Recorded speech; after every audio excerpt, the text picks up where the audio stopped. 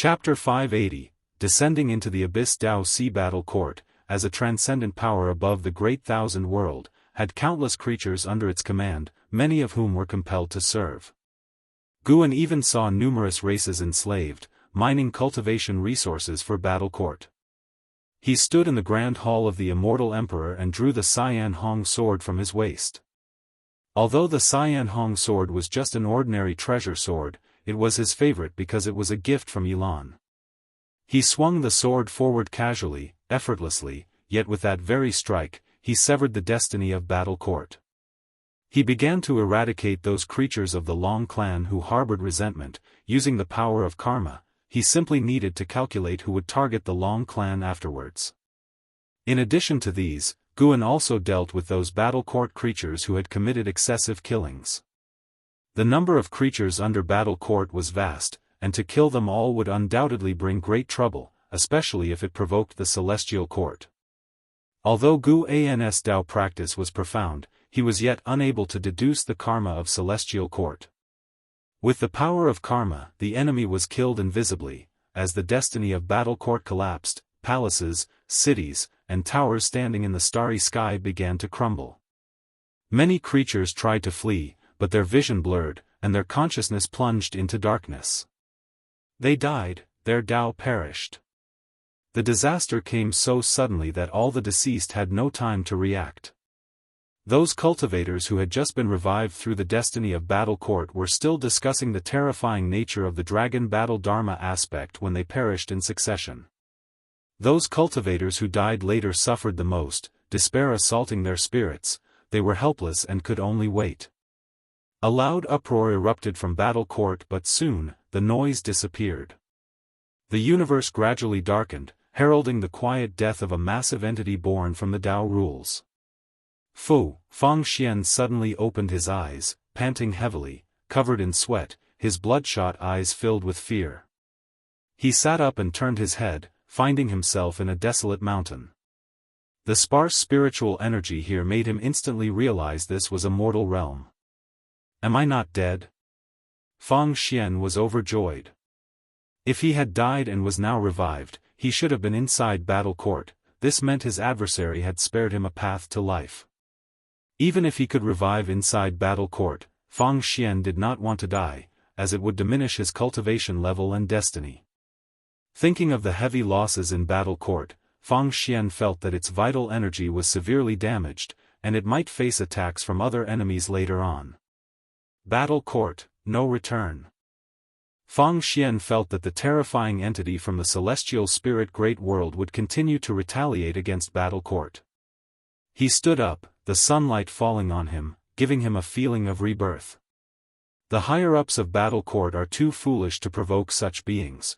I need to seek a new way to survive, Fang Xian murmured to himself, still shivering from the thought of the previous battle. He dared not be an enemy of that terrifying entity any longer, hoping only to be as far from it as possible. He leaped toward a direction, soaring through the sky like a startled swan, disappearing in an instant. Daoist Field of the Beginningless. In the courtyard, Guan stood before an artifact refining cauldron observing the Dao treasures inside. Celestial Demon Child stood by his side, curiously watching him. Half a month had passed since the destruction of Battle Court.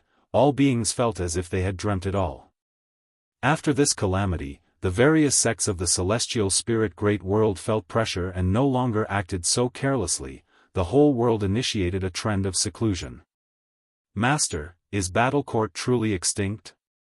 Celestial Demon Child couldn't help asking. Guan casually responded, whether it's extinct or not, what does it have to do with you? Focus on your cultivation. The cultivators outside are now striving harder than ever. He thought about breaking through. After this battle, it was time for him to break through. He brought up his attribute panel to take a look. SAR the Oval Fire. Website on Google to access chapters of novels early and in the highest quality. Name, Guan, lifespan, 22-098/831-008-678-146, physique, primordial reincarnation undying body, cultivation level, Tai Ching golden immortal realm perfection, 8,300,000,000,000 years of lifespan. This battle had increased his lifespan by 6,700,000,000,000 years, surpassing 20,000 years of labor. Not only that, but he had also scoured many treasures from the battle court. He planned to distribute half into the celestial spirit great world as opportunities for all beings. To eliminate the grudges for the Long clan, he had wiped out all beings within the battle court that could potentially threaten the Long clan. The number was vast, stirring emotions within him. Though the beings of the battle court hadn't been annihilated, from now on, the battle court would be no more. Guan could feel many strong forces of cause and effect approaching the celestial spirit great world, mostly out of curiosity. The destruction of the battle court ultimately drew the attention of many powerful forces. I will work hard to cultivate, but I don't know how many years it will take to reach the Zizai immortal realm. The more I cultivate, the more I feel the gap between us. How many years have you lived exactly? The celestial demon child asked wistfully, a frequent topic of private discussion among them. Everyone felt that when they met Guan, he already possessed his current strength, as they had never seen him in disarray. Not to mention disarray, they had never even seen Guan look anxious. With such an invincible cultivation level, it was indeed difficult to be nervous. Guan turned to look at the celestial demon child and rubbed her head without saying anything. He merely answered in his heart. Actually, I'm not much older than you. The celestial demon child continued chattering. She seemed to have an endless stream of questions to ask. As long as it didn't involve his own cultivation level, Guan would answer patiently. His mind, however, was already drifting to breakthroughs. 8,300,000,000,000 years of lifespan, should that be enough for him to break through to a higher realm? He hesitated over whether to wait for the new function after 1,000,000,000,000 years, but thinking about those powers pressing close to the celestial spirit great world, he felt he couldn't wait. A breakthrough must come first. Guan's expression hardened, deciding to break through tonight. In the following time, disciples from the dojo paid him visits one after another, keeping the courtyard lively. As the sun set and the moon rose, Guan spoke to Shenzhen, who was guarding the artifact refining cauldron, and then walked out of the courtyard. Under the moonlight, the Daoist field of the beginningless was adorned with numerous medicine gardens and some spectacular trees. Some were surrounded by faint glimmers, others twisted their vines, vibrant and full of life. Guan walked along, enjoying the scenery of the dojo. He was quite pleased with the ghost mother of ephemera. She not only helped increase production but also made the dojo more beautiful. Having a delightful environment was always a benefit. Reaching the edge of the dojo, Guan stopped by a lake and began initiating his lifespan breakthrough. You have activated the lifespan breakthrough function. Based on your current realm, select from the following breakthrough locations: 1. Path of the Great Tao, 2. Celestial Extreme 9 Heavens, 3. Abyss Tao Sea, 4. Ascending to Yellow Heaven, 5. Ling Mountain, 6. Endless Jade Pool, 7. Immortal Cave Heaven, 8. Sea of Suffering, 9. Taiwei Great World. Seeing the option for the Abyss Tao Sea, Guan suddenly became intrigued. It had only been a month, and perhaps the Abyss Tao Sea hadn't yet dealt with Jinren Ni's death. If he attempted his breakthrough there and created a significant disturbance, the Abyss Tao Sea might put Jinren Ni's death out of their minds. After all, the lifespan breakthrough would send him to a temporarily safe location, and with the protection of the lifespan barrier, he should be fine.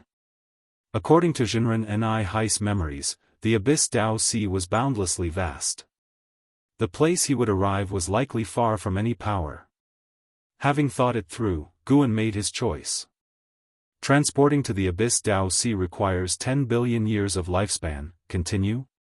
Continue. Guan then felt a bout of dizziness, and his vision blurred. He patiently waited, excited about the prospect of surpassing the Taiqing Golden Immortal Realm and reaching an unprecedented realm. Having lived for over 20,000 years, there were few things that could excite him these days, but growing stronger always made him happy. If you find any errors, ads pop up, ads redirect, broken links, non-standard content, etc., please let us know its report so we can fix it as soon as possible. Chapter 581, Breakthrough to the Late Stage of Heaven. Opening Daluo Immortal Realm. Guan opened his eyes, and what entered his vision was a dim cosmos, with Dao mist swirling in all directions, filling him with exhilaration. He immediately activated the lifespan barrier and then observed the abyss Dao Sea once more. Under his feet was also a spirit mist, yet it gave him a sense of solid ground. This universe was dark, bereft of the light of stars. Instead it had rivers of light flowing in different directions, bringing a faint glow to the cosmos. No wonder it bore the name Abyss. The longer one stayed here, the more they could sense an aura of deathly stillness. It was as if terrifying entities could burst out from the depths of darkness in any direction at any moment, tearing a person to shreds. Guan's heart. I saw a distant place where there was a floating city, massive as half of the celestial spirit great world, with 36 black towers standing outside, each entwined with a black dragon, ominously thrilling. Abyss Emperor City. Sar the novel _fire. Et website on Google to access chapters of novels early and in the highest quality. Jinren Ni Hai was affiliated with this city. Within the Abyss Dao Sea, this city counted as an overlord-level force. There existed Taiqing golden immortals within, and even Jinren Ni Hai, of those he had seen, could count 5 Taiqing golden immortals on one hand. Though he was affiliated with this city, Jinren Ni Hai's understanding of it was far from thorough. Inside Abyss Emperor City, the hierarchy was strict, with a single realm's difference being akin to that between immortals and mortals. It is said that a Daoist emperor opened the Abyss Emperor City, a figure whose destiny was recognized by the Dao rules. Within their own realm, a Daoist emperor often possessed the ability to face 100 enemies alone, which drew quite a number of Daoist emperors to the Abyss Emperor City. When Jinren Ni Hai first entered the heaven-balancing golden immortal realm, he faced the oppression of a Daoist emperor. On that day, this being, who could have roamed invincibly across the great thousand world, knelt like a dog in front of his oppressor, enduring humiliation. It was not that Jinren Ni Hai was weak, but rather that his opponent had the power to eliminate him. At the brink of collapse, he chose to beg, a memory deeply buried within his heart, not even known by the immortal emperor. It was precisely because of this memory that Jinren Ni Hai chose to leave the Abyss Emperor City. Immortal Emperor befriended him, wanting to join the Abyss Emperor City through him. He did indeed help, but even with his assistance, it was difficult for Immortal Emperor to gain a foothold in Abyss Emperor City. To cultivate his own faction over the long years, the Immortal Emperor nurtured 16 innate golden immortals, all of exceptional caliber from various realms, 7 of whom were qualified to become Daoist emperors. Guan gazed at the Abyss Emperor City from afar, recalling Jinren Ni Hai's memories of it. After watching for a while, he shifted his gaze in other directions. He could feel other powerful destinies. Abyss Emperor City was not the most powerful force in the Abyss Dao Sea. If he had been born in the Abyss Dao Sea, he wondered how many years he would have to struggle before he could break free. Guan had previously followed causality to the battle court and then used the Daoist celestial net step to arrive at the battle court in a few steps. But the Abyss Dao Sea was different. The Dao rules here were stronger, and Guan could not use the Daoist celestial net step to step out in one go. He could only come and go freely within the sea. Suddenly, Guan spotted a colossal creature amidst the boundless spirit mist, a tremendous Kun surrounded by tens of thousands of worlds, continuously radiating spiritual energy into these worlds. Some of these worlds even contained the aura of the Daoist Zhang Zizai Immortal. Because the distance was too far, Guan could not use lifespan detection but could sense it through his heart eye. This Kun was at the heaven-balancing golden immortal realm perfection in cultivation level. And in those worlds, all beings were unaware of its existence. Even powerful beings like the Daoist Zhang Zizai Immortal could not jump to outer heaven. Guan felt deeply moved. One is shackled from birth. No matter the realm one reaches, there are always worlds constraining a person. He sat down on the spot and opened his attribute panel, directly investing 10 billion years of lifespan into the 2 characters for cultivation level. A prompt immediately popped up. You have practiced Qi absorption cultivation for 500 million years. You used the Daoist dominator skill with great achievement to forcefully challenge the Daluo Dao fruit, beginning the crossing the tribulation, but you did not survive the Luo immortal tribulation where all laws exist, resulting in a failed crossing the tribulation. You have practiced Qi absorption cultivation for 1 billion years. You used the Daoist dominator skill with great achievement to forcefully challenge the Daluo Dao fruit, beginning the crossing the tribulation, but you did not survive the Luo immortal tribulation where all laws exist, resulting in a failed crossing the tribulation, Daluo Dao fruit. Luo immortal tribulation where all laws exist. Crossing the tribulation every 500 million years. Gu An's spirits surged. Could the mythological Daluo immortal really exist? Soon, all the prompts settled down, ending in failure. Guan was not discouraged, he continued to invest lifespan. Another 10 billion followed after the first 100 billion. Seconds later, Guan still met with failure after having consumed 1 trillion years of lifespan. Since he was only breaking through in cultivation level this time, he just needed to leave 200 billion years of lifespan for the lifespan barrier. Keep going, keep going. Today, he must achieve the Daluo Dao fruit. Guan was filled with fighting spirit, ceaselessly investing lifespan failure. Failure. Failure. Up until the 48th billion year mark, a change finally occurred. You have practiced Qi absorption cultivation for 7 billion years, with the great achievement of the Daoist dominator skill, you forcibly assailed the Daluo Dao fruit and began crossing the tribulation. You have weathered the all laws are contained in the Luo immortal tribulation. Crossing the tribulation was successful. Your golden immortal Dao fruit transformed into the Daluo Dao fruit, and your cultivation level has broken through to the early stage of the heaven-opening Daluo immortal realm. You have practiced Qi absorption cultivation for 8 billion years, your cultivation level has enhanced.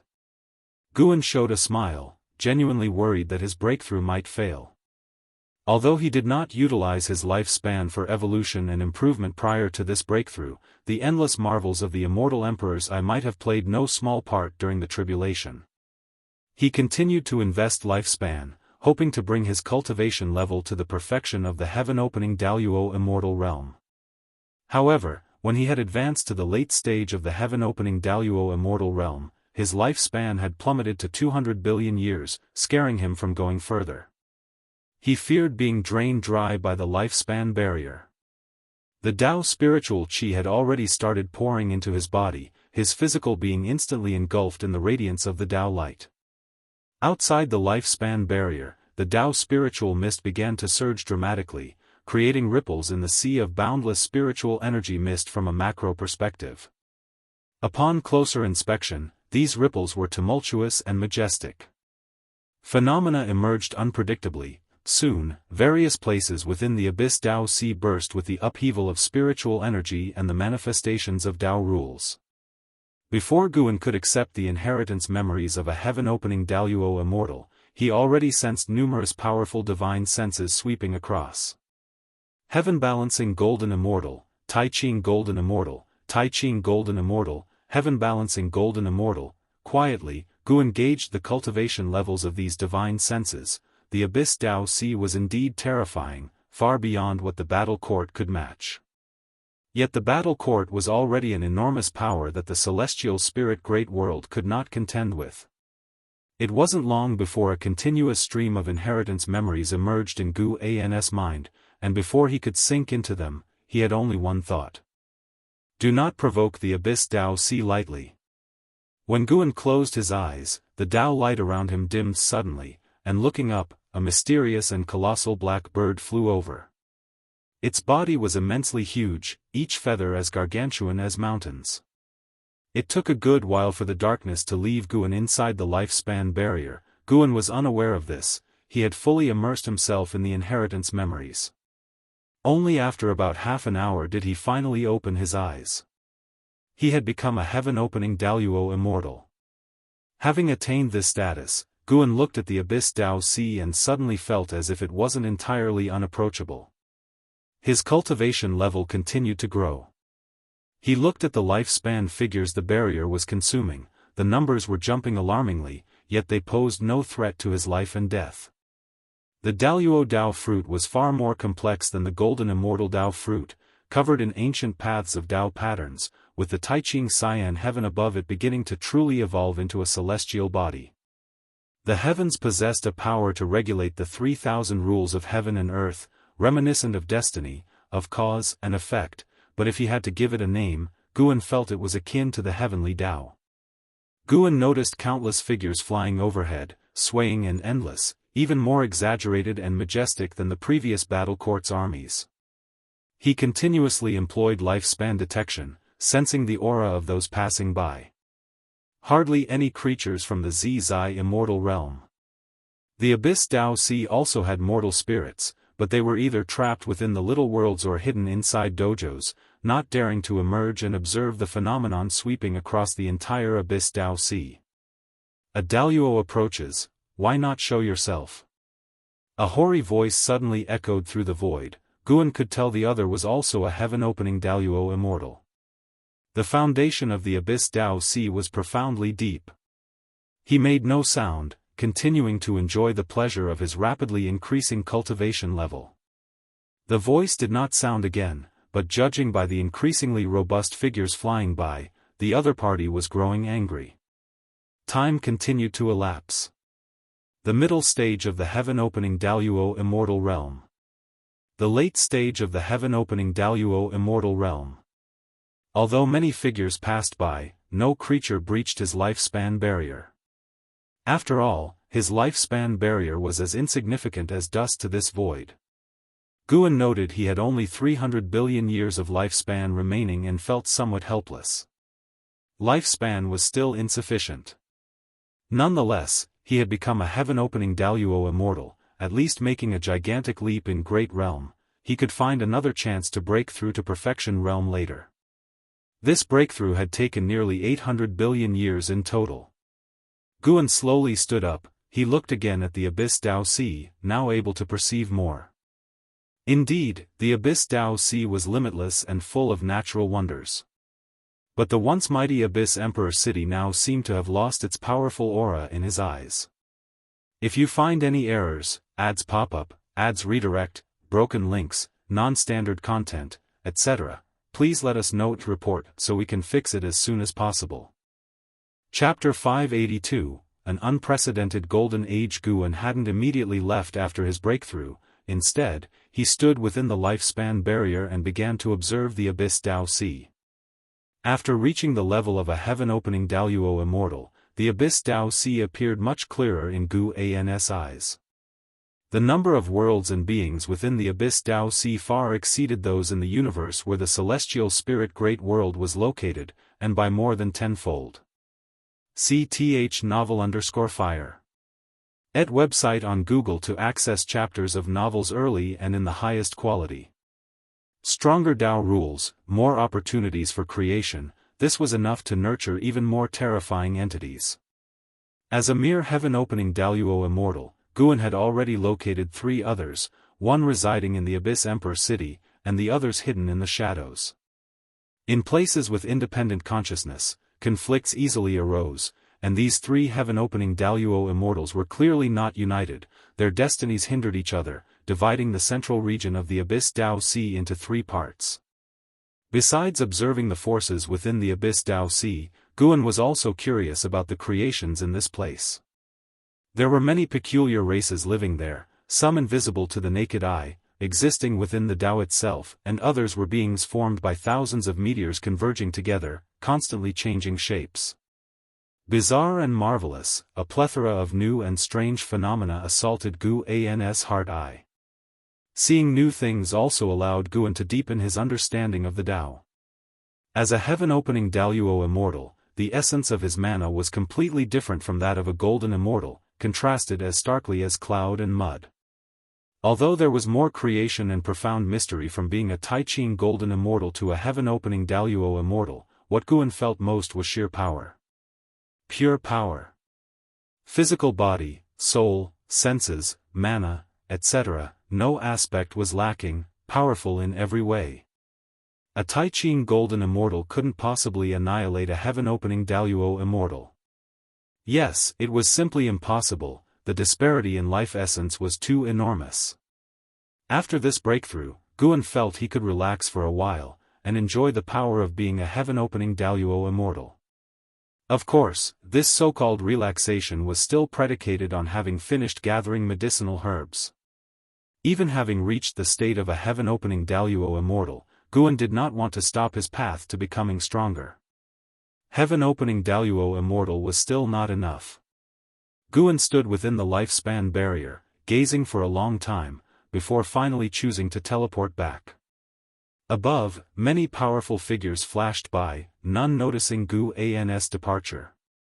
Upon returning to the Daoist field of the beginningless, it was still before dawn, and Guan roamed within the forest, using his heaven-opening Daoist immortal senses to feel the universe. After the breakthrough, he had only 200 billion years left on his lifespan, which might seem almost eternal to mortals, but it felt perilous to him. He would need at least 2 trillion years of lifespan before he dared to challenge a higher realm. He even felt that 2 trillion years might not be enough. As long as the Abyss Daoist and the Celestial Court did not come seeking him, Guan had plenty of time to endure, and he hoped not to encounter any situation that required his intervention over the next 10 million years. When the sun rose, Guan began to inspect his various medicine gardens. His disciples all felt he had changed somehow, though they couldn't pinpoint exactly what was different. In the end, the disciples could only assume that after Guan had helped his descendants break free of fate, he had shed some pressures, hence the perceived changes. It wasn't until midday that Guan left the dojo. He stepped in front of Jianghu, giving her a fright. After a mild complaint, Jianghu joyfully hosted Guan, pulling him into her own medicine garden. This garden was planted with spirit trees similar to peach trees, filled with pink blossoms and exceptionally beautiful. After they sat down, Jianghu poured wine for Guan and asked, "Was that figure in the sky before you? Although the clothes were different, I recognized you immediately." Guan smiled and said, "It was me, and it was not me. That was just my past life. The descendants of my past life gathered the bloodline dharma aspect and summoned my former self."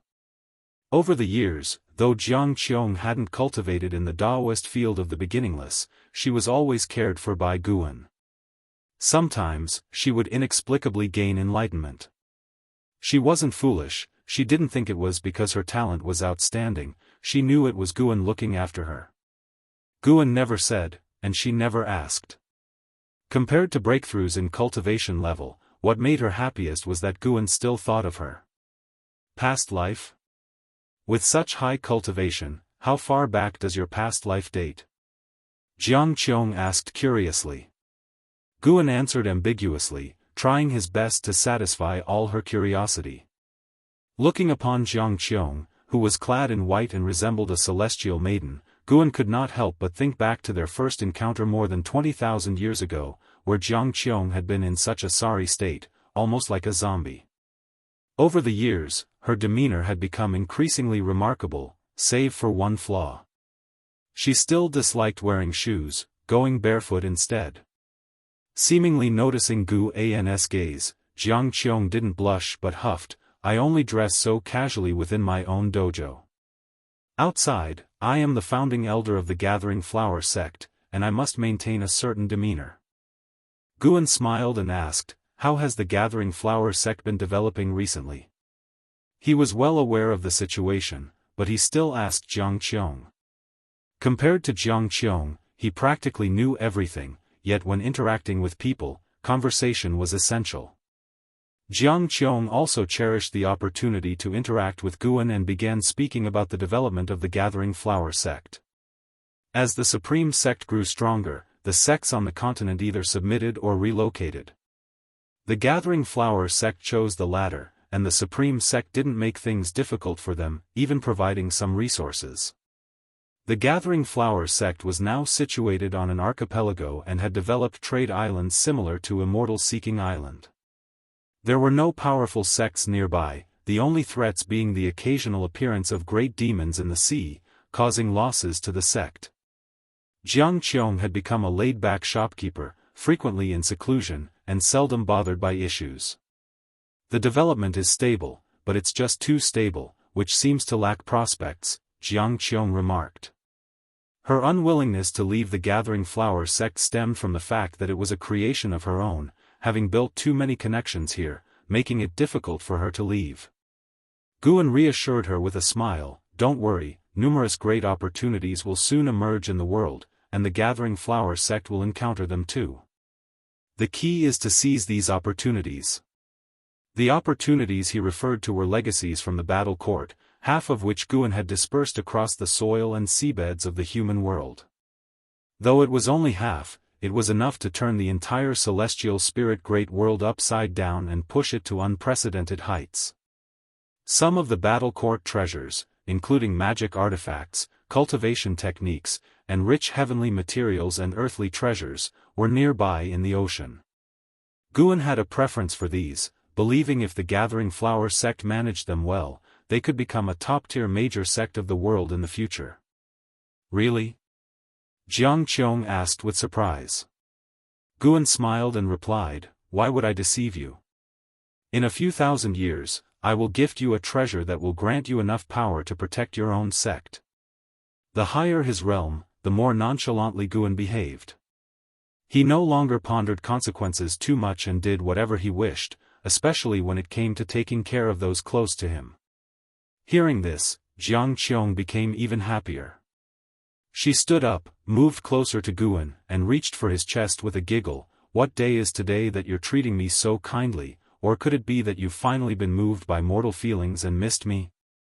Guan pushed her away and huffed, "Nonsense, I'm a reader of the classics." "What are the classics? Are they something low-class like the Supreme Secret Transmission?" Hearing Jianghu mention the Supreme Secret Transmission made Guan somewhat tense. "What Supreme Secret Transmission? I don't know about it." I've heard its author, Shenzhen, has a great relationship with you. What exactly do you do when you are alone, and what do you talk about? Can you share it with me?" Jianghu said coldly, her eyes full of mischief. She wasn't upset about Guan's quirks. Instead, she felt that such quirks made Guan seem more real. Supporting Dao Sword Venerable was too strong and too high a level for her to comprehend. Compared to the powerful Guan, she preferred the careful and calculating Guan of the past. The two began to bicker, with Guan continuously making excuses, which only spurred Jianghu on. Until night fell, Guan chose to stay in Jianghu's dojo and preach to her. Deep in the cosmos among the stars, where stars dazzled and clouds of light surged in breathtaking beauty. Palaces floated upon a massive cloud of light that resembled a spiral stairway, with countless buildings on its surface. These palaces appeared like specks of sand, yet each structure was incredibly vast. On a cliff, Ji Xiaoyu was meditating in white clothes and a black robe. She wore a silver-beaded phoenix crown on her head, and a red Dao pattern on her forehead made her appear even more mystical. Suddenly, the Sun and Moon Nether Emperor appeared behind her, bowing respectfully with excitement. "Emperor Chen has foreseen that the celestial spirit great world is about to encounter an unprecedented fortune. He hopes to move the yin-yang immortal domain within the celestial spirit great world, and the other two emperors have already agreed. Your Highness, it's time for us to return." Hearing this, Ji Xiaoyu slowly opened her eyes, a flash of brilliance in her gaze. The Dao spiritual qi and light clouds where she looked paused as if time and space had frozen. Her pupils reflected the majestic scenery of the celestial spirit great world, her look carrying an indescribable meaning. If you find any errors, ads pop up, ads redirect, broken links, non-standard content, etc., please let us know to report so we can fix it as soon as possible. Chapter 583, A New Reincarnation. Seeing Ji Xiaoyu not answering, simply gazing ahead lost in thought, the Sun and Moon Nether Emperor could roughly guess what she was thinking. He said softly, "The one who previously eradicated the external forces should be him. Since he is still around, perhaps we can better integrate into the celestial spirit great world. Why be so stubborn? He knew about the pride inherent in the reincarnation Dao Emperor. He used to support her. But now, Guan was simply too strong. So strong that the Sun and Moon Nether Emperor felt it was a pity not to cling to his coattails. No matter how one looked at it, encountering Guan was the greatest opportunity for both the reincarnation Dao Emperor and the entire Yin-Yang immortal domain. CTH Ovalfire. Net website on Google to access chapters of novels early and in the highest quality.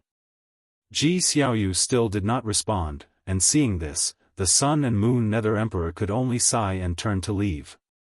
He had just turned around when Ji Xiaoyu's voice drifted over, "Tell them, I agree too."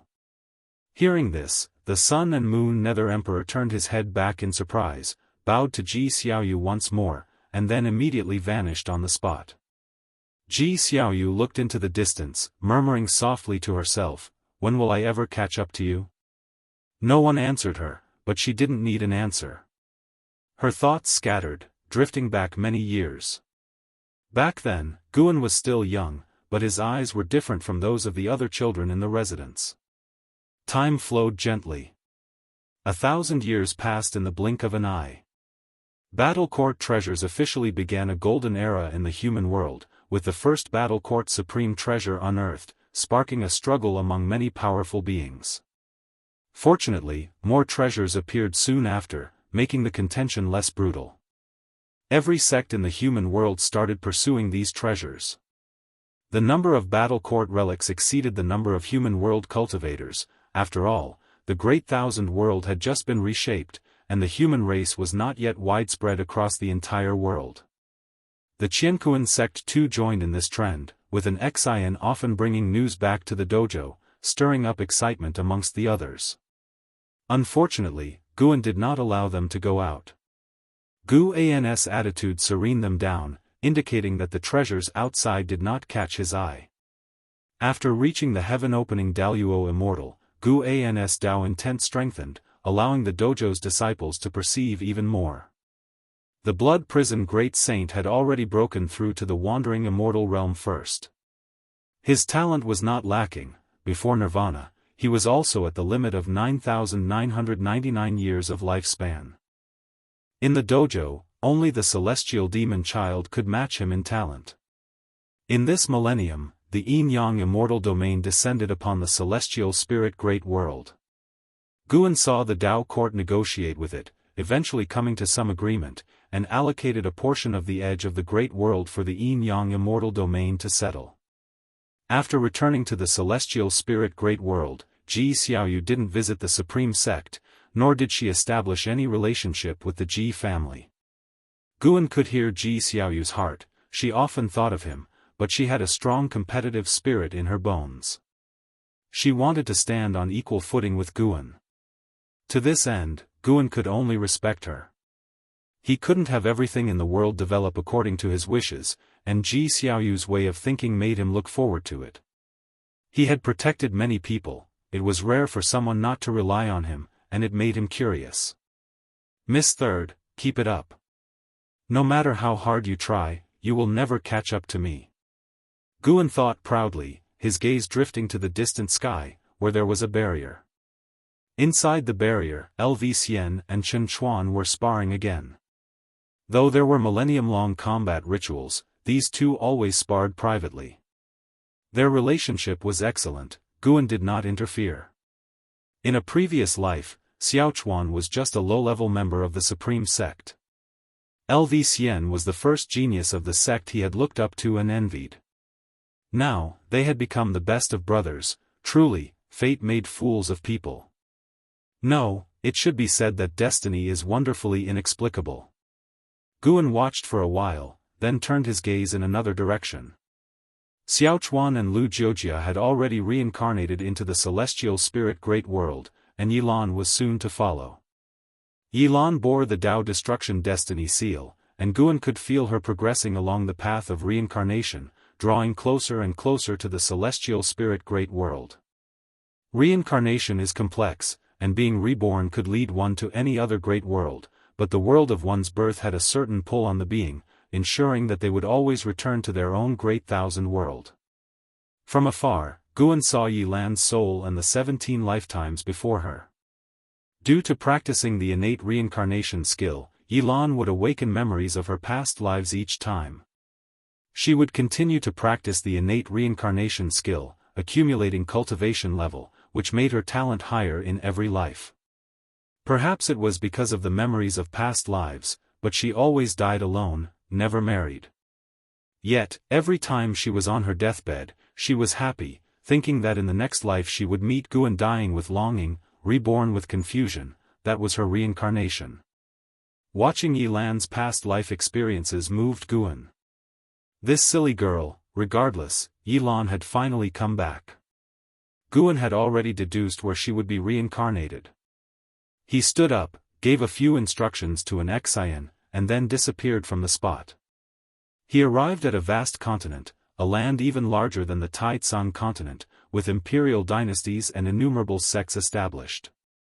It is worth mentioning that this place fell under the jurisdiction of the Dao court. Guan appeared in a mountainous forest and started walking in a certain direction. Along the way, he had already calculated the destiny of Yilan in this life. After 17 lifetimes of accumulation, the innate reincarnation skill would grant Yilan an exceptional talent, which destined her life to be extraordinary and would also bring her into cause and effect with the Dao court. Guan was not afraid of trouble. He decided Yilan should have a smooth and comfortable life this time, without undergoing any hardships.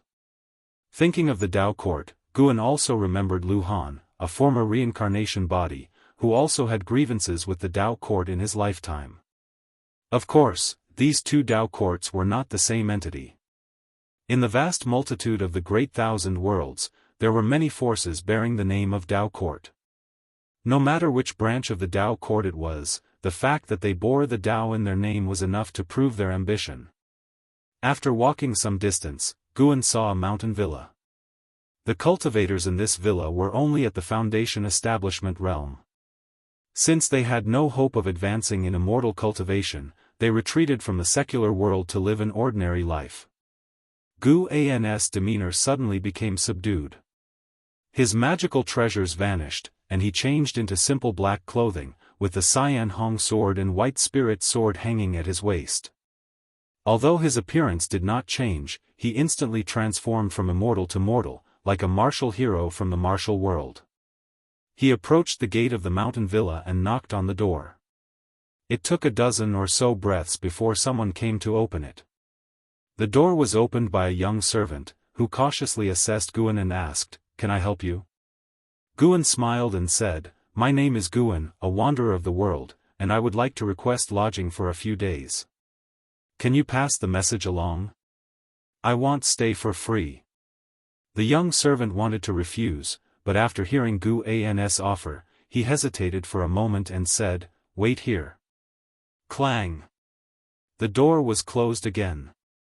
The mighty heaven-opening Daoist Immortal stood closed out by mortals. Guan found it amusing. He didn't feel insulted at all. After all, this villa would be Yilan's home in the future. After a while, the door opened again, and Guan was welcomed in.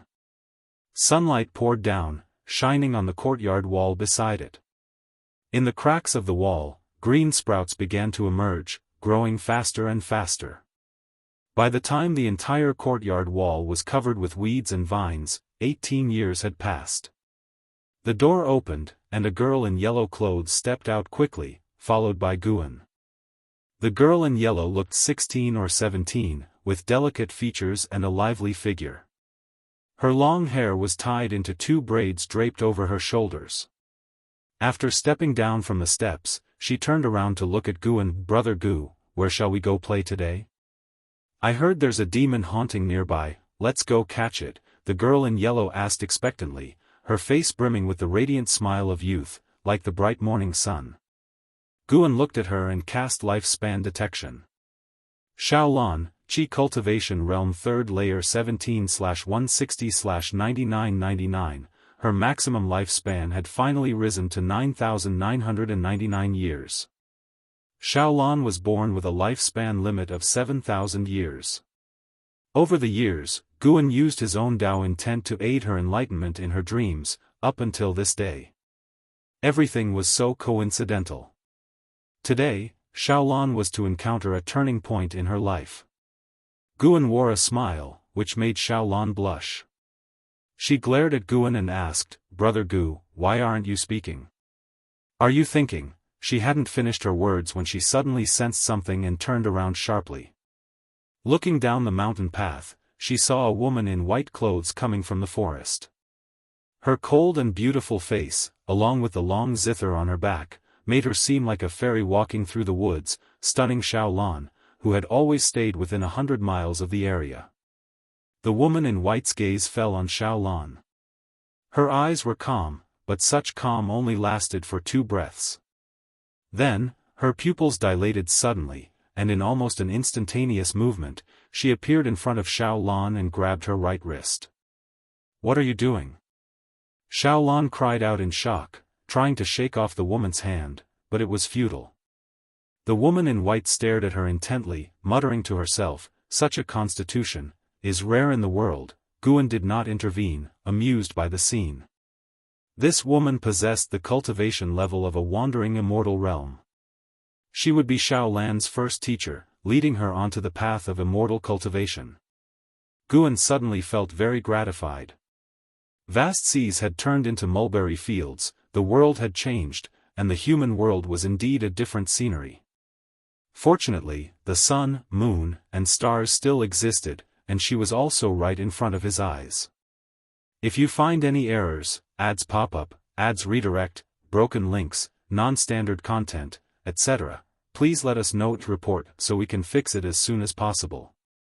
Chapter 584, Obsession. Xiaolan felt like she was dreaming today, as if she had encountered an immortal who praised her exceptional talent and wanted to take her as a disciple. After witnessing the immortal's display of techniques, her father, whom she considered the mightiest, actually knelt down and kowtowed. Everything was so dreamlike. Even until dusk, Xiaolan still hadn't recovered from the shock. "What's the matter, don't want to pursue immortal cultivation?"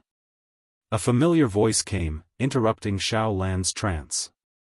She turned her head and saw Guan walking into the garden. Seeing Guan, Xiaolan's anxiety dissipated somewhat, and she answered, "It's not that I don't want to, it's just that I'm a little scared. After all, I have never been outside before, and my master says she wants to take me to Dao Court, which seems to be very powerful." She began to share her true inner feelings, and Guan came over to listen to her talk earnestly. In the end, Xiaolan said helplessly, "If only someone could go with me, that would be great. Unfortunately, my brothers and sisters are not recognized by the master." Guan blinked and said, "I can accompany you. Your master has already taken me as a named disciple. Although there's still a difference in status compared to you, it won't be difficult to accompany you in the future." At that, Xiaolan's eyes widened in excitement, and she grabbed Guan's arms, asking, "Really? Have I ever lied to you?" "Manor Master Gu has already entrusted me to take good care of you," Guan said with a smile, and as he spoke, he raised his hand to ruffle Xiaolan's hair. Having spent 18 years at Xiao Manor, Guan had long been integrated into life there, and everyone held him in high regard. With his insight, Guan had also established a deep friendship with Manor Master Xiao, and since he had watched Xiaolan grow up, the Manor Master was very comfortable trusting him. It is worth mentioning that Xiaolan's name Lan was chosen by Guan himself, which attested to the great trust he had earned in Xiao Manor. "That's wonderful. Well, explore the realm of immortal cultivation together." Xiaolan was ecstatic, swinging Guan's arm excitedly. Ever since childhood, she had loved playing with Guan, because he would fulfill her every wish. She shook off the earlier trepidation and confusion, becoming extremely excited about what lay ahead in her life. 2 days later, the white-robed woman known as Sage Su took Guan and Xiaolan and left. Everyone in Xiao Manor stood at the gates to see them off. Xiaolan's mother cried uncontrollably, while Manor Master Xiao's eyes were filled with hope. His spiritual root qualification was limited, but Xiaolan's encounter gave him hope that perhaps he could gain the chance for longevity through his daughter. Partings are always sorrowful, but fortunately, Xiaolan had Guan's company. Over 100 miles away from Shao Manor, she became lively again. Without concern for Sage Su's immortal status, she chased after her and incessantly asked about Dao Court, chattering the whole way. Guan followed behind the two, enjoying the scenery along the way. He replaced himself with a clone, while his true self went to gather medicinal herbs. Sage Su was very gentle and indulgent towards Xiaolan. As for Guan, though she was not as enthusiastic, she gave him no cold shoulder, and the atmosphere during the journey was rather pleasant. Night fell. The three stopped in a forest to rest. Sage Su had no plans to return to Dao Court straight away. She was traveling the human world, experiencing life, with plans to return to Dao Court after the journey's end. During this period, she would teach Xiaolan the techniques for cultivation. Xiaolan was very excited and couldn't settle down, even after half a day had passed. Master, tell us about Dao Court, and also the realm of immortal cultivation. I've heard from Father that cultivators have their own hierarchies.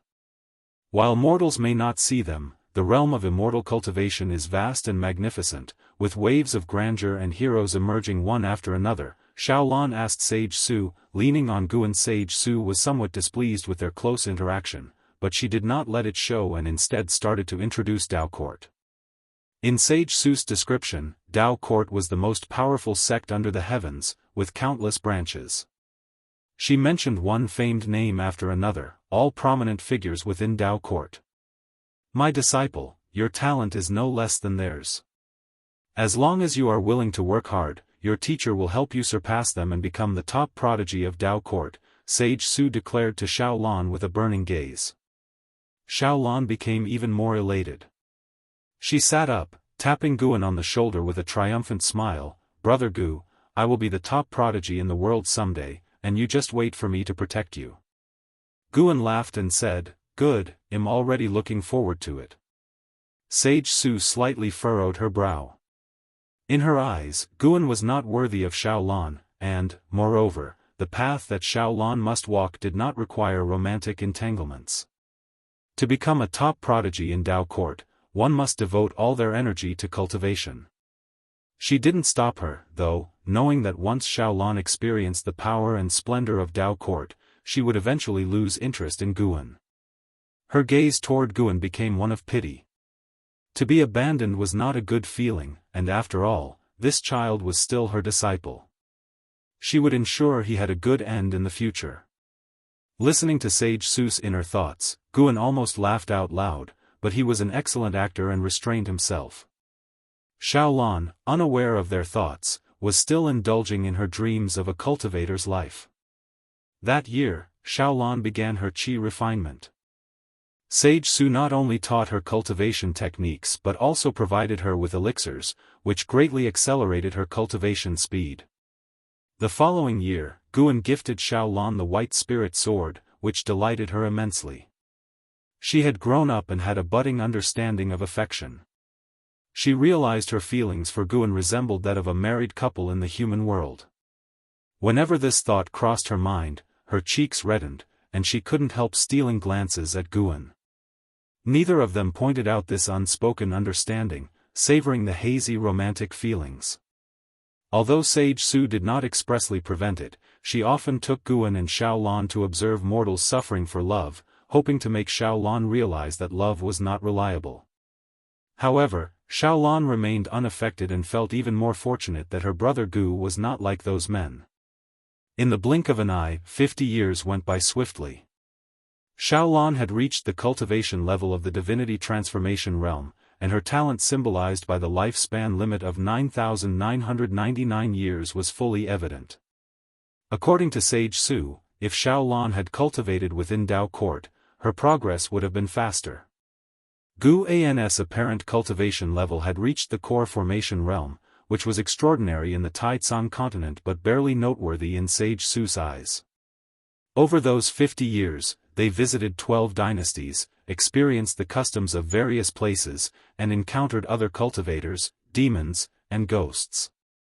Xiaolan had matured, letting go of the ties in her braids, and gradually developed the demeanor of a daughter of heaven.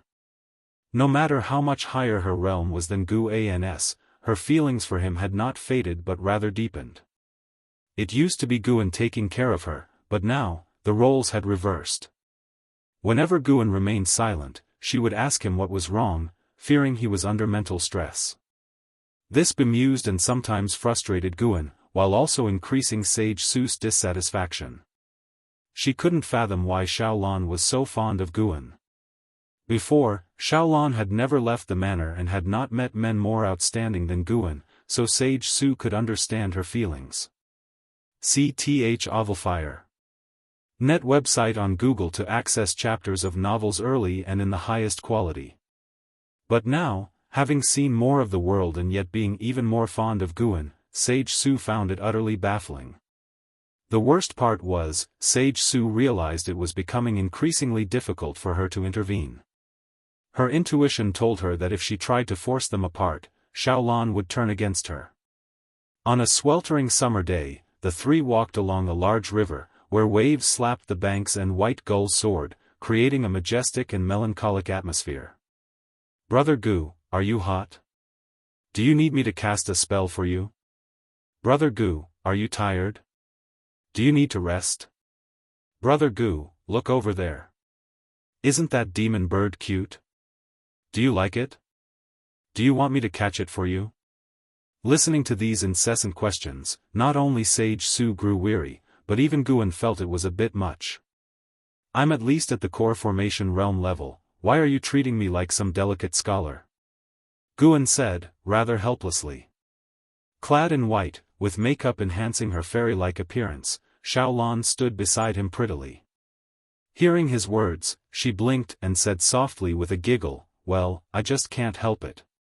For some reason, she was always thinking about Guan, sometimes to the extent that she wouldn't even listen to her master's words.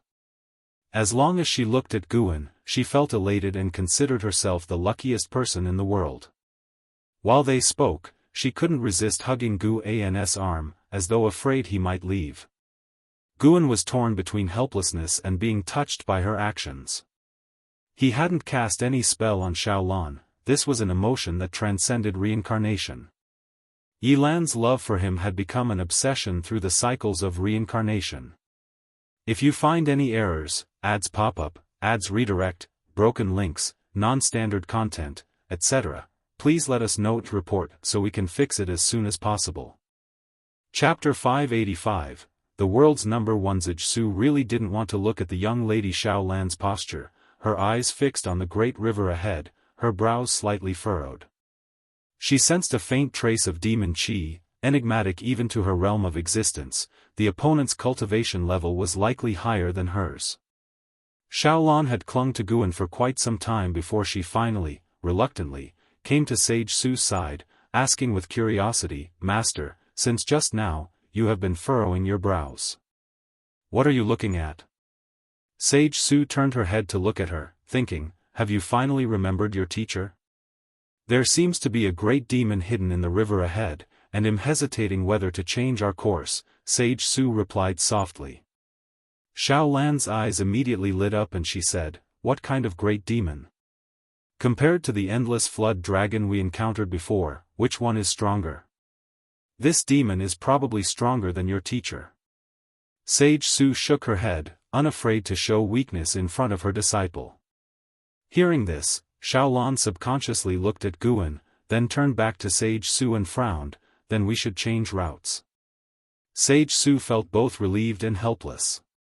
Relieved because Xiaolan wasn't so reckless, but helpless because the girl considered everything with Guan as the primary factor.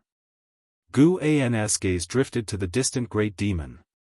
Downstream in the great river was a vast lake that resembled a boundless ocean, where a demon and a great cultivator were engaged in combat, vying for the battle court's legacy treasures.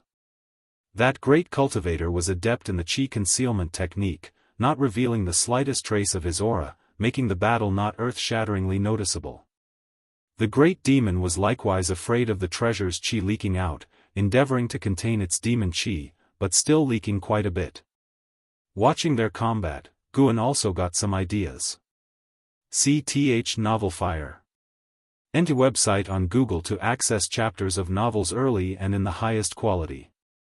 What kind of Dao treasure should he refine for Shaolin? When autumn came, the third medicine valley gradually took on a withered yellow hue. Under an ancient tree, Longting sat in meditation, his robe fluttered slightly, with Jin Qi swirling around him like various strands of dragon qi. Long Qing approached him with someone in tow, none other than the emperor of the Taizong dynasty, Li Xiandao. Dressed in a golden robe and topped with a dragon crown, Li Xuando's imperial presence was unmistakable, drawing frequent glances from Medicine Valley disciples along the way. Ever since his nirvana, Li Xiandao had truly displayed his dominance. Reigning for 20,000 years, he had become the god in the hearts of Taizong imperial dynasty's people. He and Long Qing were the two most powerful individuals in the Taizong continent. Many feared that a rift between them would lead to chaos, yet their relationship had always been amiable. This cordiality allowed the supreme sect and Taizong imperial dynasty to interact harmoniously, resolving any conflicts by discussion. Li Xuando's eyes shone the moment he saw Long Teng. He had always harbored a bold hunch. The enigmatic outer heaven power had previously sought Long Qing, and the emergence of the dragon battle dharma aspect had strengthened his conviction. He thought Long Teng bore a resemblance to Guan the first time he saw him. His features had a sharper edge than Guan's, but their facial structures were highly similar. Upon reaching Long Teng, Long Qing spoke, "Tengair, this is His Majesty of the Taizong imperial dynasty, an old friend of my master. Pay your respects quickly." Hearing this, Long Teng immediately stood up to salute Li Xiandao. Li Xiandao smiled, saying, "Seeing you reminds me of the first time I met Yang Jian." Yang Jian. Long Teng had, of course, heard the name. He was a legend of the supreme sect, a senior brother to his father, who had made great contributions to the Taizong imperial dynasty. He was currently the strongest in the dynasty. Before the ancestor made his presence known, he had admired Yang Jian the most. In the Taizong continent, anyone over the age of 6 knew Yang Jian's tales, which had spread journey to the west far and wide, turning it into an enduring classic. It had been canonized by the dynasty, despite some content being subversive. "Follow me from now on. I will not treat you poorly. It'll enable you to become another Yang Jian, or even surpass him," said Li Xiandao, filled with boundless aspiration. After hearing this, Long Teng did not respond right away but looked towards Long Qing. Long Qing nodded, saying, "I do not wish the Long family to be too closely tied to the supreme sect. Following His Majesty to establish some achievements is quite good.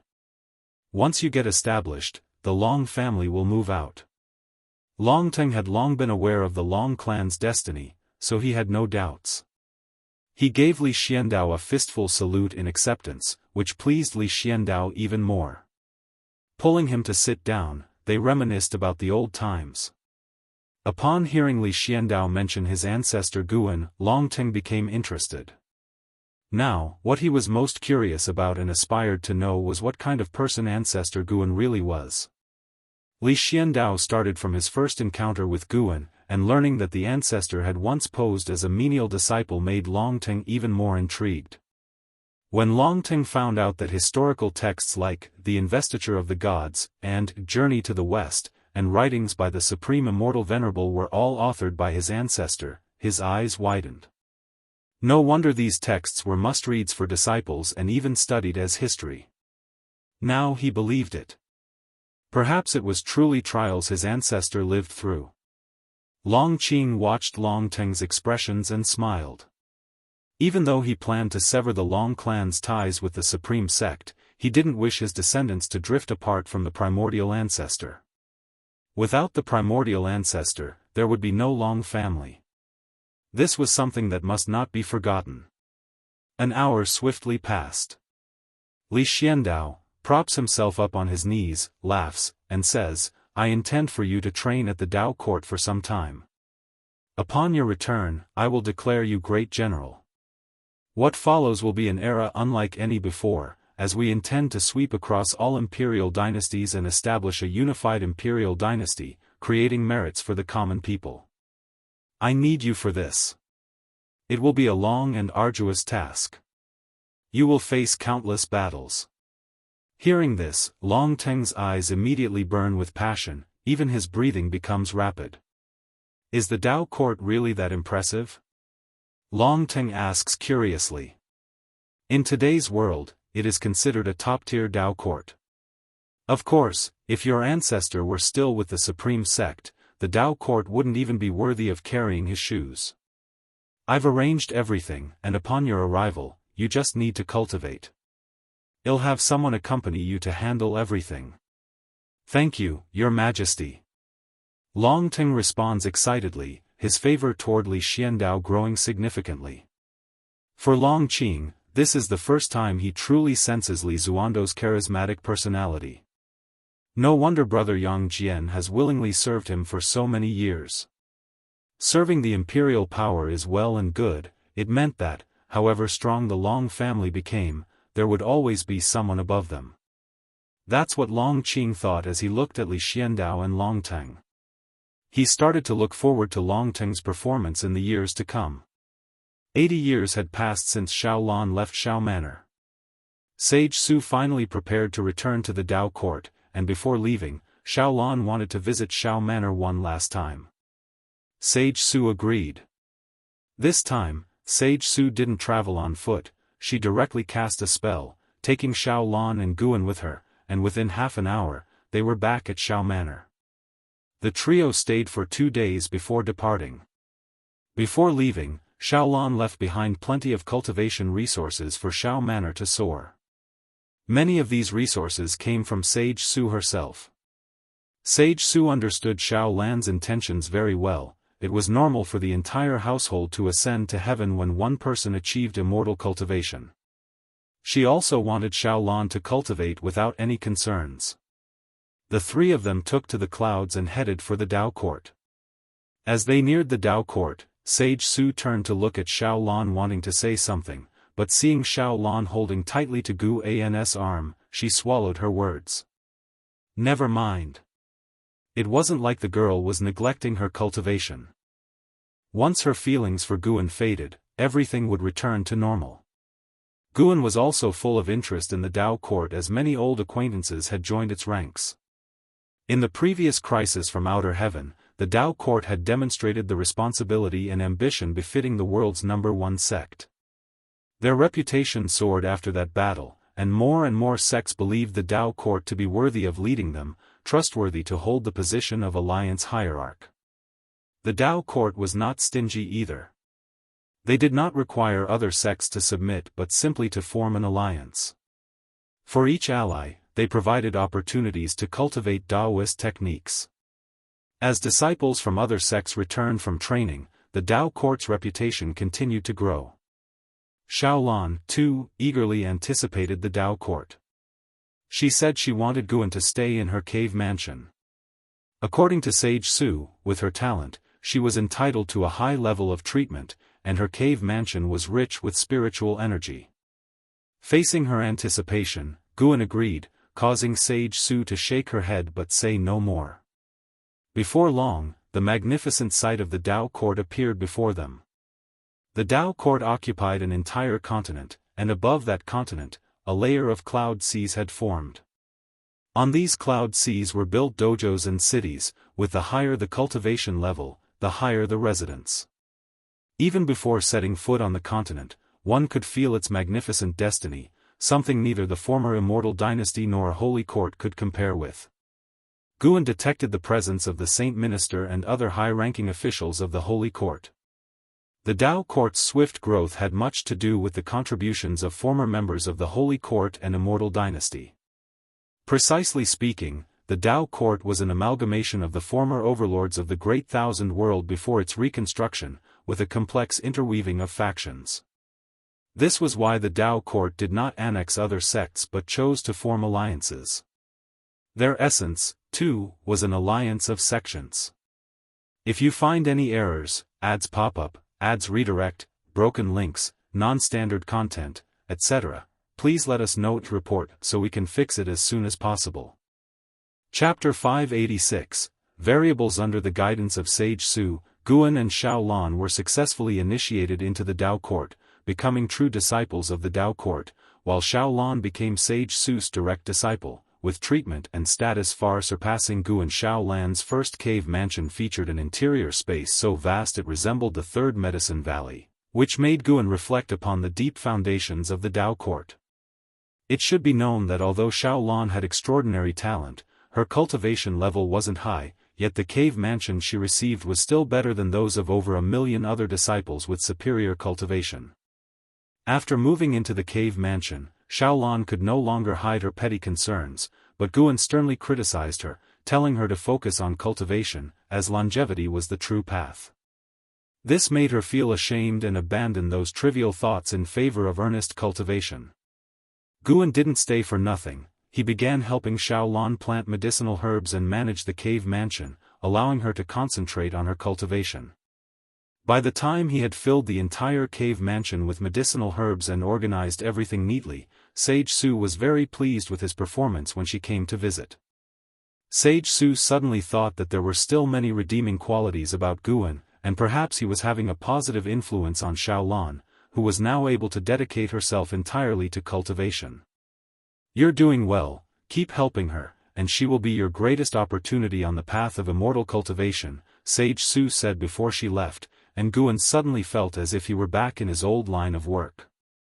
He shook his head and chuckled, not minding it, for helping Xiaolan was something he did willingly, and it also allowed him to conveniently snatch lifespan. Xiaolan, who practiced the innate reincarnation skill, could easily awaken memories of her previous life if subjected to a shock. And in this life, she had experienced smooth sailing without any signs of regaining those memories. Guan wasn't in a hurry for her to recover her memories because the longer she lived in this life, the deeper her understanding of the great Tao would become. Of course, Guan wouldn't always stay in the cave mansion with her. Occasionally, he would switch with his clone while his true self was busy with other matters. Cultivation was a lengthy affair. The higher the realm, the more time was needed for secluded meditation. In the blink of an eye, another millennium passed, and Guan's yearly income of lifespan had increased to 40 million years within this year. Over 1,000 years, Xiaolan had reached the Nirvana realm and was making rapid strides toward the loose immortal realm. During this period, she had returned to Shao Manor twice, helping Shao Manor transform into a cultivation family. Unfortunately, Manor Master Shao's maximum lifespan was too short, and he had passed away some years ago. One day, Sage Su sent a message to Xiaolan, which led her to find Guan and leave the cave mansion with him. There are over 10,000 branches within the Dao court, and the competition is fierce. It's said that there will be an enlightenment conference soon, and disciples from other sects will also be attending. Master wants us to go to Dao City to broaden our horizons, Xiaolan said with a smile as she flew on a cloud beside Guan.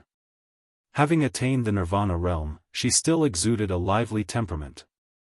Although she was now 1,000 years old, she had spent most of that time in secluded cultivation, which made her feel as if she had only lived 1 year, with few memories retained. "We should indeed take a good look," Guan smiled. His gaze had already reached Dao City. Coincidentally, his descendant Longteng was also in that city, currently engaging in a combat practice with someone. Within his realm, Longteng had won 97 consecutive battles against talents from various sects, making his name resonate throughout the city. Martial resolution was there, too. Guan had always kept an eye on this brother who would understand the Tao whenever he felt disheartened. A long time ago, Martial Resolution had ventured out alone, enduring many hardships, which helped him achieve enlightenment time after time. For this very reason, he had not returned to the Supreme Sect.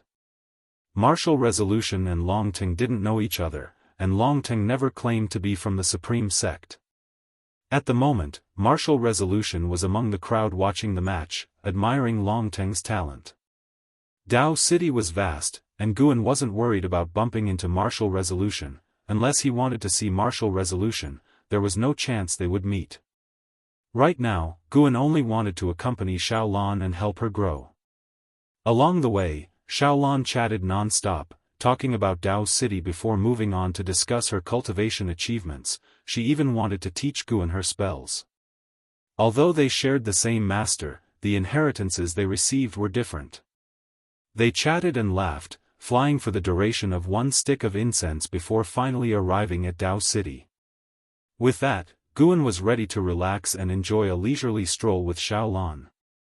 Xiaolan also treasured these rare moments of leisure, clinging to Guan's arm the entire time and unwilling to let go, giving the impression that they were Dao companions.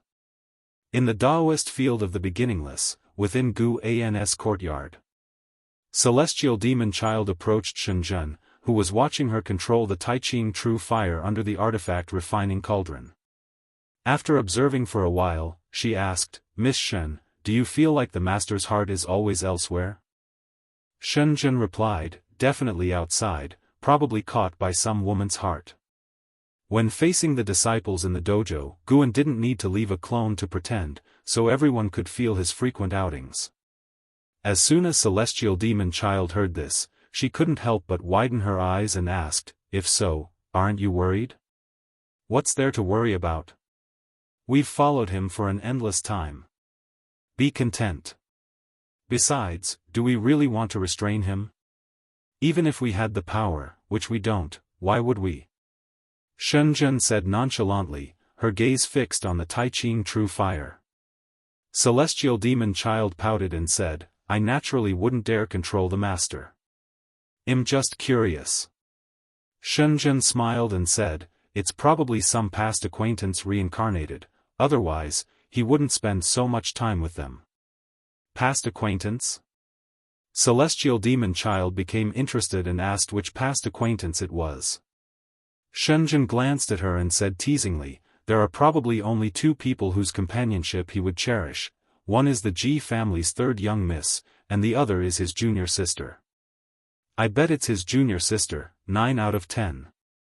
She began to recount the story of Guan and Yilan, while Celestial Demon Child listened attentively.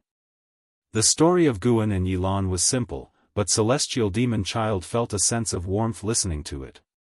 She had heard many heart-wrenchingly beautiful love stories, but after hearing this one, she suddenly thought that the person the master liked most in his heart might indeed be Miss Yi. The master was so formidable, invincible in the world, yet he chose to live hidden in the mountains. This was enough to prove his temperament. Suddenly, "Are you talking about me behind my back?" Guan's voice interrupted the conversation between the two women, startling them as they turned to see Guan standing right behind them. Celestial Demon Child's face flushed with embarrassment, while Shenzhen remained composed. Guan walked between them to the artifact refining cauldron and extended his divine sense into it. Inside was the Dao treasure he was refining for Xiaolan, almost complete. After reaching the heaven-opening Daoist Immortal realm, Guan's speed and strength in crafting Dao treasures had increased. He planned to give Xiaolan a great gift to make her path as a Heaven's Pride child even easier. Celestial Demon Child moved closer to Guan and curiously asked, "Master, has Miss Yi really reincarnated?" "Emicham," Shenzhen guessed correctly. Guan replied, then briefly recounted the reincarnations of Yilan over the years. Hearing that Yilan had endured more than a dozen reincarnations without forgetting Guan, even Shenzhen was touched. Celestial Demon Child's eyes reddened with emotion as she expressed a desire to meet Xiaolan. "Focus on your cultivation, don't let her surpass you," Guan teased without giving a direct answer. Celestial Demon Child boasted with a proud smile, "I'm a wandering immortal, it won't be easy for her to catch up to me." Shenzhen, on the other hand, asked out of curiosity, "Is her talent in this life very high?" "Very high." Guan's answer instilled a sense of urgency in Celestial Demon Child. She did not linger any longer and quickly returned to her training. Shenzhen also did not disturb Guan's refining any further. Xiaolan could not bring any pressure to her, she preferred seeking enlightenment rather than blindly pursuing cultivation levels.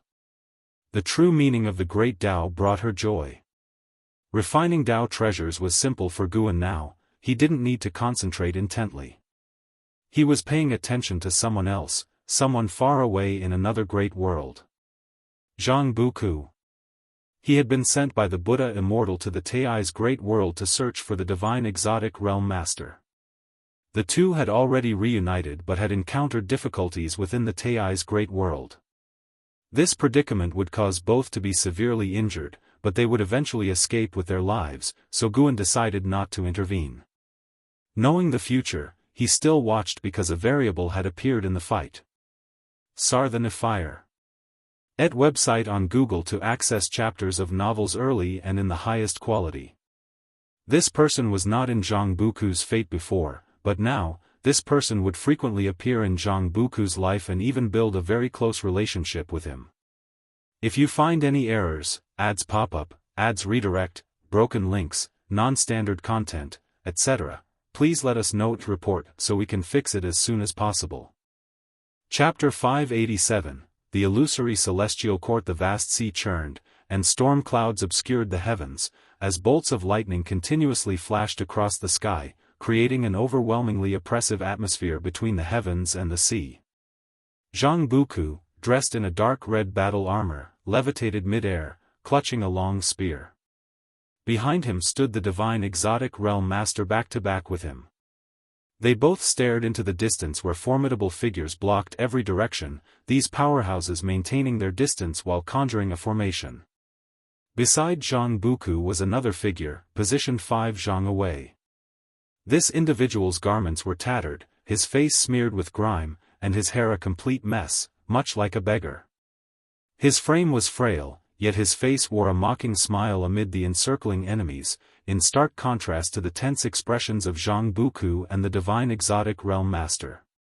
Hey, Zhang Buku, see for yourself, wouldn't you rather give the treasure to me? At least you wouldn't have to die. Any regrets? The frail man teased as he looked at Zhang Buku.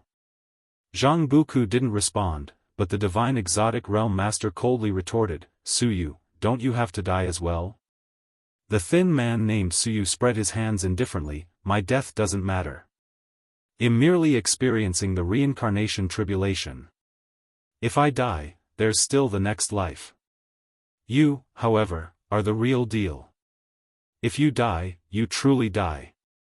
Hearing this, the eyes of the divine exotic realm master filled with frost. All 3 of you dared to harm my son, no one will escape today. A roar, akin to thunder, reverberated beneath the storm clouds, and the vast fury caused the distant clouds to disperse. A statue, larger than mountains and possessing 8 arms, closed in. Each arm wielded a divine weapon while a white-robed man with flowing silver hair, ferocious face, and eyes filled with killing intent stood atop the statue's head. Zhang Buku looked at the 8-armed statue and said, even as a reincarnation body, you probably don't want to die. Let's fight together, and once we break out, it'll give you a fair chance to compete for the divine treasure. Upon hearing this, Suyu grinned, revealing rows of blackened teeth, and chuckled, you sure understand the stakes. Let's break out together then, and don't fall behind, I won't look back. With that, he turned and walked in the opposite direction toward the 8-armed statue, flying off, and ahead of him were many cultivators blocking the horizon. This battle drew the attention of many great powers from afar, with Guan observing from the furthest distance within the celestial spirit great world. While crafting a Dao treasure, Guan watched the battle, focusing mainly on Suyu. Suyu didn't lie to Zhang Buku, he truly was a reincarnation body. His original self wasn't simple, Guan could sense that their cultivation levels were almost equal, and he possessed the celestial Dao destiny. This meant, this person was likely a celestial god from the celestial court.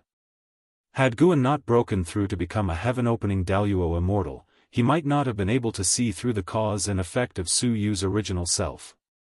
The encounter between Suyu and Zhang Buku was no coincidence, since Zhang Buku was an inheritor of Buddha Immortal, who also had ties with the celestial court. Fortunately, judging from Zhang Buku's fate, Suyu had no intention of harming him, but rather to support him. Although curious, Guan had no intent to probe further. Suyu was unaware of his existence.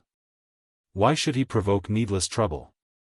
Even for the topmost great powers of the Great Thousand World, the celestial court remained an enigma, ethereal and elusive. Yet in the 3,000 great worlds, many celestial gods roamed. Some knew their identities but chose to feign ignorance. The karma of celestial gods was immense. Even with only the celestial spirit god guarding the celestial spirit great world, many forces dare not forcibly enter. It seemed there existed a certain place where, with the right authorities' permission, and Opharth guardians of the great thousand world. Guan watched for a while longer before turning his attention away. His present life was calm, he did not wish to entangle too soon with the celestial court. Unless absolutely necessary, Guan would not provoke the celestial court and aimed to survive within the celestial spirit great world. Guan couldn't help but think of the celestial spirit god. In this life, Bai Sheng, with Su Jin's help, had already embarked on the path of immortal cultivation. Guan hoped he would possess a heart of compassion, that way, the celestial spirit great world could have a celestial god. A celestial god not only shields the cosmos but also stabilizes the celestial court. Guan entertained the thought of persuading the celestial spirit god because, in pursuit of the immortal palace's treasures, the celestial spirit god had violated the principles of the celestial gods, indicating a lack of complete loyalty to the celestial court. Although the celestial spirit god had once aimed to destroy the celestial spirit great world, that had been a mission assigned by the celestial court, which he had delayed for many years. Across the ages, whenever a threat to the celestial spirit great world emerged, the celestial spirit god didn't wait for explanations, he just executed them. This approach, at least, spared many beings from numerous calamities. Celestial spirit god, I truly look forward to your future. I hope you won't disappoint me. If it doesn't work out, I might have to slay a god. Guan thought to himself and a smile appeared on his face. Before that, he would continue to enjoy a peaceful life. When Xiaolan naturally awakened her past life memories, he would let her choose whether to stay in the Daoist field of the beginningless or continue to traverse the world. Nowadays, the celestial spirit great world seemed small in Guan's eyes, where he was omnipotent and could dominate everything. The Enlightenment Convention lasted a full 5 years, each dojo had its own enlightenment platform, and those who excelled in enlightenment were announced throughout the cities, becoming renowned across the world. Xiaolan did not disappoint, her comprehension of the great Tao touched the steel, marking her prominence, and Guan could see Sage Su and her fellow cultivators ecstatic at her side. Sarch * the Nephire. Et website on Google to access chapters of novels early and in the highest quality. Sage Su was usually composed and even somewhat aloof, but faced with Xiaolan's remarkable achievements, she couldn't maintain her composure. Fortunately, Xiaolan did not witness that scene. The Tao court was vast, with tens of thousands of branches, and the Enlightenment Convention was similar to the imperial examination in the human world, an opportunity for disciples to change their fate. Even those disciples with mediocre spiritual root qualification harbored hope, as the Tao court valued comprehension of the great Tao more. Only after the end of the Enlightenment Convention did Xiaolan awaken. Guan accompanied her off the platform, and they were soon met by Sage Su and other mentors. Come, let me take you to meet the great powers of our sect. Your comprehension has been recognized by the higher-ups, my disciple. You are truly going to become a prodigy of the Tao court. Sage Su grasped Xiaolan's hand, excitedly said. Xiaolan hesitated and looked towards Guan, who winked at her and said, Go on, it's not a goodbye. When you return, we'll have a good chat. Upon hearing this, Xiaolan's face bloomed into a smile, and she nodded immediately. Sage Su pulled Xiaolan and flew away quickly. Other great cultivators began to attend to their own disciples, and seeing that they had nothing to discuss with him, Guan turned and left. Guan, right? You better be prepared. Xiaolan will soon soar to great heights and become an existence that both you and even we will look up to, said a middle-aged Daoist, watching Guan's departing figure and suddenly spoke. Guan did not stop walking. His departing silhouette made the other great cultivators shake their heads, thinking he was being stubborn. Little did they know how fragile emotions are in the face of time and talent. The journey of immortal cultivation is about mastering the Tao heart and dominating instincts. When cultivators overcome their emotions and desires, they naturally make the most beneficial and rational decisions for themselves. Guan did not mind the discussions of the wandering immortals, his thoughts were on Longteng. Longteng was about to face trouble, and he was ready to lend a hand. Regardless, he was Longzhan, and Longteng could be considered his kin. Furthermore, Longteng's presence in the Dao court was arranged by Li Xiandao. If something went wrong, and the Li family and the Long family turned against each other, it wouldn't be a pretty sight. Guan did not want to test personal relationships. He was not walking quickly, as if strolling, since combat was not allowed within Dao City. Longteng had performed well over the years, and Guan was quite satisfied with him. If there was any flaw to point out, it was that he was too righteous, not selfish enough. Such a character was rare in the Long family, and Guan intended not only to save him but also to give him a push. Meanwhile, along another street, Longteng and a man in blue walked shoulder to shoulder. "You are really impressive," the steel in front of you lit up, causing an uproar from the crowd below, and many were inquiring about your origins. The man in blue was sent by Li Xiandao to accompany Longteng in his cultivation. After experiencing the prosperity of the Dao court, he thought the Taicang continent was quite primitive, so he acted very prudently. Over the years, seeing Longteng suppress various geniuses, even those of Dao court were no match for him, which delighted him immensely. Especially his performance at the Enlightenment Convention. Longteng's comprehension achieved the highest score, with only a handful of people comparable to him. Compared to the man in blue's excitement, Longteng was quite calm. He was still pondering the insights he gained from enlightenment. He felt he needed to find a path genuinely suitable for himself, as his current Daoist techniques were too mixed, leaving him somewhat confused. The two made their way towards the city gate, and even though Longteng was not responsive, the man in blue kept talking non-stop, envisioning Longteng's future in 10,000 years, believing Longteng would surpass Yang Jian to become the premier warrior of the Taicang imperial dynasty. By the time they reached the city gate, Longteng was still contemplating enlightenment. Suddenly, a figure blocked their path. "Do you need something?" the man in blue asked with a frown. Longteng's train of thought was interrupted, and he instinctively frowned, looking up about to speak. His pupils suddenly dilated, and he froze, his body even trembling slightly. "If you find any errors, ads pop up, ads redirect, broken links, non-standard content, etc., please let us know to report so we can fix it as soon as possible." Chapter 588, The Support of Dao Court. Longteng looked at Guan before him, feeling a sense of unreality. He still remembered the day when the ancestor had raised his hand to suppress the heaven-supporting ancestor on the heaven-repairing platform, an image that was vivid in his mind to this day. Even though he had seen many strong figures with great powers, he could never forget the ancestor. Moreover, the Dharma aspect summoned by Long Qing that day made him feel a strong resemblance to the ancestor. Even though his father hadn't said much, he had always harbored such a guess in his heart. Guan looked at the excited Longteng and smiled as he asked, not in a hurry to go back. "Shall we find a place to sit?" Once Longteng left the city, he would quickly be surrounded by troubles. Longteng hurriedly responded, no rush at all. He was at a loss, not knowing how to face the ancestor. The man in the blue robe was surprised. It was the first time he had seen Longteng lose his composure like this, and he dared not underestimate Guan, simply bowing silently. Then, the three of them walked toward Dao City. There were plenty of places inside the city where they could sit and chat. Eventually, they found an inn, and the three sat down by a window on the 4th floor. After Longteng ordered some wine and dishes, he looked expectantly toward Guan. The ancestor had appeared at the Dao court. It couldn't be just to find him, could it? Even if it wasn't, now that the ancestor had shown himself, he must have something to ask of him. Source: Web Novel.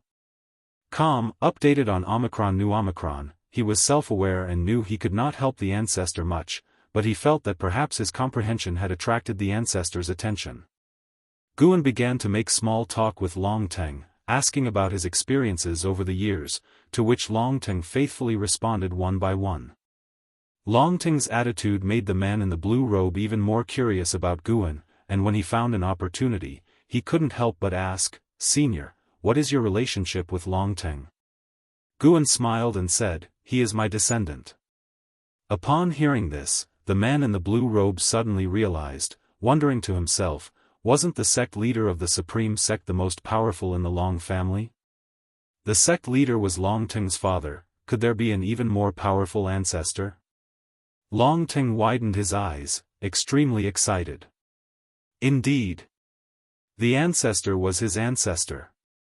The fact that the ancestor would acknowledge their relationship excited Long Ting tremendously, giving him a feeling as if he were dreaming. Guan turned to the man in the blue robe and smiled, "Let's keep our meeting today a secret, and don't mention it to His Majesty either." "You know His Majesty?" the man in the blue robe asked in surprise.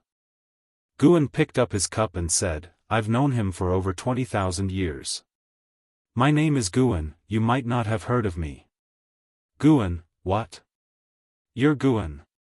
The man in the blue robe suddenly stood up, becoming even more excited than Long Ting, and just after asking, he regretted it and instinctively looked around. He saw that other cultivators in the inn did not care about their conversation, which made him sigh with relief.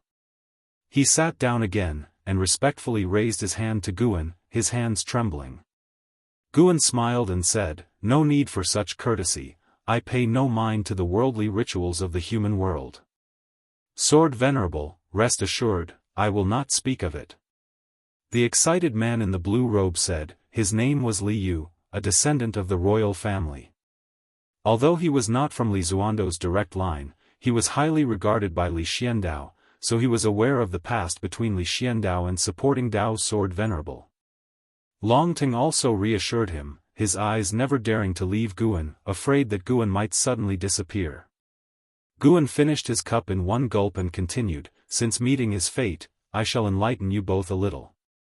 Before Long Ting and Li Yu could speak, Guan set down his cup, and a powerful Dao intent instantly enveloped the two, plunging them into a trance. Guan's gaze moved toward the window, looking out over Dao City, where the sky was vast and the city splendidly majestic. It had to be said, the Dao court was indeed extraordinary, having built such a foundation in 20,000 years that was stronger than the ancient holy court. For a very long time to come, the Dao court would play a crucial role. Only when Li Yu rose to become the strongest in the celestial spirit great world would the Dao court become a thing of the past. But that was a very distant future. Time swiftly passed.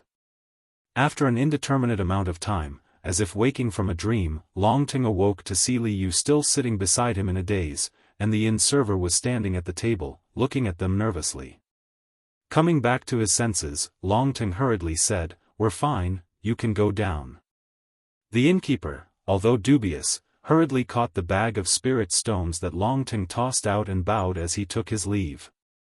Long Ting looked out the window, his divine sense probing but unable to find Guan. However, a segment of inherited memory popped into his mind. CTH Novel Fire. Net website on Google to access chapters of novels early and in the highest quality. Celestial Dragon Reincarnation Dharma Aspect.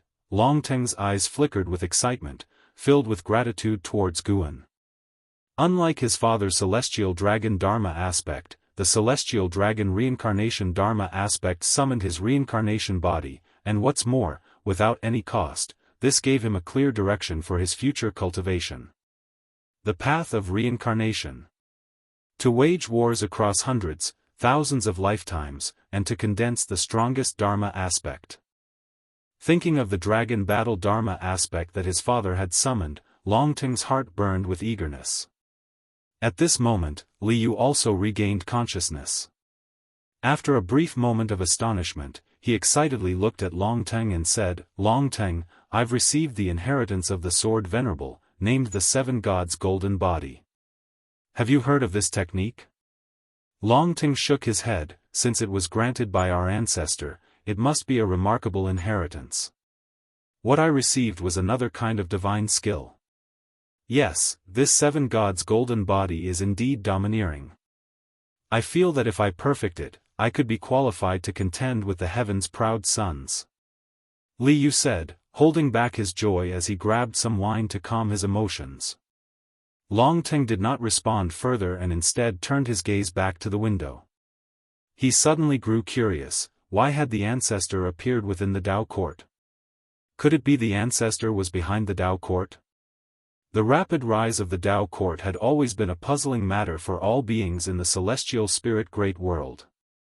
If it was the ancestor, that would make sense. Li Yu continued discussing the power of the seven gods' golden body, talking incessantly as usual, even without Long Teng responding. Elsewhere, Guan had already met Xiaolan and they were heading back to the cave mansion together. On the way back, Xiaolan spoke of the Ting master's appreciation for her. She would soon be relocating her cave mansion, and she said she would take Guan with her wherever she went, never to be parted from him. The Dao court allowed the heaven's proud sons to bring people into the main veins, as long as the numbers were few. Guan had no objections to Xiaolan's arrangements. He listened intently to her expressing her excitement. Months passed swiftly by. One day, Guan and Xiaolan, led by a disciple of the main vein, arrived at the new cave mansion. After the disciple of the main vein left, Xiaolan looked at the little world before her, thrilled. This little world was quite vast, spanning 100,000 miles, brimming with spiritual energy, all belonging to Xiaolan alone. Laner. Guan suddenly called out. After hearing him, Xiaolan turned around reflexively, only for a sword to fly towards her, which she caught instinctively. She looked down and realized it was the white spirit sword that Guan always carried with him. This sword is a congratulatory gift from me, congratulating you on becoming a true disciple of the Dao court, Guan said with a smile, looking at Xiaolan. Xiaolan, holding the white spirit sword joyfully, curiously asked, I've always wanted to ask you, what is the origin of the Cyan Hong sword and white spirit sword, and why do you always carry them? Guan replied, these two swords were given to me by the most important person in my life. She has passed away, and my giving them to you now signifies that you are the most important person to me at present. Upon hearing this, Xiaolan felt as sweet as honey in her heart, and she immediately rushed towards Guan, embracing him. Guan shook his head helplessly. How could this girl be more clingy than in her previous life? Always wanting to hug him, touch him. This sword contains extraordinary power, don't tell anyone about it, Guan said softly, caressing Xiaolan's head. The white spirit sword was no longer ordinary. Guan had infused a newly forged Dao treasure into it, merging the two. The white spirit sword was now a Dao treasure, containing power enough to overturn the 9 heavens of the immortal Dao. The true meaning of the great Dao within it could aid Xiaolan in her cultivation. Nestled in Guan's arms, Xiaolan nodded. She never doubted Guan, burying her face in his chest. She felt truly blessed, her immortal path was smooth, and the person she loved most was always by her side. She resolved to cultivate diligently, to protect everything she had. Alright, let's start managing this little world, Guan said, patting Xiaolan's back lightly with a laugh. Reluctant to let go, Xiaolan released her grip on him and took Guan's hand, walking forward as she shared her ideas about how she wanted this little world to look. If you find any errors, ads pop up, ads redirect, broken links, non-standard content, etc., please let us know to report so we can fix it as soon as possible.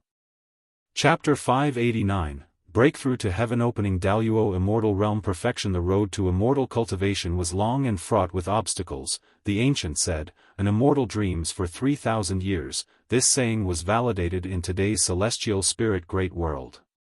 After stepping into the nirvana realm, the time scale of cultivators began to lengthen, 100 years as a day, 1,000 years as a dream. For those on the path of immortal Dao, the higher their talent, the faster time passed.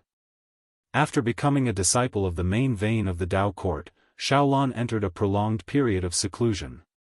At first, she worried about Guan, fearing that he would pass away during her seclusion. Fortunately, although Guan encountered many setbacks, he always managed to break through. Once Guan successfully achieved nirvana, she completely set her mind at ease and focused on her cultivation. Tens of thousands of years passed in the blink of an eye, and although the human world underwent tremendous changes like the transformation of the sea into mulberry fields, there were not many changes in the immortal cultivation realm. That year, Xiaolan encountered a breakthrough opportunity. Under the protection of the great cultivators of the main vein, she successfully stepped into the wandering immortal realm, while Guan watched from a distance. He marveled at the uniqueness of the new era. Living for 10,000 years to reach wandering immortal realm was rare in the previous era, but in this new one, such geniuses were not few. Blood Prison Great Saint and an Xian even reached the heaven and earth flying immortal realm one after another.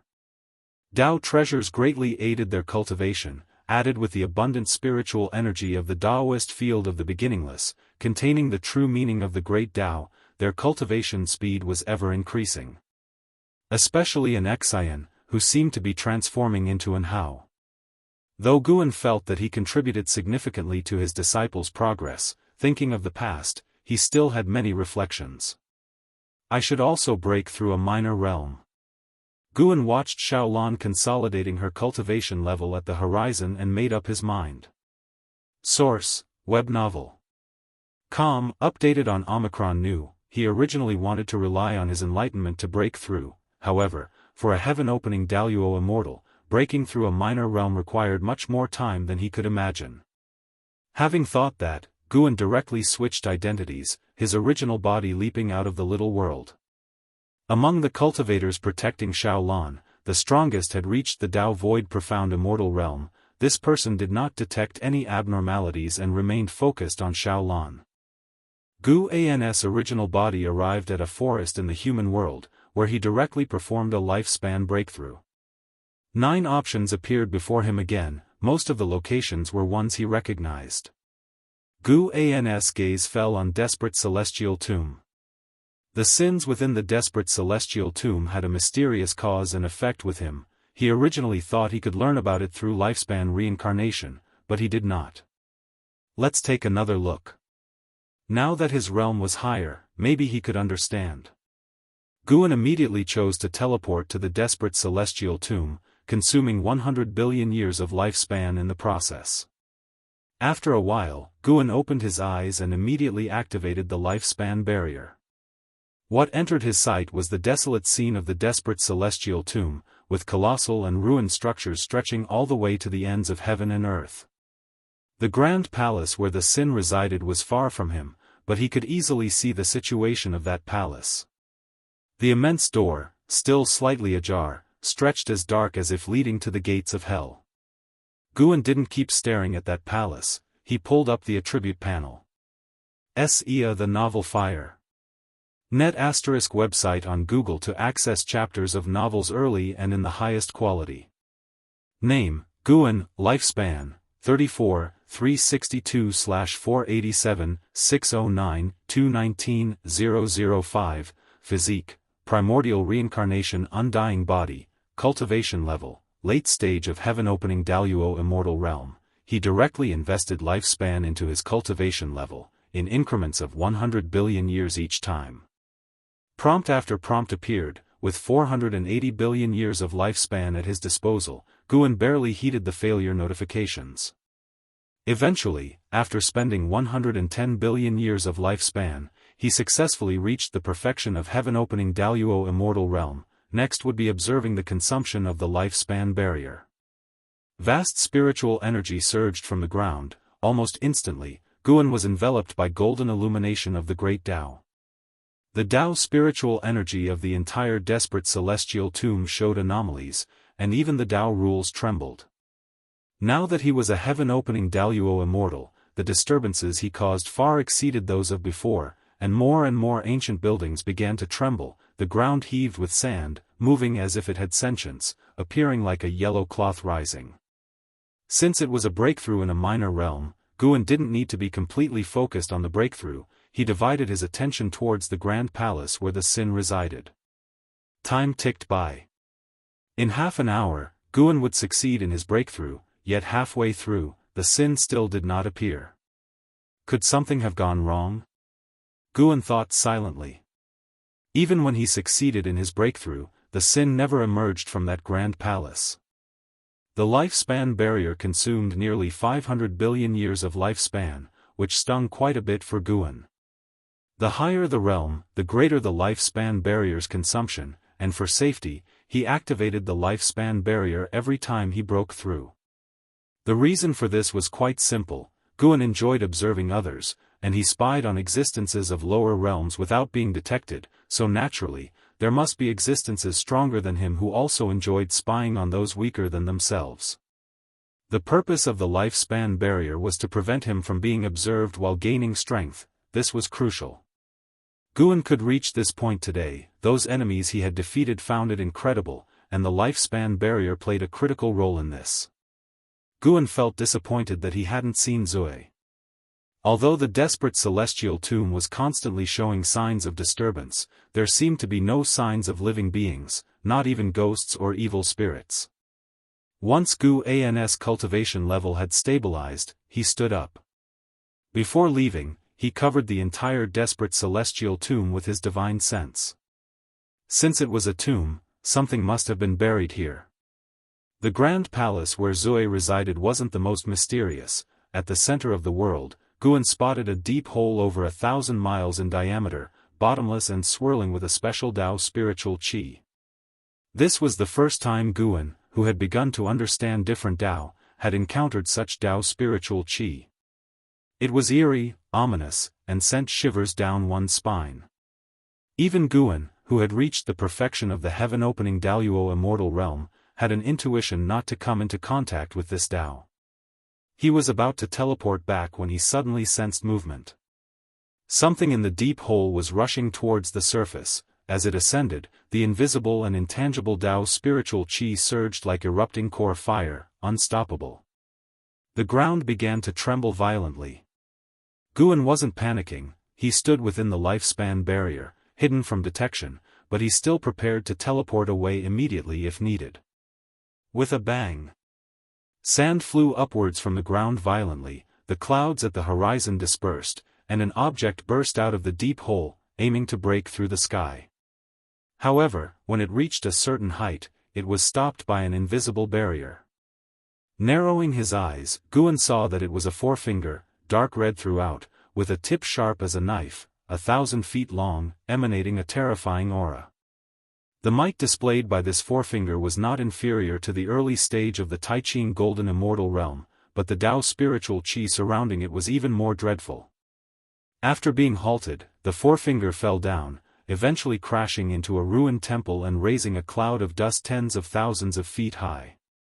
Guan used the lifespan detection on this finger, but found nothing, indicating that it wasn't a living being. He turned his head in another direction. A faint aura emitted from the grand palace where Zui resided. Soon, a figure peeked through the door crack. Zui. He still appeared to be just over 10 years old, unchanged from the last time Guan had seen him.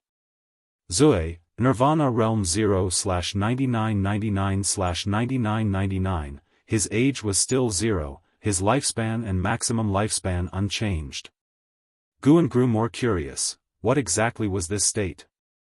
Under his gaze, Zui took a deep breath, as if bracing himself, and then ran towards the direction where the 1,000-foot forefinger had fallen. The little guy was fast, covering 100 miles in one step, as if blinking across space. Before long, he reached near the 1,000-foot forefinger, slowed his steps, and cautiously approached. When he stood before the 1,000-foot forefinger, it was as if facing a giant mountain. He reached out to touch the 1,000-foot forefinger. Guan frowned and subconsciously looked down at his own right forefinger. He actually felt his forefinger being touched. With his high cultivation level, he couldn't be mistaken. Could this 1,000-foot forefinger be his own? As Zui touched the 1,000-foot forefinger, his eyes welled up, and he murmured something in a language not of the celestial spirit great world. As his tears fell on the 1,000-foot forefinger, the bizarre Dao spiritual qi on the finger surged towards him, seemingly wishing to transform him into another kind of creature. Guan's eyebrows furrowed. He felt a strong sense of cause and effect. That was not his finger. It belonged to an old acquaintance, not from his past life but from his reincarnation body. It was Fairy Yao Xian, who he had met in his previous lifespan reincarnation.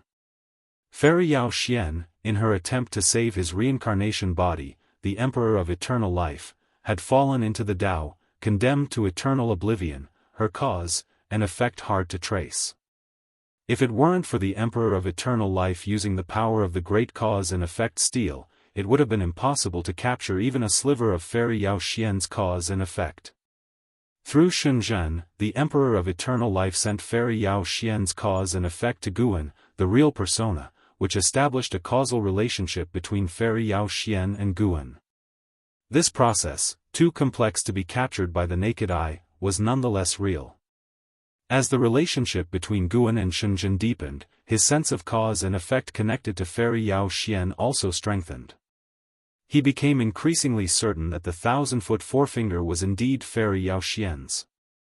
If so, what was the relationship between Zui and Fairy Yao Xian? Could it be? If you find any errors, ads pop up, ads redirect, broken links, non-standard content, etc., please let us know to report so we can fix it as soon as possible. Chapter 590 The Origin of the White Spirit Sword. Guan recalled the life of the Emperor of Eternal Life, and indeed, he had a relationship with Fairy Yao Xian. With their cultivation levels, whether they conceived a child depended on their will. He felt that the child was likely the Emperor of Eternal Lives, and that was why he felt some sort of cause and effect relationship with the child. As his cultivation level broke through, this feeling grew even stronger. He continued to watch the child, whose hands were pressed against the 1,000 zhang index finger, weeping softly. The child didn't seem to feel some force entering his body, he was only indulging in venting his emotions. Guan was curious in his heart whether a lifespan breakthrough could teleport someone out. Just as this thought arose, he received an answer. No. This answer inexplicably appeared in his mind, probably a response from the lifespan breakthrough. With the answer, he dared not act rashly. The desperate celestial tomb was not simple, this place was like a sealed land, unable to be exited directly. As time passed, the child stopped crying. He leaned against the finger wall, slowly closed his eyes, and seemed to fall into a deep sleep. Guan began to deduce the child's destiny, but just as before, he couldn't calculate anything. He again looked toward the 1,000 zhang index finger and continued to deduce. Source, web novel. Updated on N0 New. Guan suddenly made a sound of surprise, and his expression turned grave. This 1,000 zhang index finger would later break out of the desperate celestial tomb and descend onto the great thousand world. It would bring a great catastrophe to all heavens and myriad realms. Guan saw countless beings fall into evil, and he saw a dark force swallowing up pieces of the great thousand world. He stopped deducing, his brow deeply furrowed. This index finger belonged to Fairy Yao Xian. Relying on it, Guan might be able to find Fairy Yao Xian in the future. But it would bring irreparable disaster to countless beings, meaning Guan could not take it out. After much thought, Guan decided to leave the 1,000 zhang index finger and the child be for the time being. To prevent himself from wavering, Guan chose to teleport back. This teleportation used another 10 billion years of his lifespan. Now, however, he had reached the perfection of the heaven-opening Daoist immortal realm, and just crossing a minor realm had greatly advanced his strength. When he returned to the celestial spirit great world and opened his eyes, the environment around him hadn't changed, but he felt that the celestial spirit great world had weakened. It was so fragile that a single thought from him could shatter this part of the great thousand world. He walked in a direction, ready to enjoy nature and wait for Xiaolan to fully stabilize her cultivation level before returning. The path of cultivation was like a river, with countless cultivators sailing on it. Some people sailed faster, some overtook others, and some capsized, plunging to the riverbed. Guan looked down at the myriad beings of the celestial spirit great world, contemplating the various states of life, a process that helped him understand the essence of the world. The birth of heaven and earth was not difficult for him, but the operation of the rules of heaven and earth contained a deeper level of Tao intent. The heavens and earths were innumerable, yet their operational rules were mostly similar. In the midst of it, perhaps there was an even more transcendent power supporting everything. Guan thought of the mysterious Great Tao aura on the Thousand Zhang index finger. What kind of Great Tao was it, and why was it so peculiar? After breaking through to the wandering immortal realm, Xiaolan was extremely excited and dragged Guan to visit Sage Su and their fellow disciples. SEA the Novel Fire, net website on Google to access chapters of novels early and in the highest quality. Sage Su and the other traveling immortal instructors had long known that this day would come, but they didn't expect it so soon. When Xiaolan was in the Qi cultivation realm, Sage Su was already in the wandering immortal realm. Yet when Xiaolan reached the wandering immortal realm, Sage Su was still in the wandering immortal realm. Even if the mentor-disciple relationship was as good as it got, Sage Su still felt a bit mixed inside, yet she hid her emotions very well. Standing on the side as a bystander, Guan watched these people congratulating Xiaolan, thinking with a sigh how life was unfair, and he found it quite amusing. Afterward, Xiaolan wished to return to Xiao Manor for a visit, and Sage Su had no objections. With the cultivation level Xiaolan now possessed, she was capable of standing on her own. After Sage Su gave her several reminders, she watched Xiaolan and her companion leave. A middle-aged female cultivator remarked with emotion, even though she has become a loose immortal, she still treats that kid Guan like a treasure. I really don't know what kind of enchanting potion Guan fed her. Before Xiaolan entered the loose immortal stage, they all worried that Guan would be a drag on her. Now, they only marveled at Xiaolan's deep affection for Guan. Such emotions were rare indeed. If they could keep this up, it would indeed be a beautiful tale. On the way back, it was still Xiaolan riding the clouds, her mood somewhat uneasy. The excitement brought on by her breakthrough was replaced by the nervous emotion of returning home. Thousands of years had passed, and her parents had long since departed this life. She already knew this, and she feared that Xiao Manor might no longer exist, that the descendants of the Xiao family might have forgotten her. Don't worry, there won't be any issues. It's said that prodigies have their own destiny. This force, invisible and intangible, can protect those around them, Guan consoled. Xiaolan looked at Guan and asked curiously, Brother Gu, don't you have any regrets? From childhood, Guan had always been there for her. She had never seen him sad or disheartened, not even angry. He always remained gentle, cheerful, not a hint of negative emotion could be seen on him. Thinking about it now, Guan seemed unrealistically perfect. The curiosity in Xiaolan's eyes grew even thicker, as if she wanted to see right through Guan. Of course, I have regrets. Everything you've experienced, I have already been through. Once you've been through a lot and learned to let go, you won't feel as upset, Guan replied. This puzzled Xiaolan even more, and she asked, You're only 20 years older than me, how can you speak as if you were thousands of years older than me? Guan laughed and said, In dreams, I've experienced more than you. Really? Laner, have you ever thought about your goal in immortal cultivation? I actually have. Let's hear it. I want to be the master of the Tao court.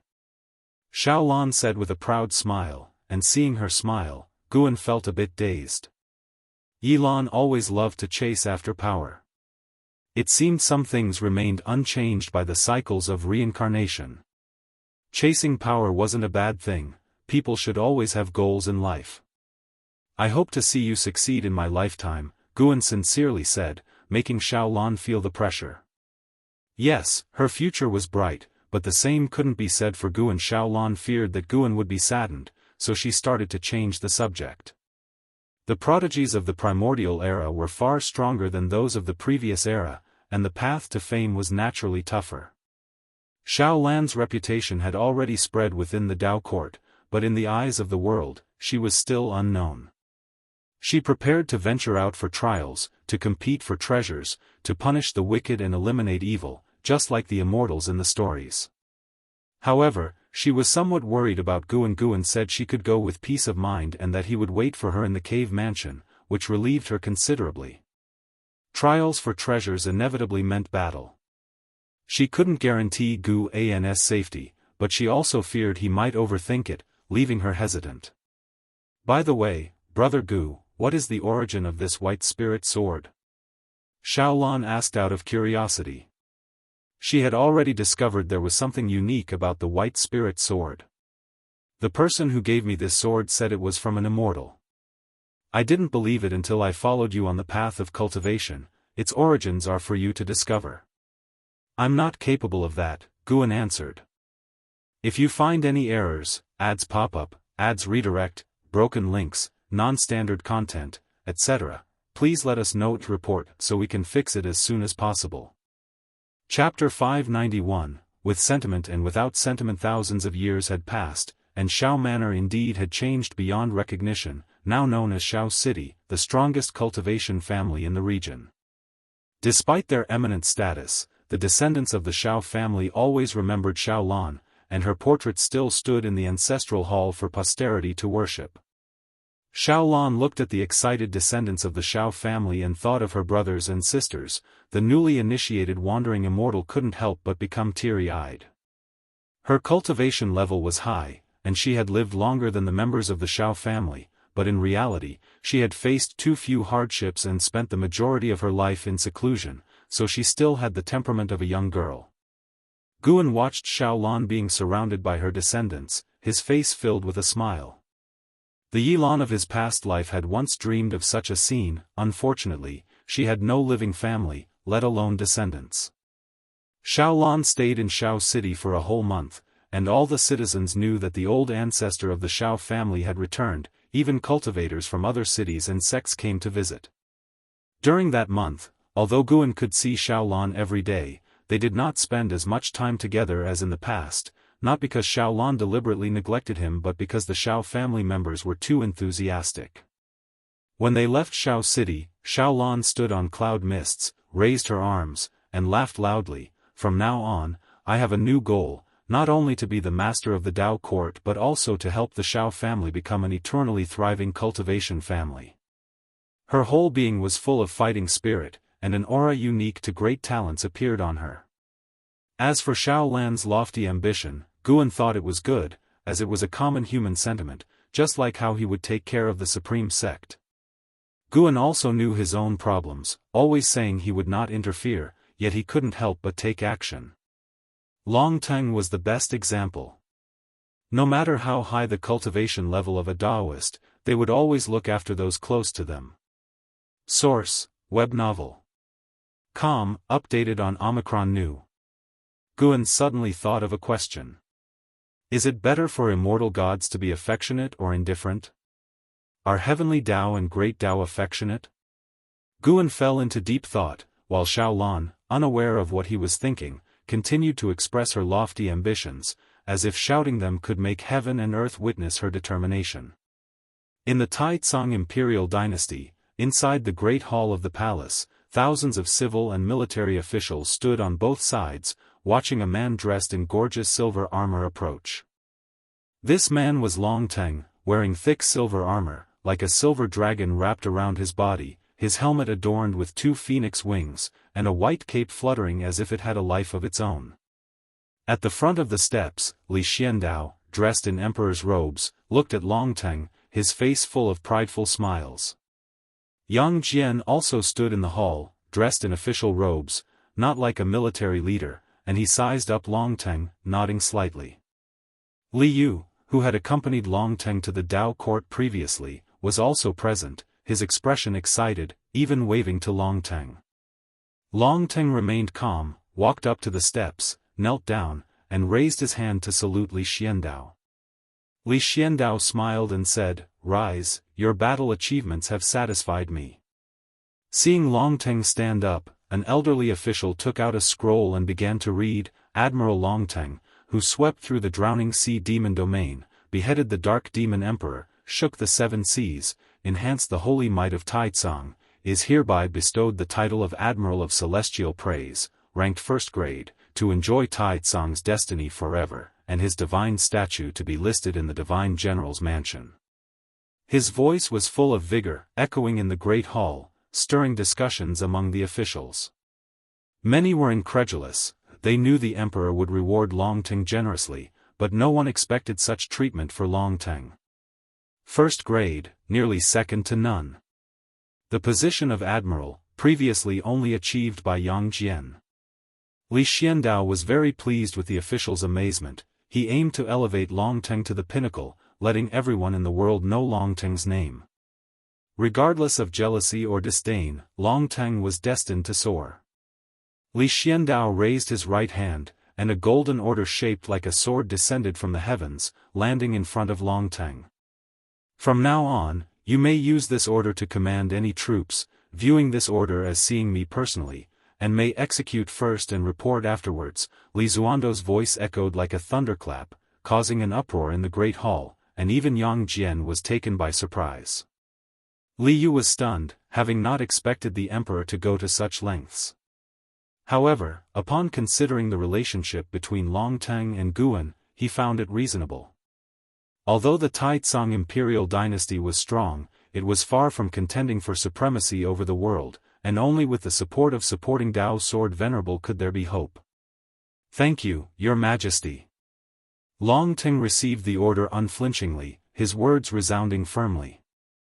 As he accepted the order, the courtiers all felt that a great change was about to come to the Taizong imperial dynasty, as not only had the emperor favored Long Teng over the years but had also promoted other members of the Long family.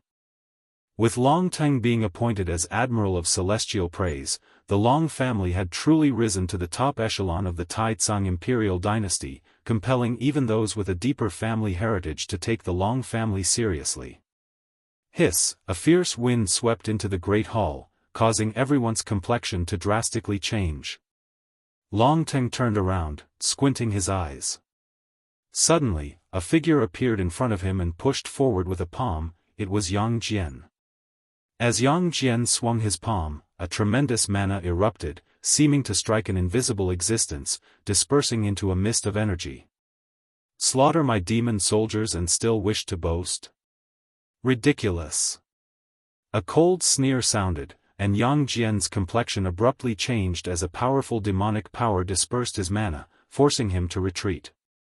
As he retreated, he did not bump into Long Teng. Instead, he fixed his gaze, but Long Teng's figure had already disappeared. Li Xiandao on the dragon throne was also compelled to gather his mana but was still shocked into standing up. Ministers to either side were knocked to the ground, their cries of agony resounding. Emperor Taizong, consider this a warning today. Your admiral of celestial praise must die, and I will let my subordinates feast on his flesh. That cold sneer echoed again, the demonic wind in the hall ceased, and Yang Jian also disappeared from the hall, pursuing the source. Li Xiandao stood in front of the dragon throne, his brow furrowed, but he did not panic, his eyes mixed with a hint of unusual color. Long Teng was bound by an unshakable demonic power, losing his ability to resist. He could not even open his eyes, feeling the world spinning and his divine soul inverting. This sensation lasted a long time until he was finally thrown to the ground.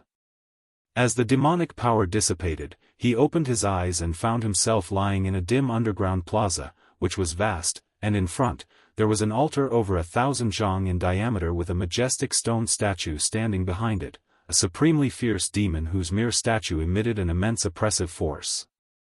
Long Teng turned to look and saw a red cord binding his battle armor, sealing his mana, preventing him from standing up. A figure appeared out of nowhere in front of him, a hawk-headed demon wearing a loose Daoist robe and as tall as a small mountain. With his back to Long Teng, the demon faced the statue and said, "Master, I really can't bear it. I can endure the excesses of the Taizong imperial dynasty, but this guy slaughtered my demon soldiers. I must tear him apart personally." Ia the Novel Fire. Net website on Google to access chapters of novels early and in the highest quality.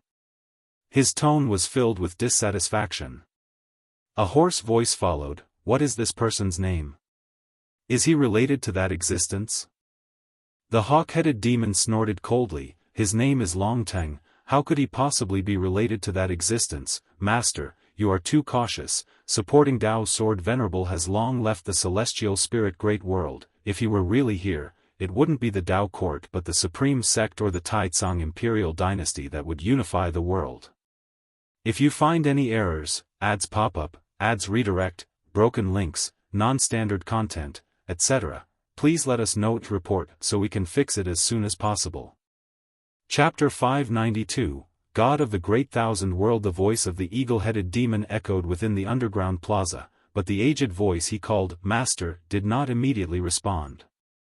Longting heard him mention supporting Dao's sword Venerable, but his expression remained unchanged, and he did not disclose his relationship with the supporting Dao's sword Venerable. The underground plaza fell into silence.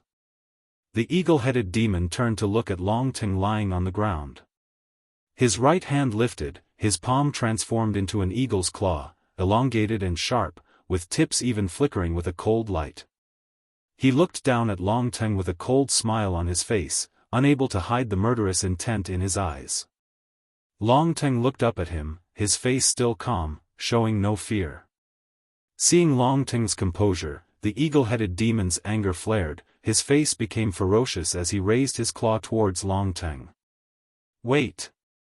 The ancient voice suddenly rang out, the fierce demon stone statue exuding tendrils of demon chi, quickly coalescing into a transformed demon.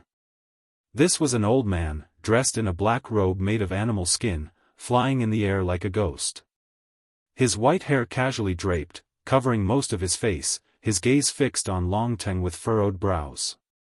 He is called Longting. What is his relationship with Longqing, the sect leader of the supreme sect? The old man asked. He was unable to foresee the cause and effect involving Longting, which made him uneasy and filled with a strong sense of dread. Sar the novel, F. Iyer. Et website on Google to access chapters of novels early and in the highest quality. He felt a disaster was imminent. The eagle-headed demon turned to look at his master, frowning. Even if he is related to the sect leader of the supreme sect, so what? When the outer heaven power attacked before, the supporting Dao sword Venerable did not appear, and over these years, descendants of the Long family have been harmed without all their adversaries being destroyed. He knew the identity of the sect leader of the supreme sect, a disciple of the supporting Dao sword Venerable. But the disciples of supporting Dao's sword Venerable were not limited to one, Yang Jian included. When Yang Jian assisted the Taizong imperial dynasty in its conquests, he too had been captured by great powers, surviving countless life and death ordeals, never witnessing supporting Dao's sword Venerable in action. There were still enemies of Yang Jian roaming free, which was why the eagle-headed demon felt his master was too cautious. He even thought that his master was terrified by the supporting Dao's sword Venerable, lacking the spirit of a free immortal. The black-robed demon flickered, appearing before Longting, the eagle-headed demon turning as well. What is your relationship with the supreme sect's Long family? The black-robed demon sternly asked Longting. Longting snorted, kill or shred, I will heed your decision. He could tell this demon was deeply wary of the supporting Dao sword Venerable, and he did not want to disgrace his ancestors. His attitude made the black-robed demon even more nervous, completely a stance full of confidence. The eagle-headed demon frowned, Master, let me kill him. The black-robed demon turned to look at him, his eyes fierce, deep voice declaring, if you dared, you would have killed him already, why bring him before me? Isn't it because you're also uncertain and want your master to take the pressure off you? The eagle-headed demon's eyes widened, wanting to retort, but facing his master's gaze, he held back. Indeed, as his master said, although he was angry, deep down he did not scorn as he claimed verbally. If he truly feared no retribution from the supporting Dao sword Venerable's legendary influence, he wouldn't have just watched Longting slaughter demon soldiers. The more he thought about it afterward, the angrier he got, so he couldn't help but go to the Taizong imperial dynasty when he heard Longting was being enthroned, and he blew up in rage, thus capturing Longting. He was a divine thought true immortal, before whom Longting had no power to resist. Moreover, you've underestimated the Taizong imperial dynasty. Someone has already caught up, the black-robed demon coldly remarked, his tone icy. The eagle-headed demon's face turned gloomy. The black-robed demon looked back at Longteng, and for some reason, seeing Longteng's calm face made him increasingly anxious. He also started to get angry. Idiot! How could you cause such a huge disaster? In today's world, a great era of strife with treasures emerging endlessly, he too needed demons to help him, which is why he supported this disciple. Now, he regretted it. The black-robed demon took a deep breath and said, "Send him back. He must not be harmed at all." What? The eagle-headed demon's face changed drastically, its eyes filled with disbelief and anger as it looked at its master. The black-robed old demon suddenly erupted with an overwhelming aura, causing the eagle-headed demon to stagger back. "Either send it back, or our master-disciple relationship is over. I shall leave now," the black-robed old demon stated irrefutably. Upon hearing this, the eagle-headed demon panicked. Longteng watched the feud between the master and disciple, finding it noisy. Two useless creatures. Longteng wasn't panicking after being captured, not because he had something to rely on, but because he wanted to die, to plunge into reincarnation. He no longer paid attention to the two demons, instead closing his eyes and contemplating the celestial dragon reincarnation technique. Guan just glanced at Longteng's plight without paying much heed. Such occurrences weren't rare in the celestial spirit great world where many of his old acquaintances had encountered similar situations. Once it was understood that they were connected to Guan, their enemies often hesitated and even started infighting. Guan was reading in the courtyard, still absorbed in the Cyan Hero Travelogue. The profound celestial intent, now a wandering immortal, traveled more and more, writing a book for every location he visited. Some stories were fabricated, while others were true. Guan greatly admired that the profound celestial intent never forgot his roots. No matter how high his realm, he still wrote stories from the past without any pretense.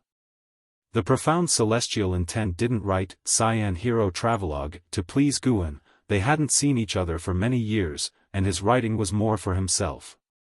Guan's copy of Cyan Hero Travelogue was purchased from the Immortal Cultivation realm. He never offered any suggestions to the profound celestial intent.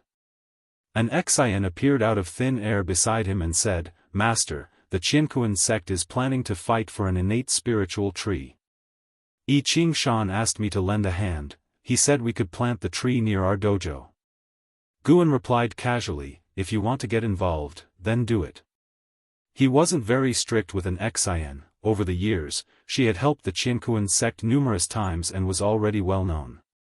Of course, the reason Guan tacitly approved of Nzin's involvement was that the Jianghu sect followed a righteous path. Unlike other sects that merely struggled for benefits, the Jianghu sect prioritized life, and if any creatures were threatened, they would intervene, prioritizing the preservation of life in any task. Acting chivalrously was a principle for disciples of the Jianghu sect. Nowadays, many joined the Jianghu sect to become cultivating immortal heroes, not merely for longevity. I'll go then. I've recently discussed with the Ghost Mother about improving the woodlands outside our dojo to try and cultivate more medicinal herbs. Ideally, I want the outside world to become a holy land of the human world, an Xian said softly with a laugh. She was now in the heaven and earth flying immortal realm, holding the Tao treasure, the six paths mirror, capable of contending against all beings in the 9 heavens of the immortal path. Guan nodded slightly, his attention still on the book. An Xian glanced at the book cover and thought to herself, the same book again, how can he never tire of it? She bowed to Guan, then exchanged a few words with Shenzhen in front of the artifact refining cauldron, before she left. As evening approached, Guan put down the Cyan Hero Travelogue, stood up and began to stretch his limbs. He looked at Shenzhen and asked, "Fancy going out for a bit?" Shenzhen turned and looked at him, puzzled. "Then who will watch the artifact refining cauldron?" "Actually, it doesn't need constant monitoring. Even without anyone, the Tao treasure can successfully form," Guan answered. Shenzhen's eyes widened, she almost cursed. Biting back her anger, she asked, "So, where do you want to take me?" Guan replied, to meet the gods of the Great Thousand World. Gods? Shenzhen's anger faded, replaced by curiosity. Source: Webn 0 vel. Com, updated on Nav 0. Co. If you find any errors, ads pop up, ads redirect, broken links, non-standard content, etc., please let us know to report so we can fix it as soon as possible. Chapter 593, The Mischievous Fate Under the Night Sky. By the mountainside where the firelight flickered, Bai Sheng, the reincarnation of the celestial spirit god, sat cross-legged before the fire, cultivating energy to heal his wounds. He didn't notice someone watching him from the mountaintop nearby. Is he the celestial god from the Great Thousand World? Shenzhen looked down at Bai Sheng, asking with a face full of curiosity. To her, Bai Sheng appeared quite ordinary, hardly resembling a celestial god. Although Bai Sheng had undergone nirvana, he remained an insignificant figure in the world and was now facing the greatest ordeal of his life. The most important person to him had been captured by a peerless demon and was to become the demon consort. The news had spread across the demon lands, and demon kings from all quarters were preparing to offer their congratulations. If he wished to rescue his beloved, he would be up against the entire demon race of the demon lands. His pressure was immense, and without any other option, he had to cultivate alone in the desolate mountains and wilderness. Guan, feeling Bai Sheng's inner turmoil, replied, "He is a reincarnated celestial god. Don't be fooled by his weakness, his soul is the strongest existence in the world." Shenzhen wanted to ask how he compared to you, but she felt the question was unnecessary. "He seems very troubled," Shenzhen said softly, staring at Bai Sheng. Guan glanced at her and inwardly nodded in approval. Her cultivation level might not be strong, but her perception power was growing as she gained enlightenment. In terms of perceiving the great Tao, Shenzhen was certainly the strongest among the dojo's disciples, following a highly unconventional path in her cultivation. Guan briefly narrated the story of Bai Sheng and Su Jin and the predicament he was currently facing. Su Jin had been captured by a demon of the divine thought true immortal realm, the most powerful being in the land. Had it not been for Su Jin's pleas, Bai Sheng would have already been killed by that demon. During the years of cultivating together, this man and demon had already become soulmates, and Su Jin had saved Bai Sheng countless times. He couldn't imagine how he would live without Su Jin in the future. Especially thinking about the suffering Su Jin might endure, his heart was in agony. After hearing this, Shenzhen showed an interested expression. She was no ordinary woman and wasn't moved to tears by the tale of Bai Sheng and Su Jin. She was pondering another question.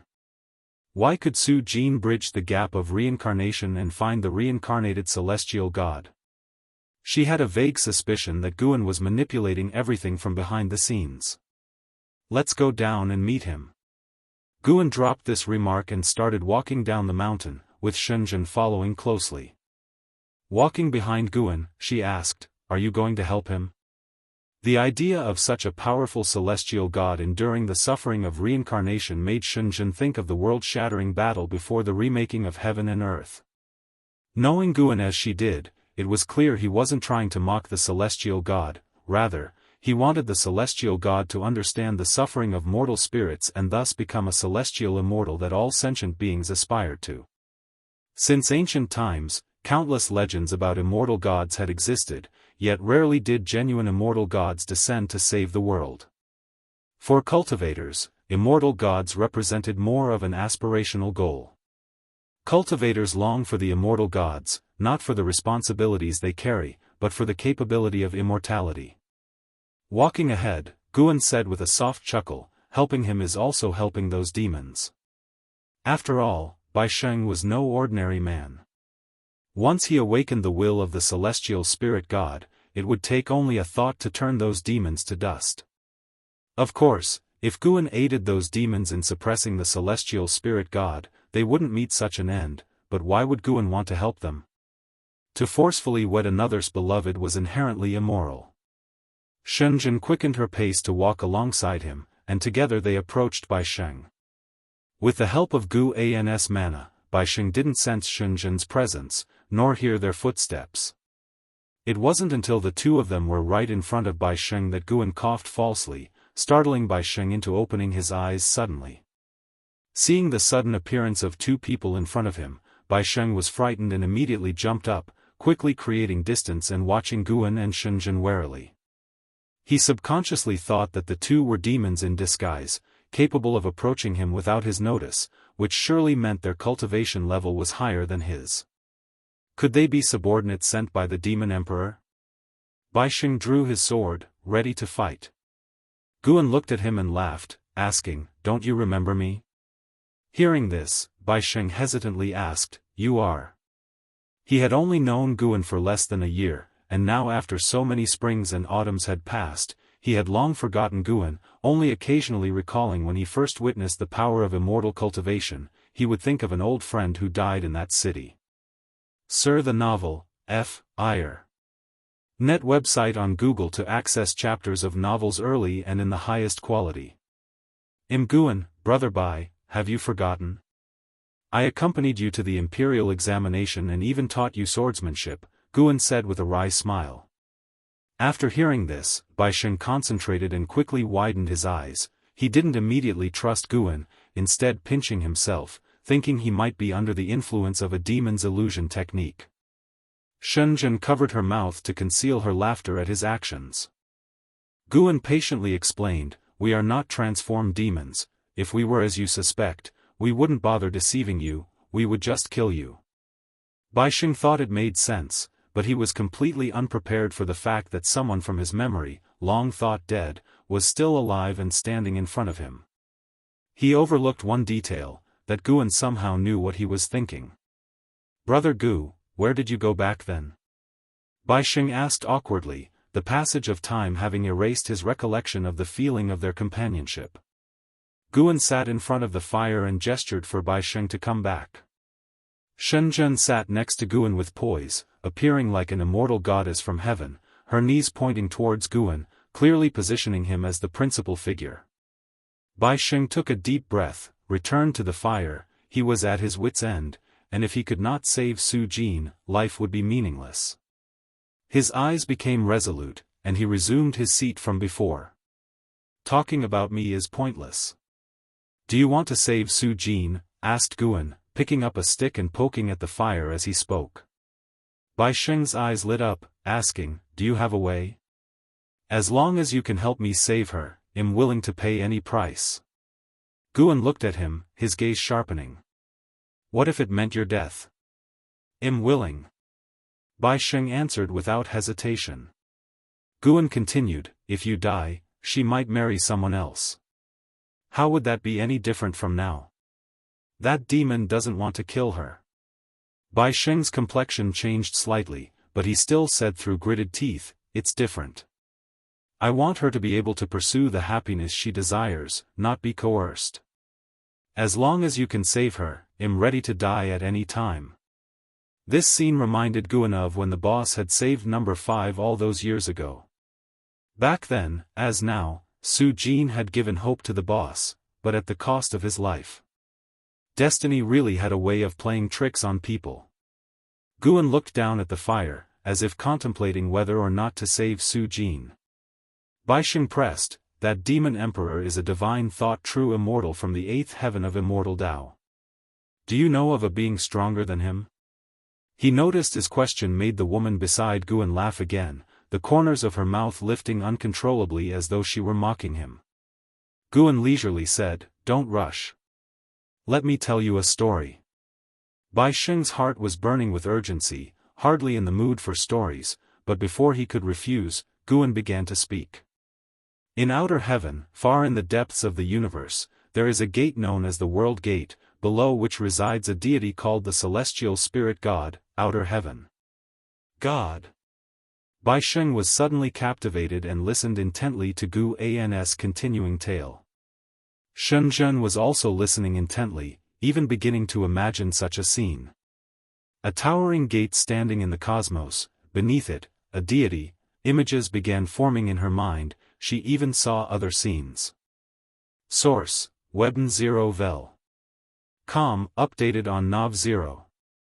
Co. If you find any errors, ads pop up, ads redirect, broken links, non-standard content, etc. Please let us know to report so we can fix it as soon as possible. Chapter 594, The Price of Becoming a God. The night was like water, the fires on the hillside illuminating a 30-foot radius.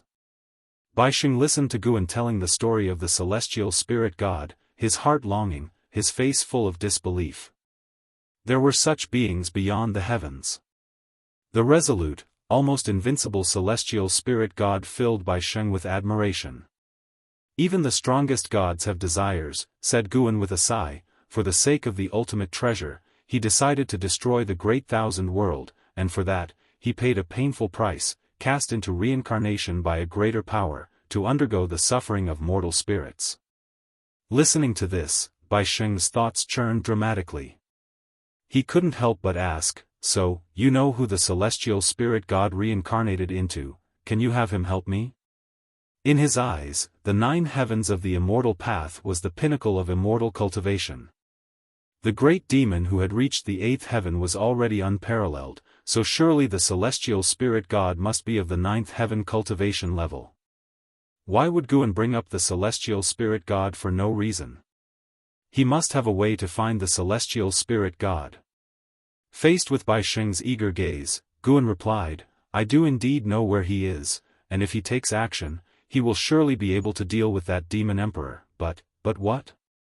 But celestial gods are only bound by the heavenly Tao, no one knows what he thinks, reviving him might bring catastrophe to the entire world. Hearing this, Baixing fell silent. He felt that Su Jin was most important, but to gamble the freedom of all living beings on Su Jin's freedom was far too selfish. Sarch * the novel, F. Iyer. Net website on Google to access chapters of novels early and in the highest quality. He admitted he was no great philanthropist. He could be selfish, but he could not hurt innocent people. Shenzhen watched Baixing caught in his dilemma, finding it amusing, wondering whether Baixing's feelings for Su Jin would change after he had restored the will of the celestial spirit god. Baixing gritted his teeth and asked, is there no other way? The lives of all living beings, including me, including Su Jin, and including all of you, if saving them requires such a cost, it's meaningless. Guan said with profound meaning, of course there is, and that is for you to convince the celestial spirit god to change his views, to become the god that all living beings want. How could I possibly do that? Baixing asked with a frown. Upon entering the immortal cultivation realm, he felt his own mediocrity. There were far too many people in this world with far greater talent than him. He had only come this far by the help of Su Jin. Could someone like him persuade a celestial god? He didn't see himself as the protagonist of a story. He looked at Guan, anxiously awaiting an answer, but Guan didn't respond, just staring at him with a smile that wasn't quite a smile, which confused him even more. Suddenly, Baixing had a thought, his face turned pale, and his eyes widened, his body began to tremble. Could I be the reincarnation of the celestial spirit god? Baixing struggled with the turmoil in his heart and asked cautiously. Guan met his gaze and said, if you become him, Su Jin will not be as important in your heart, but your will could make him help you save Su Jin. At those words, Baixing's face darkened. Don't worry, you still have time to choose. The long night stretches before us, why not think about this life? As Guan spoke, he raised his hand, and a plump chicken, plucked clean of feathers, appeared in his hand, and he began to roast the chicken. Shenzhen added from the side, sprinkle on more cumin. This was the first complete sentence she had said in front of Baixing. Baixing looked at the plump chicken in Guan's hands, his thoughts drifting off to a time long ago. Deep within a tranquil palace, Su Jin sat in front of a large bronze mirror, looking at her own beautiful reflection with hollow eyes. She began to feel weary. In pursuit of Baixing, it took her 10,000 years, helping Baixing with his immortal cultivation, it took her another 10,000 years. Alas, there were always endless troubles in the world, standing in their way. She even wondered, would Baixing have lived a better life without her? She had come to understand that in life, suffering is inevitable, no one is forever happy and content. Instead of being perpetually dissatisfied, it's better to think about the times once had. Su Jin began to reminisce about the moments she and Baisheng carefreely spent in the human world, her face revealing a sweet smile. Just then, a graceful figure emerged from the darkness behind her, a female demon in a purple dress, with a slender figure and delicate features. Tiny purple scales adorned her cheeks. She approached Su Jin from behind and bowed gently. "My lady, it's said that the Demon Emperor has invited the Demon Emperor from the human world as a guest. This grand marriage is no small matter. It will be a moment for the Demon Emperor to demonstrate his influence to the entire demon race, and your fame will spread throughout the world." The purple-dressed female demon spoke softly, her voice filled with admiration and longing. Su Jin replied calmly, "It seems the Emperor has even bigger ambitions. Yes, there are countless demon emperors and demon kings in this world. The human race has the Tao court to unite all, but the demon race doesn't have an absolute ruler yet. The Emperor wants to become such an existence," continued the purple-dressed female. Su Jin remained silent, listening to her talk about the affairs of the demon race. She felt a pang of emotion inside. Indeed, the world was so vast. To have managed so many years of joy with Baisheng was already extraordinary. How many loving couples could stay together for so long? She knew Baisheng would come to rescue her again, but he wouldn't be able to take her away. The only way to save him was to let go of their love. Su Jin's gaze gradually became cold. She was burying her love deep within her heart. "By the way, my lady, a celestial has recently appeared in the city. He claims to be a servant of the heavenly Tao, serving the true celestial gods. He says an celestial god will be born within our demon city. The Emperor values him highly, allowing him to wander the city freely." "It's hard to tell if it's true or false," pondered the purple-dressed demon, chin in hand. Su Jin became interested and asked, "A celestial? What's his name?" "He calls himself the Daoist Celestial." "Daoist Celestial? Sounds quite rebellious." "My lady, be careful not to speak carelessly, in case he hears you." It was a sunny day, no wind, no rain. Guan, Shenzhen, and Baisheng stepped through the gates of the demon city, awestruck by the magnificent streets ahead of them. Shenzhen was utterly captivated. "I never imagined the land of the demon race could be so thriving, and there are also many cultivators coming and going," mused Shenzhen. The demons here were great demons capable of transformation. At first glance, the city seemed like one of the human race, but a closer look revealed many still had characteristics of their original demon forms. The city was vast and limitless, with mountains and uneven terrain within, the streets noisy with clamor, and the skies crowded with various mounts and magical treasures flying past, dazzling onlookers. Baisheng had also come to this demon city for the first time. Just witnessing its prosperity made him feel immense pressure. Not to mention cultivation level, the fact that the Demon Emperor could create such a city was beyond comparison with him. At least the opponent could bring prosperity to a region, but what about him? Apart from the cheap love he felt for Su Jin, what meaning did his existence hold in this world? Guan looked at Baisheng and smiled. "Whenever you're ready, you can start." Baisheng took a deep breath and said, "I want to look around a bit more before making a decision." "Let's do it together, there's also someone in the city I'd like to meet," Guan said with a soft laugh, a playful glint in his eyes. He never expected that guy was still alive. Source: Webn0vel.com, updated on Nav0. Co. If you find any errors, ads pop up, ads redirect, broken links, non-standard content, etc., please let us know to report so we can fix it as soon as possible. Chapter 595 I really thought you were him. HTML Guan discovered traces of Wu Dao Xian in this demon city. Wu Dao Xian was the master of the Black Profound Emperor, and he incited the Black Profound Emperor to slay his reincarnation body. He, like the Black Profound Emperor, had died at the hands of the celestial spirit god, yet he had not truly fallen.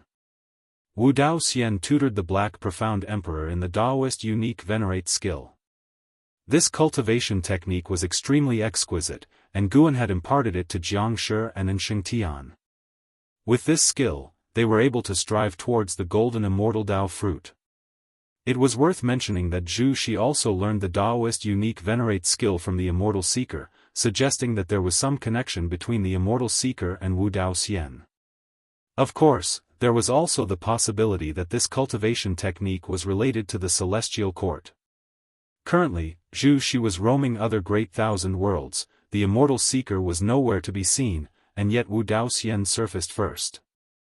He could feel that this Wu Dao Xian was not the true self, his true self was hidden within a secret space on the path of the great Dao. The specifics of the location could only be explored after contacting his avatar.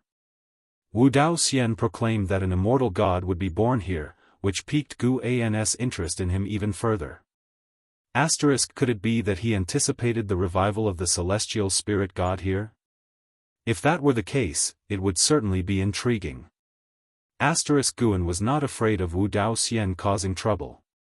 Wu Dao Xian was not tolerated by the celestial court and had to hide everywhere, so it was unlikely he would collude with the celestial court. As for what sort of backing Wu Dao Xian had, Guan was also quite interested. Bai Sheng did not mind Gu An's proposal. He walked ahead first, indifferent to the person Guan wanted to meet, as his mind was solely on Su Jin. Shenzhen and Guan followed behind him. Shenzhen used the sound transmission technique to ask, he's so absent-minded, could he be willing to give up Su Jin? Well, know the answer today. Guan replied using the sound transmission technique. He looked at Bai Sheng's back and felt deeply moved. It wasn't Bai Sheng and Su Jin's relationship that moved him, but his brotherhood with Bai Sheng. He somewhat missed the days of exploring mountains and waters and drinking joyously with Bai Sheng. Bai Sheng did not know he was the supporting Dao sword venerable, treated him with less reverence, and had no ulterior motives. They had a sense of kindred spirits. Sadly, times change, and Bai Sheng had lost his carefree nature and had long forgotten him. Over 30,000 years had passed, now the only one he could chat freely with was Shenzhen. Perhaps the loss of such companionship was the price of power. As Guan was sighing over the changes brought by time, the demon city grew increasingly lively. A strong wind swept through, startling the demons and cultivators on the streets as they looked up, only to see a large fish with black wings flying over the city walls and heading towards the distance. Its wingspan spanned thousands of feet, blocking out the sky and plunging the street where Guan and his companions stood into darkness. Bai Sheng, having seen much, was not surprised. But if he knew that there was a pavilion on the fish's back, with someone inside not weaker than the demon emperor, he would surely be shocked. The demon emperor of this city was named the Great Liang Demon Emperor. Although he was a divine thought true immortal in cultivation, he possessed clues to a heaven and earth ultimate treasure, which was why all the great powers came to celebrate. Heaven and earth ultimate treasure was the immortal cultivation realm's term for the most powerful magical treasures. These treasures were rich with destiny, even capable of creating a world, harboring the power of heaven and earth. These heaven and earth ultimate treasures also originated from the battle court. Those who crafted them were all golden immortals, thus they contained world power. Guan did not harbor ill feelings towards the Great Liang Demon Emperor. Although this guy kidnapped Su Jin, he treated her politely and promised to only win her heart before taking her. The reason for holding the grand wedding in advance was because that heaven and earth ultimate treasure was about to be born. It was worth noting that people from the Dao court also came to congratulate the Great Liang Demon Emperor. Different realms had different circles. The Great Liang Demon Emperor could at most invite those in the Zizai immortal realm. Such beings were rare great powers in the world and were considered ancient myths to mortal spirits. Bai Sheng, though wandering aimlessly, was being subtly guided towards Wu Dao Xian under the influence of Gu An's Dao intent. As time went by, more and more powerful beings arrived, with steeds even grander than the previous black-winged fish, bringing glory to the city's demons. They did not know just how strong those powers were, they only felt the commanding presence of the Great Liang Demon Emperor. An hour quickly passed. Unknowingly, Baisheng arrived in front of a giant stele, located at a crossroads on the street, towering 100 feet high and surrounded by hundreds of beings. Wu Daoxian was also here. In this lifetime, Wu Daoxian wore a blue Daoist robe, his hair completely white, and held a horsetail whisk in his hand, exuding an immortal-like aura. He held the whisk in one hand and stroked his beard with the other, seemingly deep in thought. Guan walked directly towards him, brushing past Baisheng. Following close behind, Shenzhen's steps made Baisheng subconsciously follow suit. This stele seems to contain some profound meaning. Guan approached Wu Daoxian and spoke softly. Wu Daoxian glanced at him, initially dismissive, but upon seeing him, Wu Daoxian's expression suddenly changed. Sar the Ovalfire. Net website on Google to access chapters of novels early and in the highest quality. Wu Daoxian scrutinized Guan, asking, "What? Did you see something?" To him, Guan appeared to be merely a celestial and earthly immortal, but Guan's features seemed familiar. Why did he resemble that rebellious disciple of mine from before? Guan looked at Shenzhen and asked with a smile, "Did you see anything?" Upon hearing the question, Shenzhen began to seriously examine the 100-foot-tall stele in front. Wu Daoxian kept his gaze on Guan, his eyes sharp, seemingly wanting to see through him. Baisheng stood at the back, inspecting Wu Daoxian. He had seen many Daoists like Wu Daoxian before, but he could feel that Wu Daoxian had a certain hostility towards Guan. "I see a giant red tortoise. This stele is a piece of its shell." Shenzhen suddenly spoke, causing Wu Daoxian to shift his gaze to her, eyes filled with surprise. This woman can actually see through it? Shenzhen continued to observe intently. She frowned and said, "The red tortoise is still alive, seeking to find this fragment of its shell." Wu Daoxian became interested in her and asked with a smile, "This young lady is remarkable, seeing the cause and effect from outer heaven. May I ask whose tutelage you are under?" Shenzhen snapped back to reality and did not answer Wu Daoxian. Instead, she looked towards Guan, giving an answer with her eyes. Wu Daoxian turned his attention back to Guan and sighed, "Young brother, you bear a strong resemblance to a certain disciple of mine. Were it not for seeing with my own eyes his soul scattered, I might have thought you were him." His eyes showed a trace of nostalgia, as if reminiscing about that disciple. Baisheng, hearing this, breathed a silent sigh of relief. It didn't sound like a vendetta. Although unsure of how strong Guan was, he sensed that Wu Daoxian's Dao practice was unfathomable. Such a man was not to be provoked. Guan nodded and said, "You also resemble a master of mine. Were it not for seeing with my own eyes his beheading, I might have thought you were him." With these words, Wu Daoxian's pupils shrank suddenly. Almost instantly, he lifted his right hand. Shenzhen and Baisheng were unable to react in time. However, Guan's movement was quicker. Slap! Guan's right hand landed on Wu Daoxian's shoulder, and with this pat, his mana dissipated instantly, his eyes widening. Source: Webn 0 vel. Com, updated on Nav 0. Co. If you find any errors, ads pop-up, ads redirect, broken links, non-standard content, etc., please let us know to report so we can fix it as soon as possible. Chapter 596 Innate Immortal Gods. Guan stared at Wu Dao Immortal, his eyes full of shock and anger. Because it wasn't his real body, he didn't despair. He stared intently at Guan and said in a deep voice, "I didn't expect you to still be alive." Guan pressed on him, saying, "I didn't expect you to be alive either." Shenzhen and Baisheng sensed something was wrong and became vigilant. Wu Dao Immortal asked coldly, "Did you come specifically to find me, or for him?" Guan smiled and said, "He has already arrived, right before your eyes." Hearing this, Wu Dao Immortal was stunned for a moment and subconsciously looked toward Shenzhen. Could it be that Shenzhen, with such low cultivation level, was a reincarnation of the celestial spirit god? Although Shenzhen was female, Wu Dao Immortal, who had seen and known much, found the notion of a man reincarnating as a woman not strange at all. Guan shook his head and turned to glance at Bai Sheng, saying, "The god who slew me back then is him." Wu Dao Immortal couldn't help but look towards Bai Sheng, his eyebrows tightly furrowed. In his eyes, Bai Sheng seemed so mediocre. Bai Sheng was also stunned. He subconsciously looked at Guan. Had Guan died at his hands in a previous life? Wasn't that a deep grudge and great hatred? In such circumstances, why would Guan want to help him? Shenzhen had not expected Guan to have such a past either, and inwardly sighed that indeed, behind invincibility was a difficult path. Wu Dao Immortal fell into silence, more concerned with what Guan wanted to do than the reincarnation of the celestial spirit god.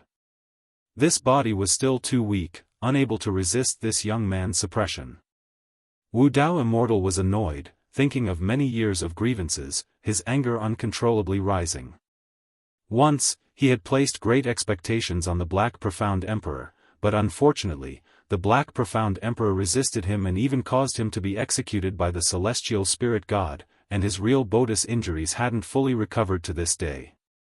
Guan saw through what he was thinking and said, "Let's watch a good show together next." As his words fell, Guan withdrew his hand, but Wu Dao Immortal felt his chi power being sealed within his body. He was now like a mortal, utterly powerless. Wu Dao Immortal knew he couldn't escape, so he didn't act rashly. He turned his gaze to Bai Sheng and said, "The immortal god I'm looking for is not him." Guan asked, "Are there other immortal gods in this realm?" He hadn't detected the traces of other immortal gods, but he didn't doubt Wu Dao Immortal's words. Instead, it piqued his curiosity. Even though there were no traces of immortal gods, the legacies of immortal gods were there.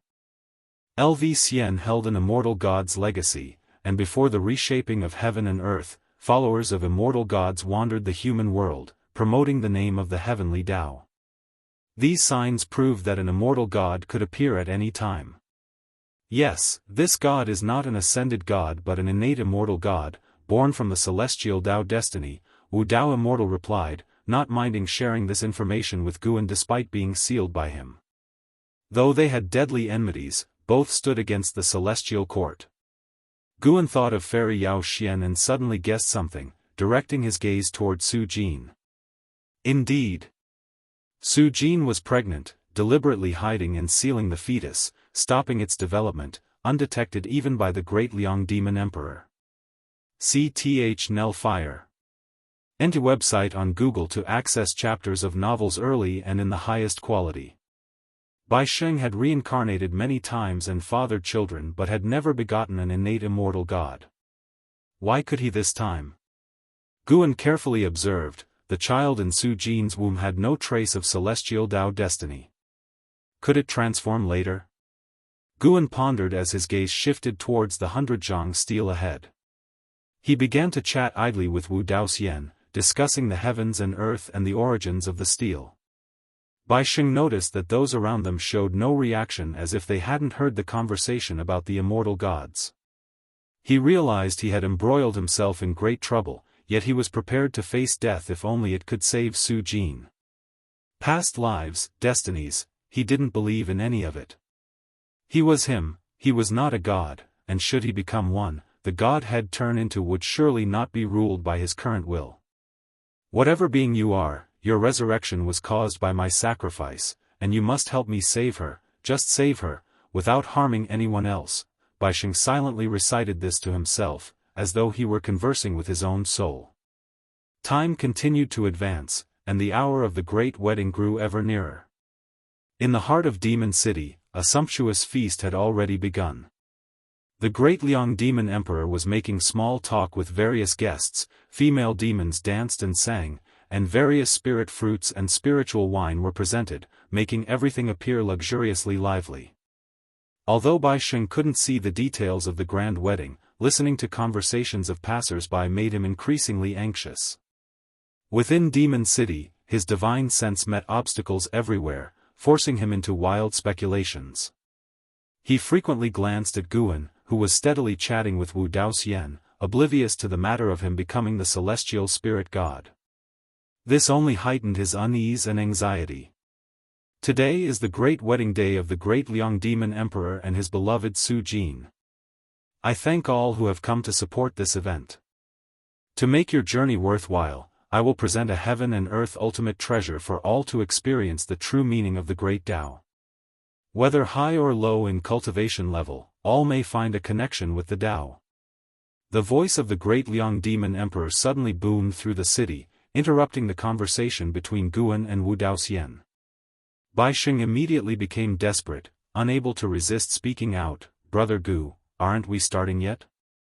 Guan turned to look at him, asking, "Have you thought it through?" Bai Xing took a deep breath and said, "I've thought it through, let me become him. Become the celestial spirit god." Hearing the voice of the great Liang Demon Emperor had driven him to lose all reason, with his only thought being to save Su Jin. Wu Daoxian also glanced at Bai Xing, a sneer appearing in his eyes. Could the all-powerful, invincible celestial spirit god really be trapped by love? His gaze shifted back to Guan, thinking this youngster was definitely up to no good, playing such tricks on a celestial god. Hearing Bai Xing's words, a change came over Guan's eyes, and Bai Xing, meeting his gaze, felt the world spinning around him. At the same time, in central Demon City, on 1,000 steps, Su Jin stood next to the great Liang Demon Emperor under a red bridal veil, conducting herself with grace. The great Liang Demon Emperor, clad in a dragon-embroidered black robe and towering in stature with 2 horns amid his blood-red hair, merely standing there emitted an unrivaled aura. The great Liang Demon Emperor surveyed the expansive square below, where high platforms surrounded the perimeter, each occupied by beings whose cultivation level was no less than his. He was quite pleased with his pulling power. After today's grand event, his fame would spread across the whole world. He first aimed to make all demons across the world recognize his name, which would then pave the way for unifying the entire demon race. The news of the heaven and earth ultimate treasure stirred an uproar among the high platforms. Many demons and cultivators hadn't expected the great Liang Demon Emperor to unveil such a treasure directly. The great Liang Demon Emperor relished their discussions. Just as he was about to speak, a terrifying aura suddenly exploded from afar, surging to the skies. Boom! The entire demon city shook violently, causing the expressions of great demons and great cultivators to change as they all turned in the same direction. The smile on the great Liang Demon Emperor's face froze, his brows furrowing, a chill appearing in his eyes. Someone dared to challenge his authority? Truly seeking death. Source: Webn 0 vel. Com, updated on Nav 0. Co. If you find any errors, ads pop-up, ads redirect, broken links, non-standard content, etc., please let us know to report so we can fix it as soon as possible. Chapter 597, Go Meet God at the 100-Yard Steel. Hundreds of cultivators and demons looked towards Bai Xing in shock. Bai Xing's body burst forth with dazzling white light, his chi force like flames, his robes fluttering intensely, the light masking his features, making him appear quite divine and full of oppressiveness. Shenzhen's cheeks fluttered with her hair, her eyes widened, looking at Bai Xing in surprise. Although she had known before coming that Bai Xing would transform into a celestial spirit god, actually witnessing this scene still surprised her. She could feel Bai Xing's soul transforming, a power that made her Tao heart tremble surged forth, unstoppable. Such a powerful presence was truly worthy of a celestial god. Shenzhen couldn't help but glance at Guan. She secretly wondered, just how powerful was Guan, who could have thrust such a formidable figure into reincarnation. Fellow Daoist Wu Dao was also surprised. He could tell that the celestial spirit god hadn't entered reincarnation willingly. Thinking back to 20,000 years ago, when the Great Thousand World underwent reconstruction, the celestial spirit god disappeared. Could it have been the Black Profound Emperor's doing? He looked towards Guan, filled with confusion. How exactly did this boy manage it? Bai Xing, who was recovering his cultivation level, slowly floated upwards, attracting more and more beings to gaze at him. Figures appeared atop the buildings in all directions. Those were demon soldiers of the great Liang Demon Emperor, none with small cultivation levels, but upon seeing Bai Sheng, each showed a face full of fear. As Bai Sheng's aura grew stronger, powerful figures continuously appeared in the sky. On the steps above, Su Jin couldn't help but lift her veil, her makeup exquisite, as beautiful as an immortal in a painting, her eyebrows furrowed. For some reason, this momentum felt vaguely familiar to her. She tried to remember, but couldn't recall where and when she had felt such an aura before. "My beloved, don't panic, I will return momentarily," said the great Liang Demon Emperor in a low voice, though his face didn't appear as calm as he felt inside, because that mysterious aura was rising too quickly, so much so that he couldn't remain seated. Just after speaking, he vanished from the spot. Su Jin still looked towards the sky where the aura soared, her pupils suddenly widening. She seemed to think of something. Boom! A gust of fierce wind came howling, making Su Jin's dress flutter violently. Time seemed to freeze. She instinctively glanced over, and saw a figure glowing with intense light standing next to her. In this figure's hand, held a demon. The great Liang Demon Emperor. The great Liang Demon Emperor was held by the throat by the glowing figure's right hand, lifted into the air, unable to break free, his face showing pain and anger. Su Jin's heart churned wildly, too late to think. The great Liang Demon Emperor had just flown out and was captured. Even after living more than 20,000 years, she was stunned at that moment. Outrageous! A roaring shout shook heaven and earth. A great power cultivator from the Zizai Immortal realm appeared next to the great Liang Demon Emperor, wanting to rescue him. Accompanied by a deafening explosion, this great power cultivator was knocked back away, smashing through a palace and further buildings, disappearing into the distance. The glow on Su Jin's face faded. She gradually saw the true face of the person next to her, and she couldn't help but widen her eyes. This person was Bai Sheng. Bai Sheng looked no different from before, only his hair was disheveled and fluttering in the wind. His expression was so indifferent, his gaze towards the great Liang Demon Emperor, as if looking at a dead man. "You, how is this possible?" The great Liang Demon Emperor spoke with a trembling voice, his tone filled with shock. He naturally recognized Bai Sheng. When Su Jin had pleaded for Bai Sheng before, Bai Sheng seemed no different than an insect in his eyes. Had it only been so long? Sarch * the novel _fire. ed website on Google to access chapters of novels early and in the highest quality. Bai Sheng had actually rendered him unable to resist. He even felt that if Bai Sheng exerted force, he would shatter. He had never felt such a terrifying sensation before. His heart was extremely fearful. Su Jin gazed at the indifferent Bai Sheng, murmuring to herself. At this moment, Bai Sheng was no longer Bai Sheng, but the celestial spirit god.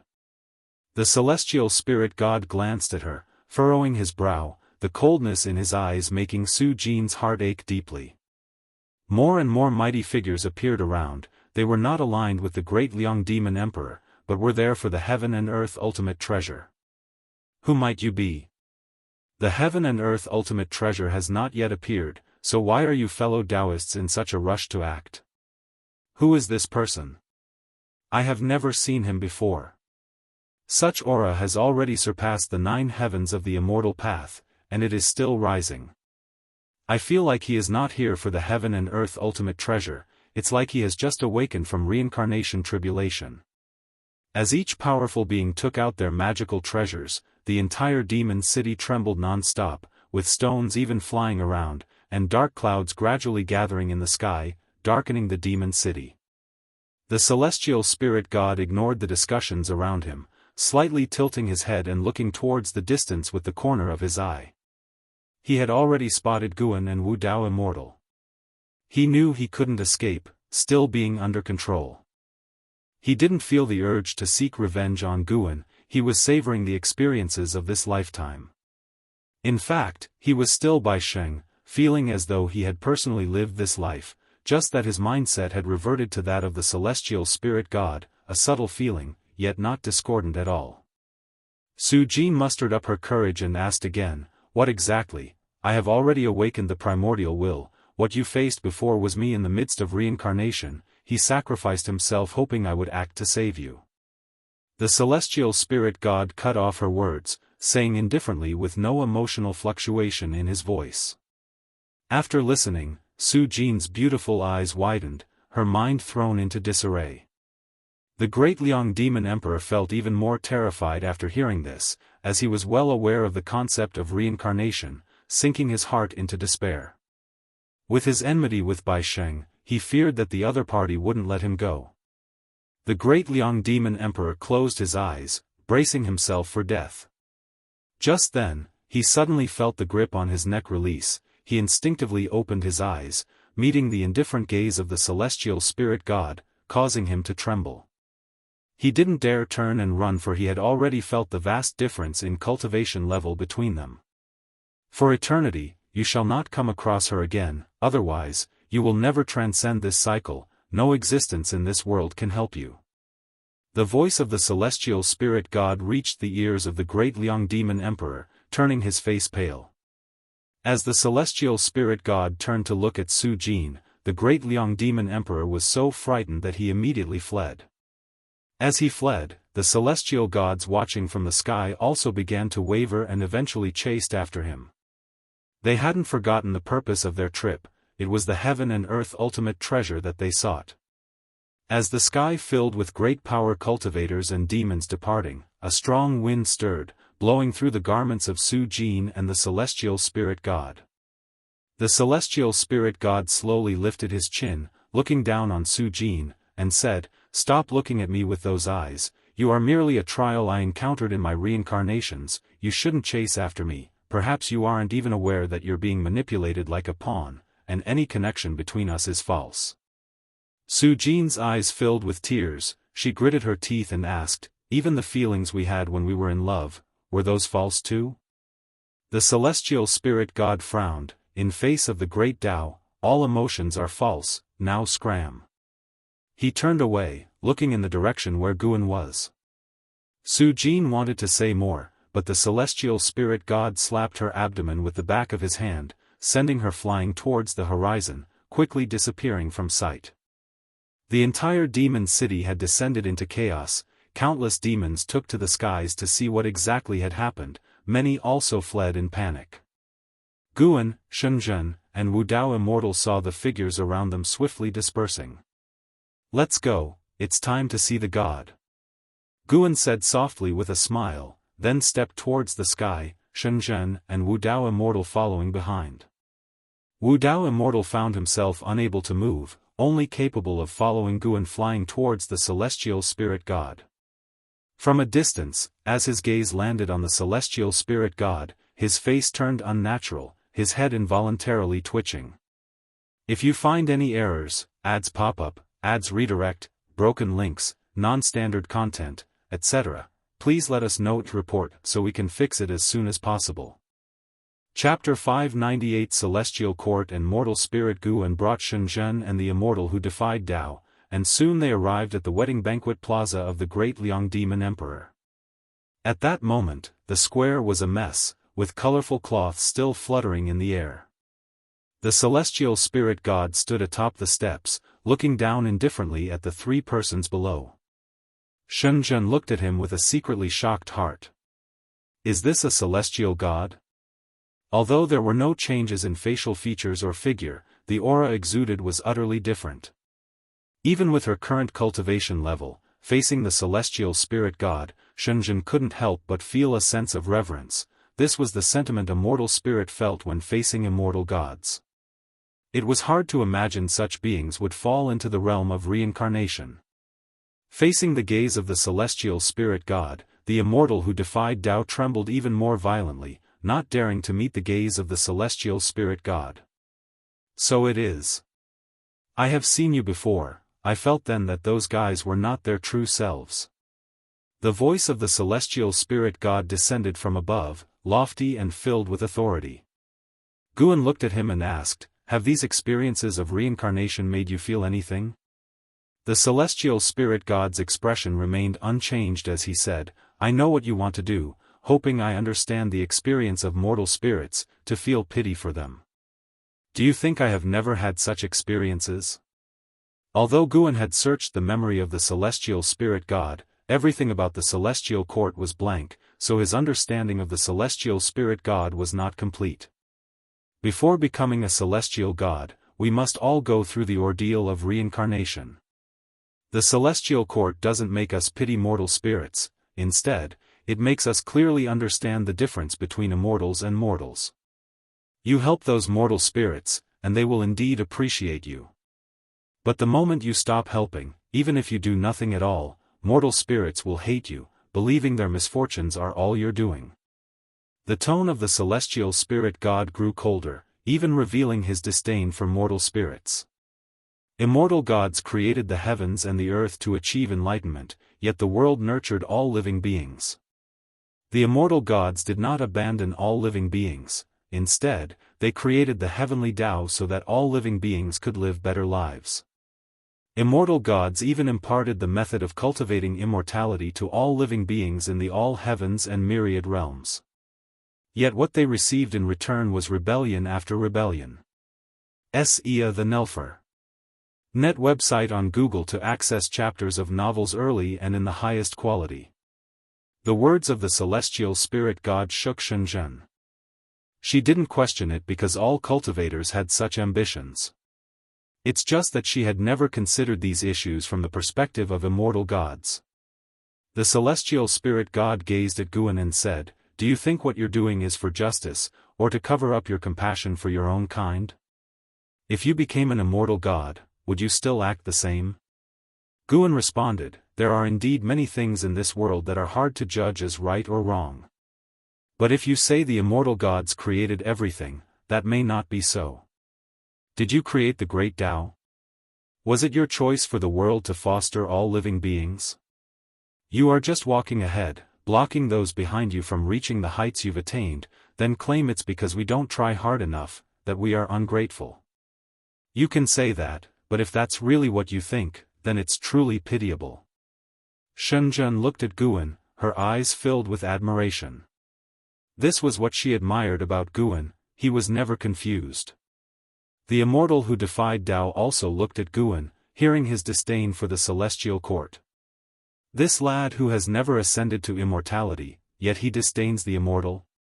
Even though the immortal who defied Tao had abandoned the celestial court, he revered the celestial Tao immortal position and still aspired to ascend to immortality.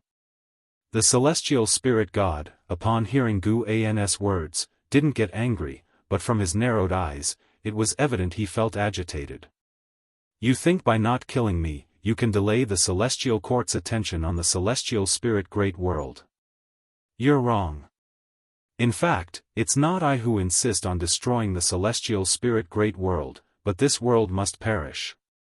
That is the celestial order from the celestial court. Although I am interested in that treasure, I can't deny that I extended the lifespan of this great world." The celestial spirit god spoke slowly, his gaze never leaving Guan's lips curled into a smile and said, "I indeed fear the celestial court, but you can't deny that I let you live.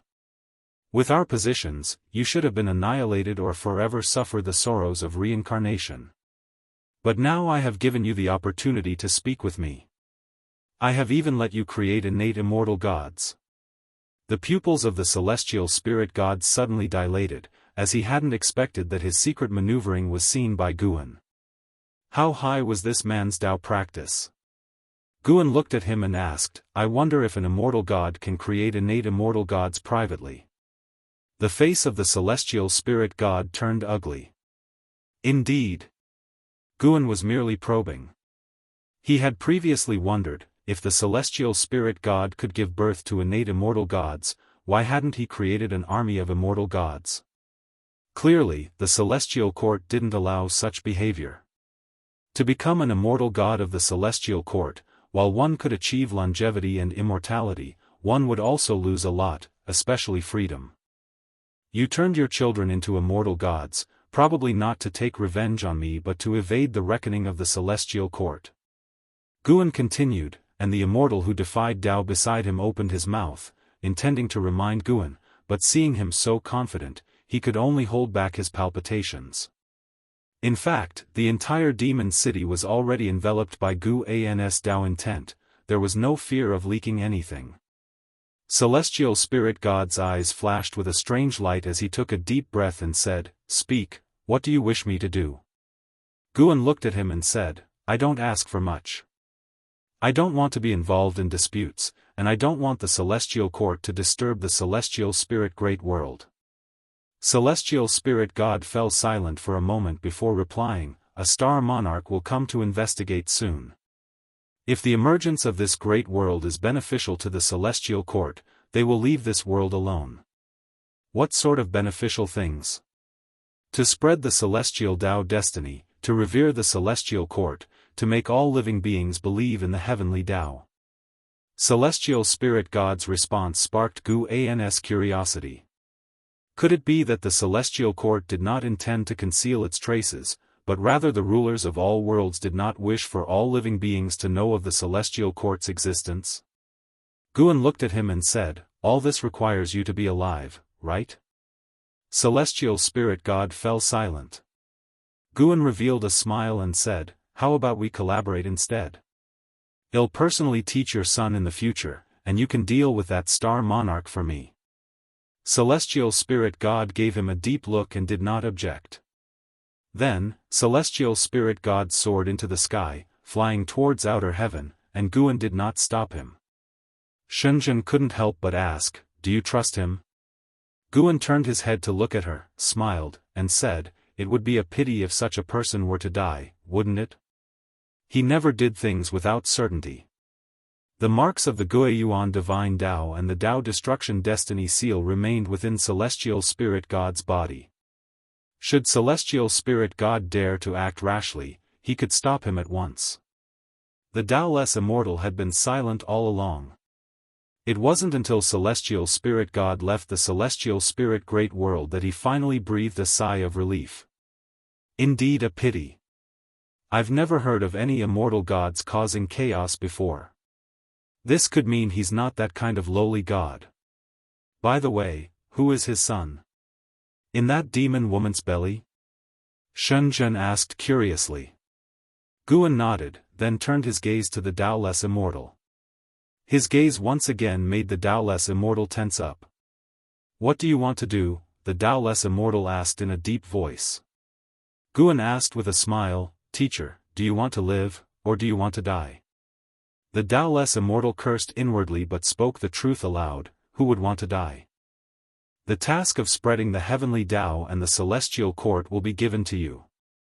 You should be quite skilled at it. If you succeed, it'll allow you to hide in this world in the future." "We won't interfere with each other," Guan said softly. The Taoless Immortal carefully asked, "Really? Really?" With that, Guan turned and left, carrying Shenzhen with him into the distance. The Taoless Immortal looked in the direction they left, feeling relieved, his eyes turned chilly. Elsewhere. Guan took Shenzhen to a distant forest. He began, "Wait here for me. Su Jin will come to this place. I have matters to attend to." Without waiting for Shenzhen to speak, Guan disappeared from the spot. Shenzhen was taken aback for a moment, then shook her head with a smile. She leapt up, sitting cross-legged on a tree branch, and began to recall Celestial Spirit God's figure. In a dark cave, green candlelight flickered on the walls. The Taoless Immortal opened his eyes, his brows furrowed, and he muttered to himself, "How is he still alive?" He was the true body, located on the path of the Great Tao, unbelievably distant from the Celestial Spirit Great World, but he could maintain contact with his avatar. Learning that the Black Profound Emperor was still alive and entangled with Celestial Spirit God puzzled him. Were these two really planning to stand against the Celestial Court together? Truly seeking death. The Taoless Immortal began to ponder the arrangement Guan had for his avatar and whether he should collaborate with Guan. He did not notice an additional figure had appeared in the darkness behind him. If you find any errors, ads pop-up, ads redirect, broken links, non-standard content, etc., please let us know to report so we can fix it as soon as possible. Chapter 599, Unsettled Heart. Guan looked at the true form of the Immortal without Tao before him, his expression calm. Immortal without Tao, early stage of Hengtian Golden Immortal Realm 3, 027, 800, 921, 027/5, 000, 000, the old guy who's lived for 30 trillion years. Guan thought expressionlessly. Previously, the reason he had brought along a clone of the Immortal Without Tao wasn't to catch up on old times but to investigate the karma of the Immortal Without Tao. Even while communicating with the celestial spirit god, Guan hadn't stopped exploring the karma of the Immortal Without Tao. In the end, following the trajectory of karma, he found the true form of the Immortal Without Tao. The gap between their cultivation levels was enormous. Even though Guan was standing right behind the Immortal Without Tao, he didn't want the Immortal Without Tao to notice him, for then the Immortal Without Tao wouldn't be able to detect him. This was the absolute suppression of a heaven-opening Daoist Immortal over a heaven-balancing Golden Immortal. Guan hesitated, wondering whether or not to kill the Immortal Without Tao. It would take but a single thought to reduce the Immortal Without Tao to dust. But he felt that since the Immortal Without Tao had managed to escape from the celestial court and survive all these years, he must have other reliance. After so many years, the Immortal Without Tao had reached the heaven-balancing Golden Immortal Realm, and must have endured many hardships. Guan guessed the Immortal Without Tao would be quite frustrated if he died here without a clue. As Guan pondered this, he raised his right hand. Enough, then I shall cooperate with him for a while.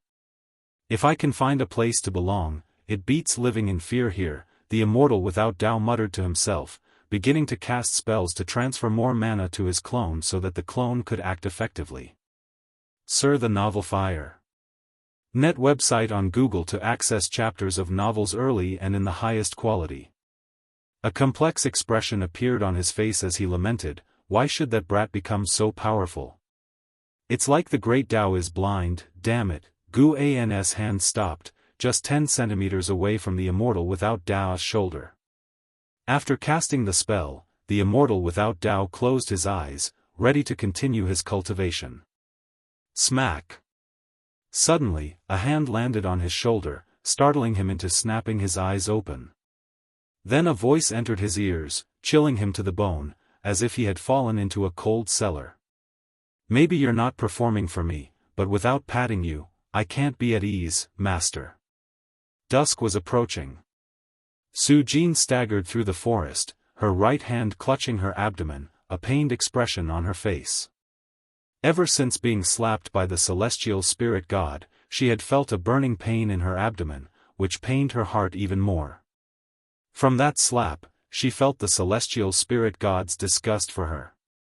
She had searched for him painfully for 10,000 years, then accompanied him in cultivation for another 10,000 years, dedicating herself entirely to him, only to be abandoned in the end.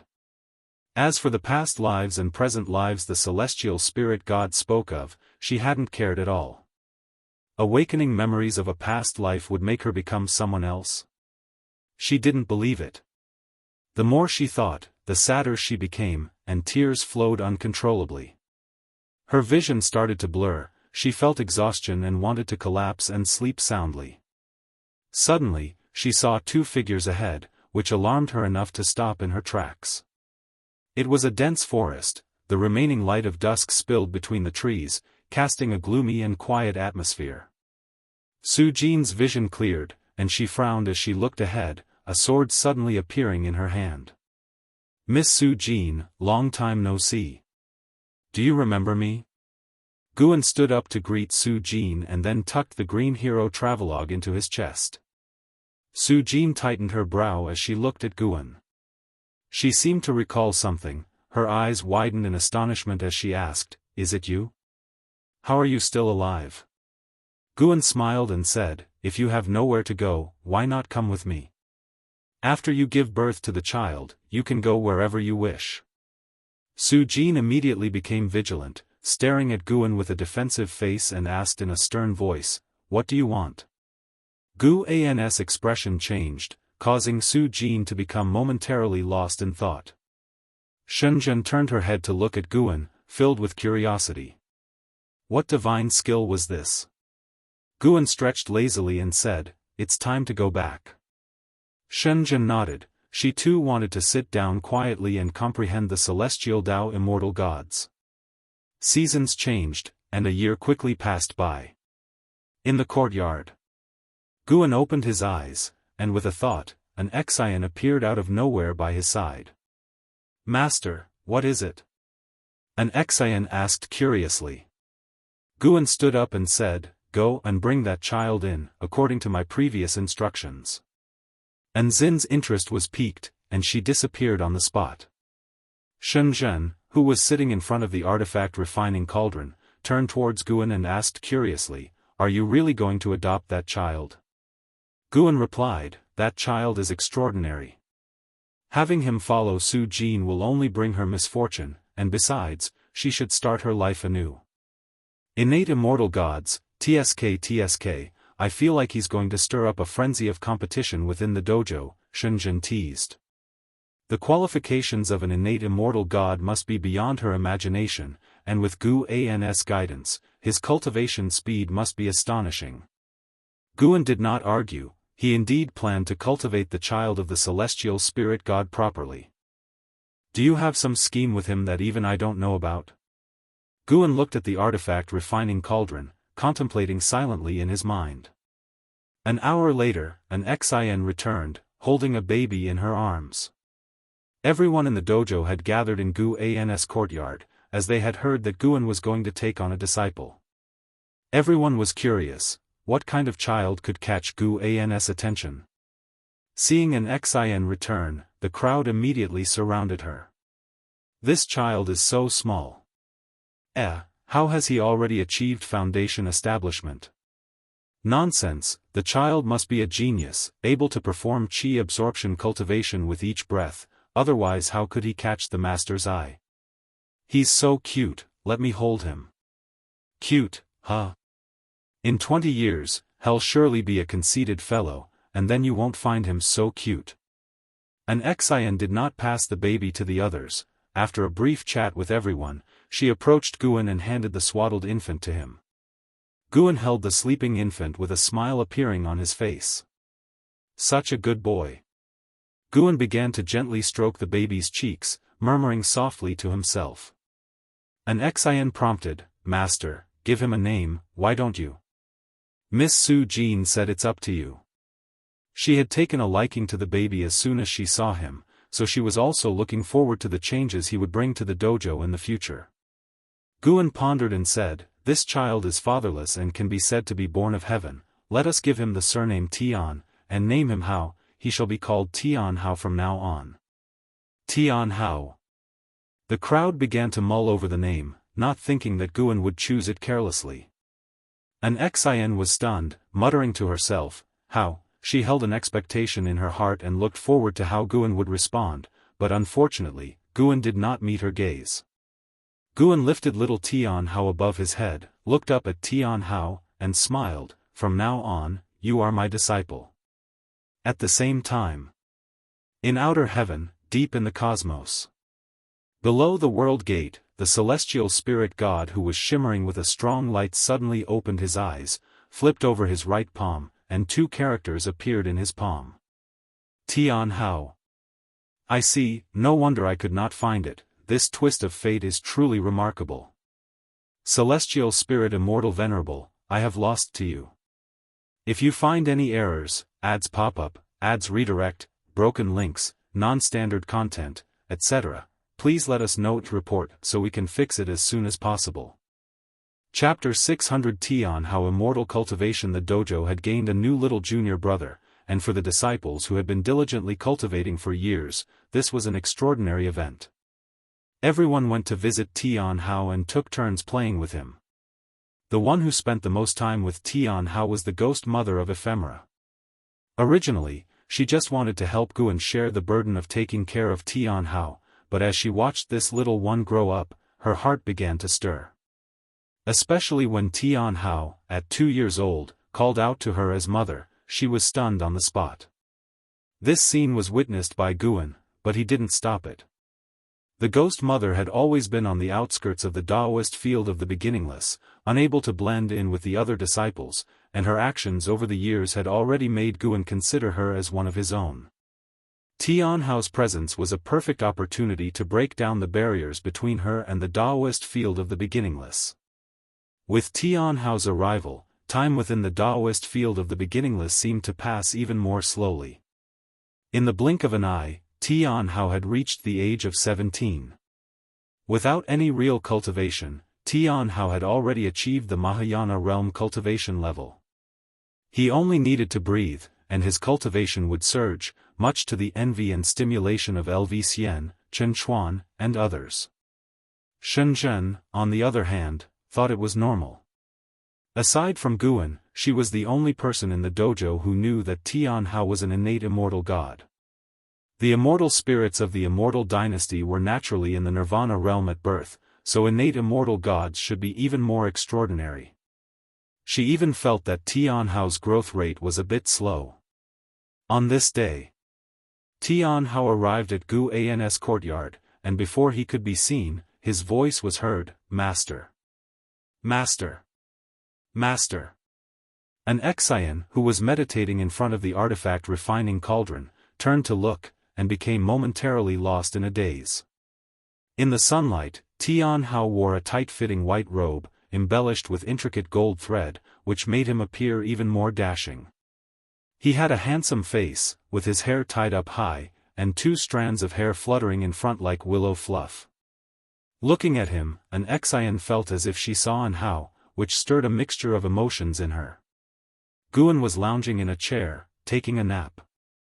Without opening his eyes, he asked, "What's all the fuss about?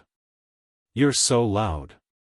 Tianhao came over with excitement and said, "Master, when I woke up this morning, I discovered I have a new amazing ability." Although 17-year-old Tianhao hadn't completely shed his childishness, his facial features had matured, and he was very handsome. Before Guan could speak, the nearby an Xian asked curiously, "What ability?" Shenzhen also glanced at Tianhao.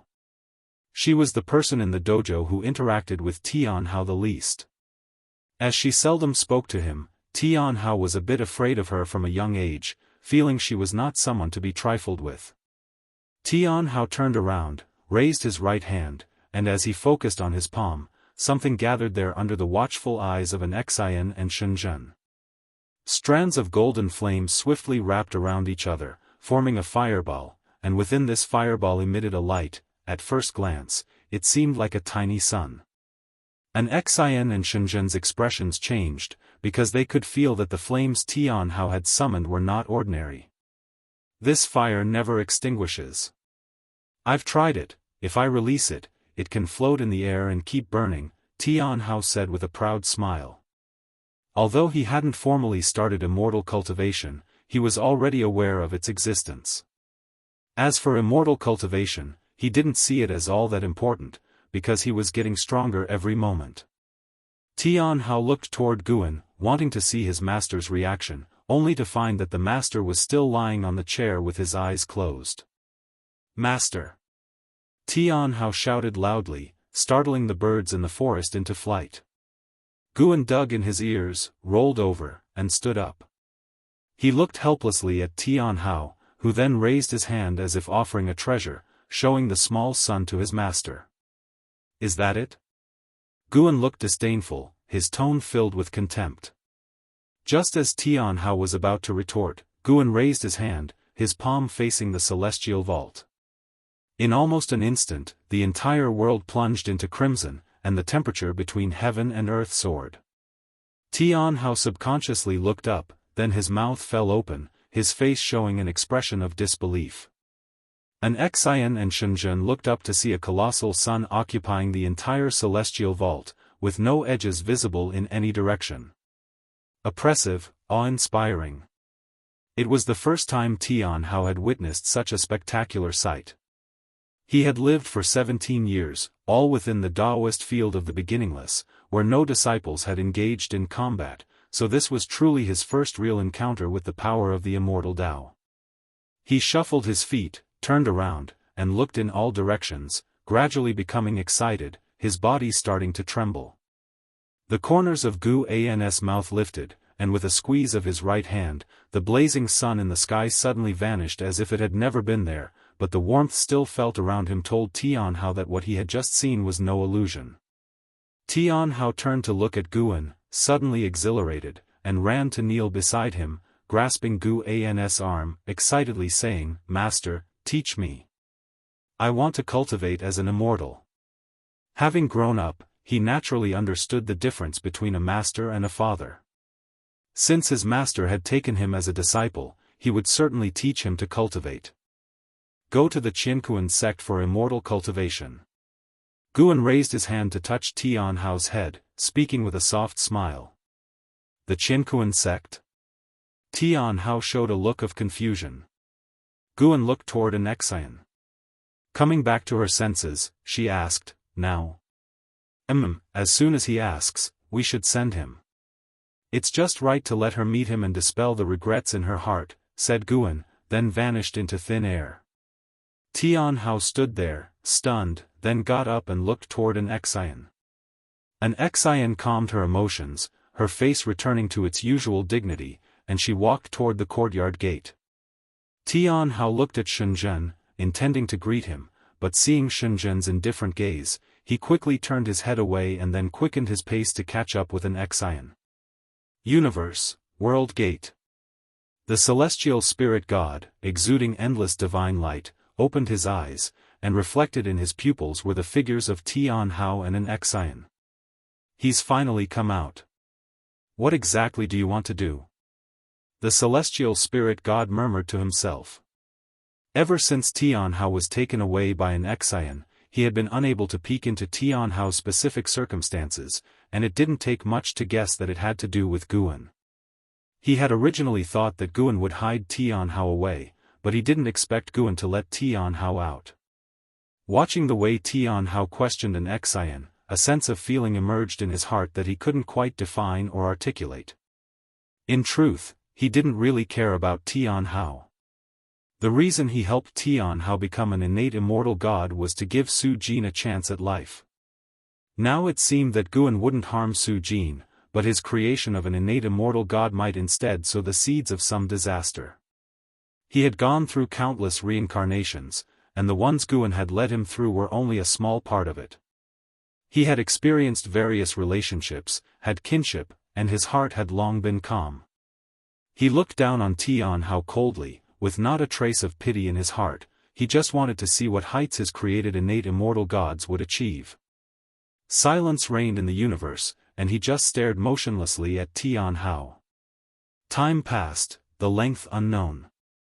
The celestial spirit god seemed to sense something, and he raised his left hand, from which a golden token flew out, and a voice from within said, "Celestial spirit god, I didn't expect you to slack off either. I will be arriving soon. Get ready, at least don't let me see any trouble."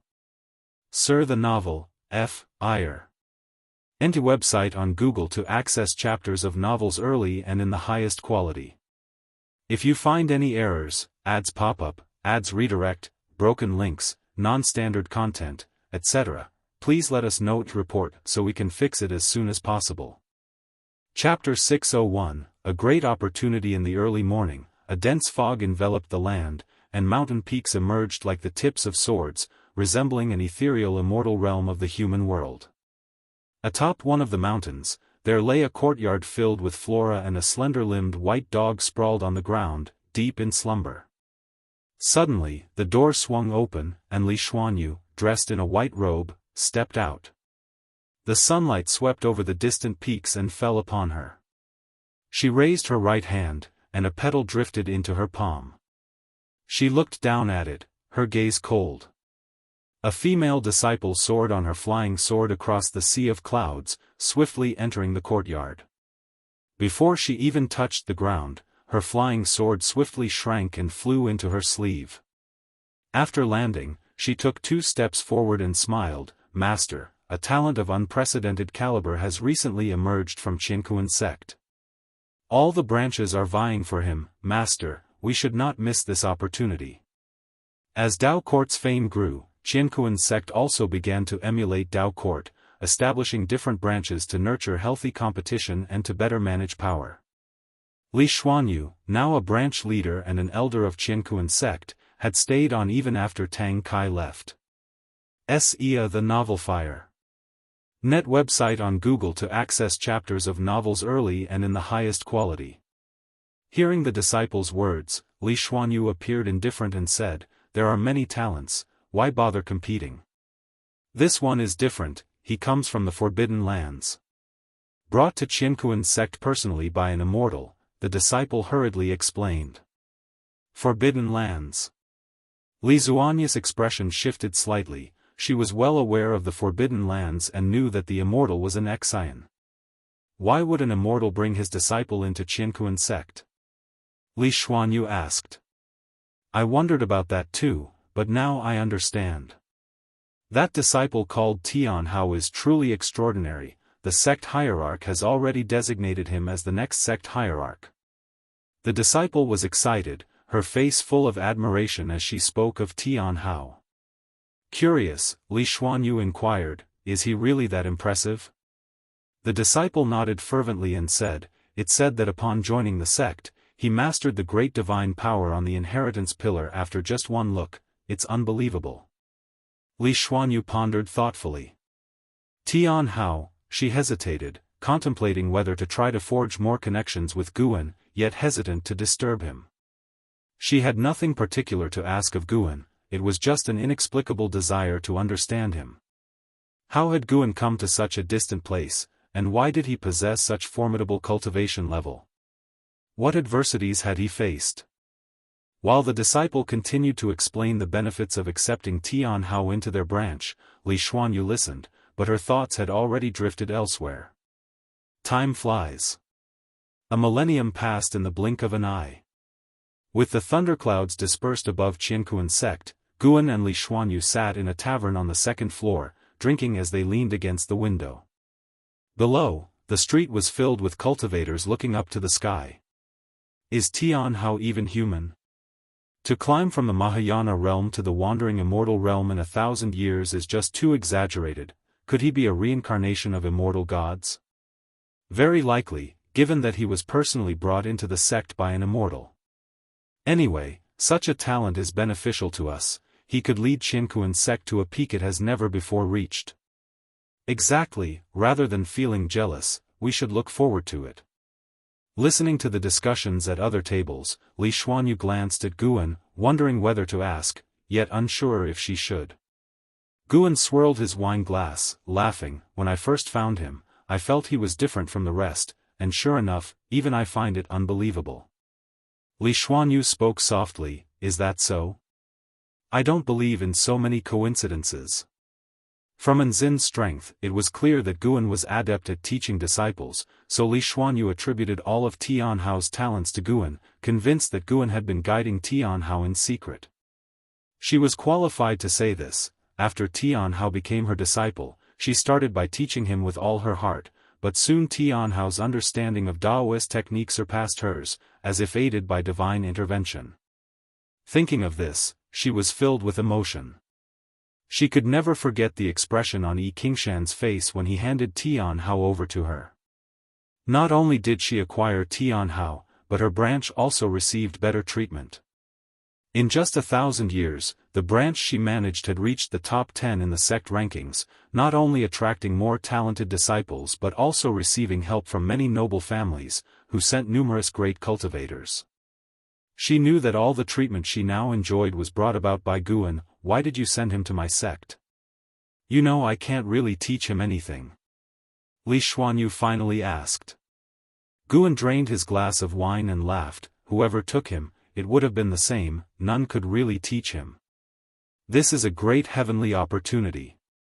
As long as he joined the Qianquan sect, it would be the sect's opportunity. As for who should teach him, naturally, I would choose someone I trust. It's not just because of our old friendship, I also wanted to leave some good karma for senior brother Li. Hearing Guan mention Liya, Li Xuanyu felt a sense of relief and more at ease. Li Xuanyu then asked, why not visit my Dao mountain? Guan looked out the window, saying, I just like lively places like this. You're always in seclusion, don't you find it stifling? While speaking, he raised his left hand to support his face, his eyes lazy. Li Xuanyu also looked out the window, watching the people coming and going on the street. She wasn't sure if it was just her imagination, but she felt a certain mood as well. Although Guan was watching the street, his heart was actually looking towards outer heaven. The world gate was stirring. A figure was walking out amid the intense light. Celestial Spirit God, finding this great thousand world was not easy. Was it your doing, or has the Celestial Spirit Immortal Venerable not completely fallen? A laughing voice emanated from the world gate, and immediately after, a grey-robed Daoist stepped out. He had the appearance of a young child with white hair, holding a horsetail whisk in one hand and a white jade bottle in the other, his body surrounded by an aura of immortality that faintly sparkled with silver light, as if containing stars. The Celestial Spirit God stood up and turned to face the newcomer.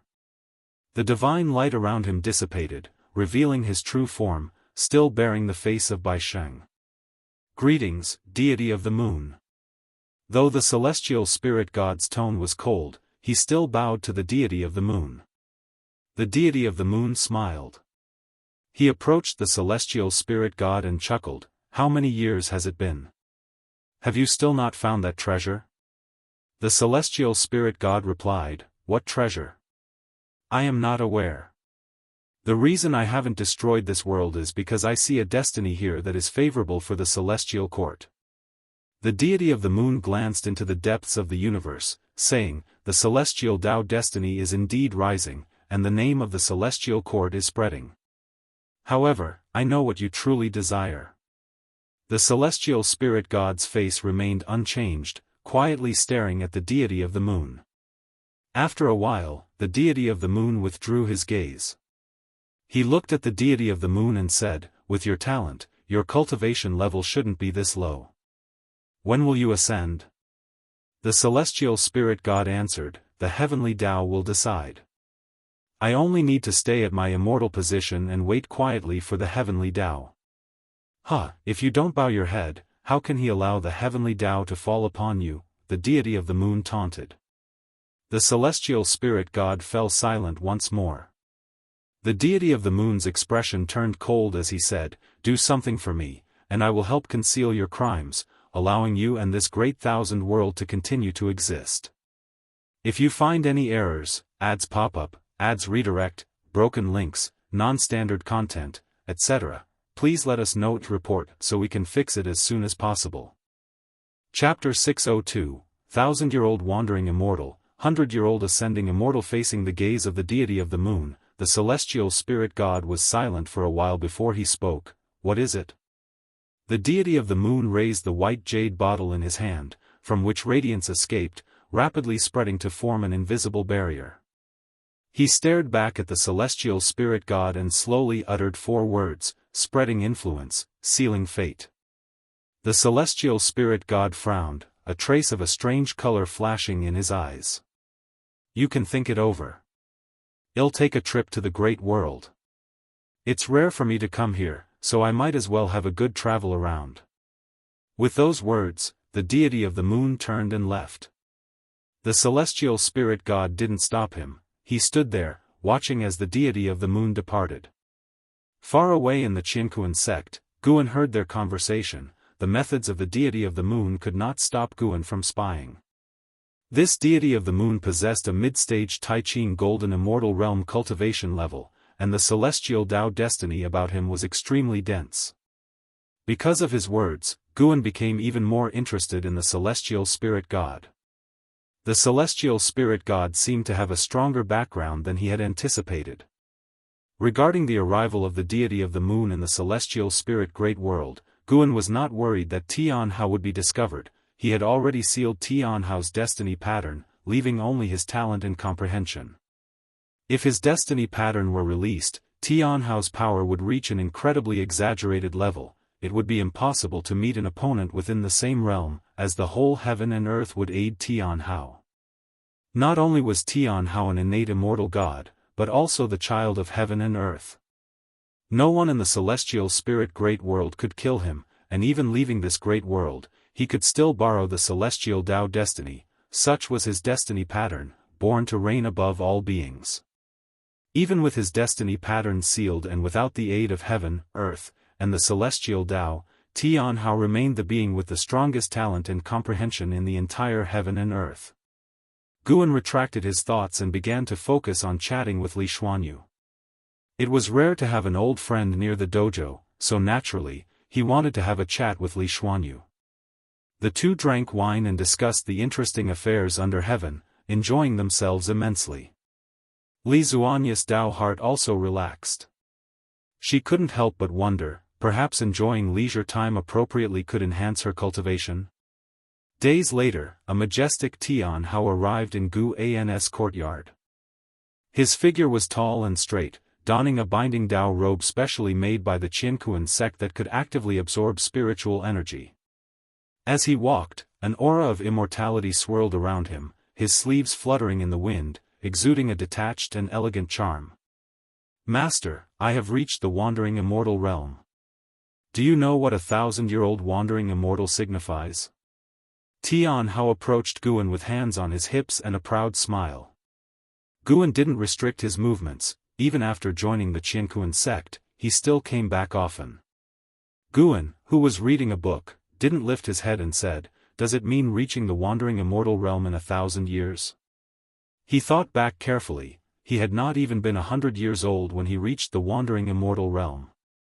Not only that, he had broken through to the heaven and earth flying immortal realm at 96. Hearing Guan's words, Tianhao couldn't help but widen his eyes and exclaimed loudly, "Master, can't you praise me just once?" Guan looked at him helplessly and said irritably, "How old are you, still making such a fuss?"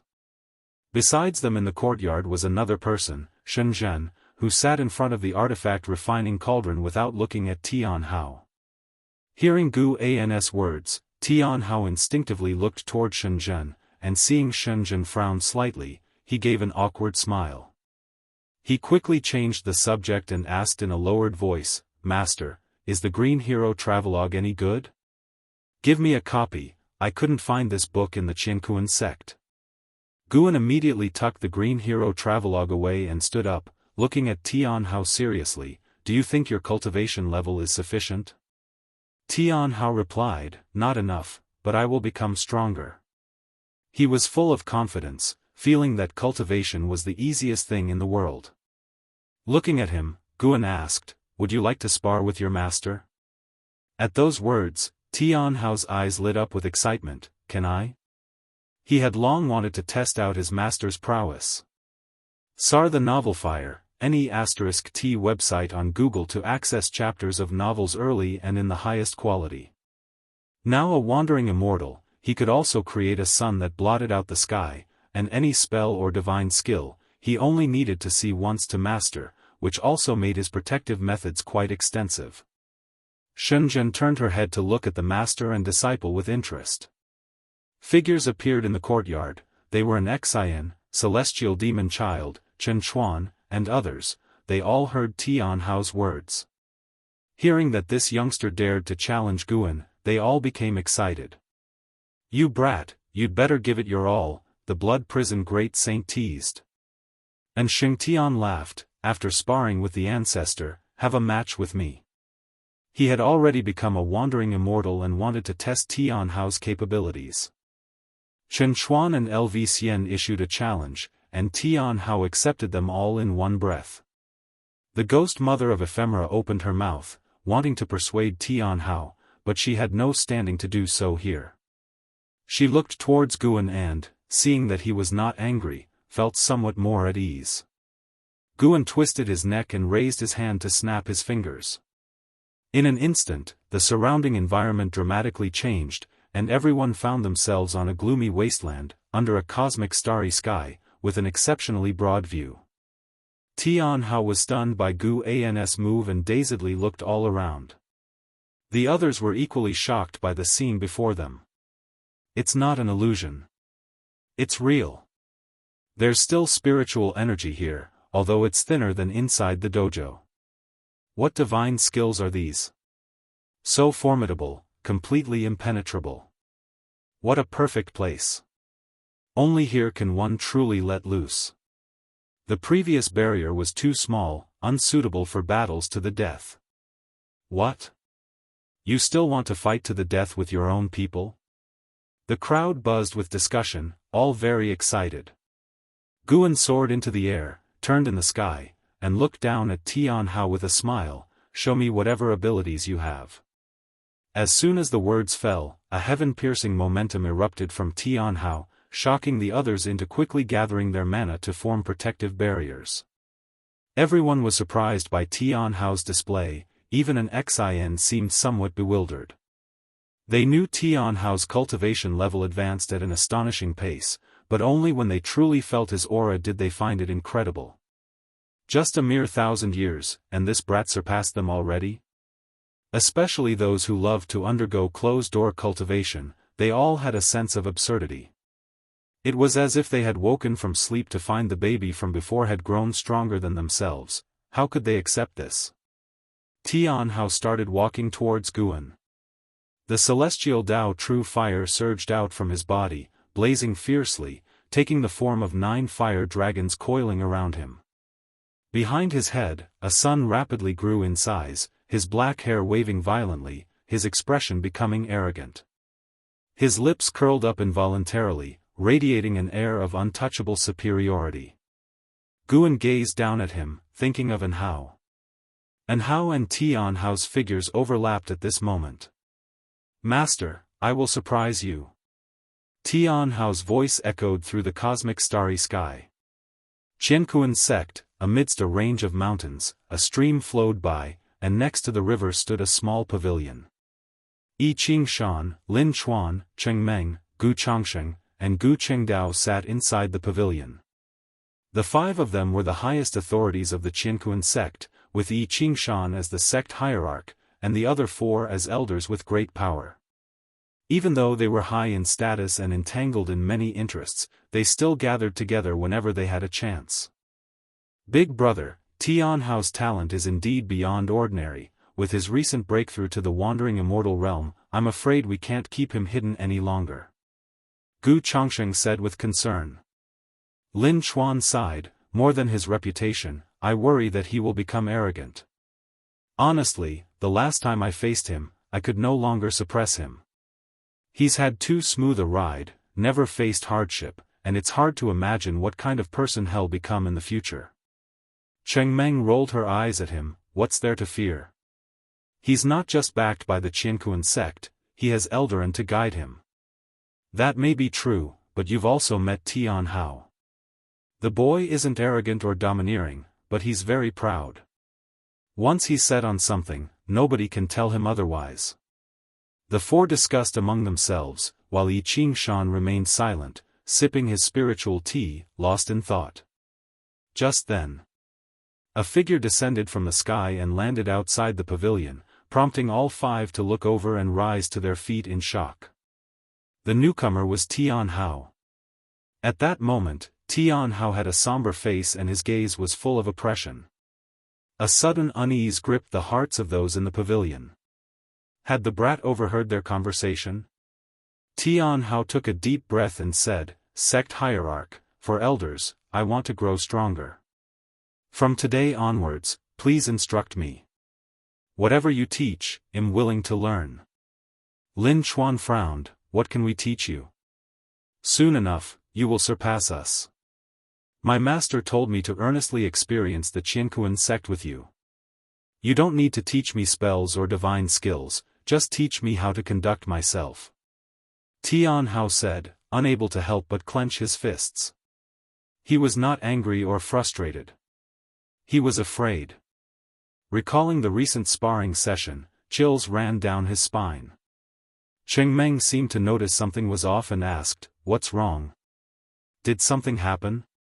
Tian Hao shook his head, I'm fine, I just went back to the forbidden area after my breakthrough and had a round of sparring with my master. Hearing this, the 5 people in the pavilion exchanged glances. If you find any errors, ads pop up, ads redirect, broken links, non-standard content, etc., please let us know to report so we can fix it as soon as possible. Chapter 603, celestial court mythology. Tian Hao's meteoric rise brought unprecedented morale to the Qianquan sect. His 1,000-year journey as a wandering immortal shook both the past and the present, spreading the sect's name far and wide. Over the long years, many came to recruit Tian Hao, including members of the Dao court, but these endeavors always amounted to nothing. There were also geniuses who challenged Tian Hao, all of whom were defeated. In the blink of an eye, 10,000 years passed. In the Dao court, within Shaolan's cave heaven dojo, by a mountain stream, Shaolan, who had just broken through to the heaven and earth flying immortal realm, was discussing its power with Guan. The two sat cross-legged on a huge boulder, a small table placed between them with fine wine and spirit fruit upon it. As Shaolan shared her experiences and pondered the true meaning of heaven and earth, she was unaware that the person before her, whom she held dear, was merely an avatar. Guan's gaze subtly shifted, and his true self replaced the avatar. He had just returned from collecting medicinal herbs at the mountain god temple on Taicang continent, feeling pleased. He called up his attribute panel and began to admire it. Frowny face name, Guan, lifespan, 45, 402/760, 382, 411, 523, physique, primordial reincarnation, undying body, cultivation level, heaven opening Daluo immortal realm perfection. The 1 trillion years of life were drawing ever closer. Guan liked this peaceful and tranquil life, devoid of external foes, yet his lifespan continued to grow steadily. For him, the lifespan digits were like the experience bar in a video game. Shaolan picked up a cup of wine, drank it down in one gulp, and said, "Many peerless geniuses have emerged in the world. The current top genius is not from the Dao court but from a sect known as the Qianquan sect. His name is Tian Hao, a name as audacious as the heavens themselves. Yet his breakthrough speed is truly inconceivable. He seems to be just over 11,000 years old and has already achieved the cultivation level of a carefree primordial immortal." Upon mentioning Tian Hao, her face showed her deep emotions.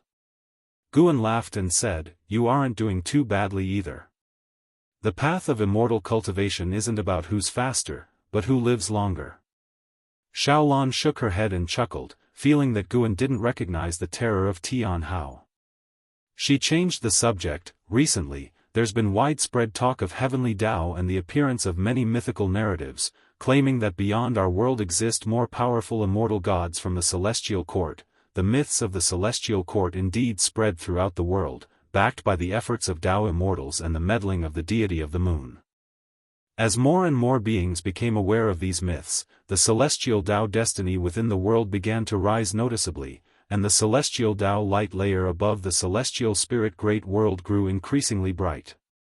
This also made Guan realize something. Despite the difference between immortals and mortals, the celestial court did want all beings to be aware of their existence. In the currently circulating myths of the celestial court, the most formidable was the profound star immortal monarch. He was omnipotent, creating heavens and earth, could hear the hearts of all living beings, and could save them from their suffering. The profound star immortal monarch was the master of the deity of the moon, who was zealously crafting the immortal monarch's image. Guan had an impression of this immortal god. Before the reconstruction of the world, this god's followers roamed the human world, widely spreading his name.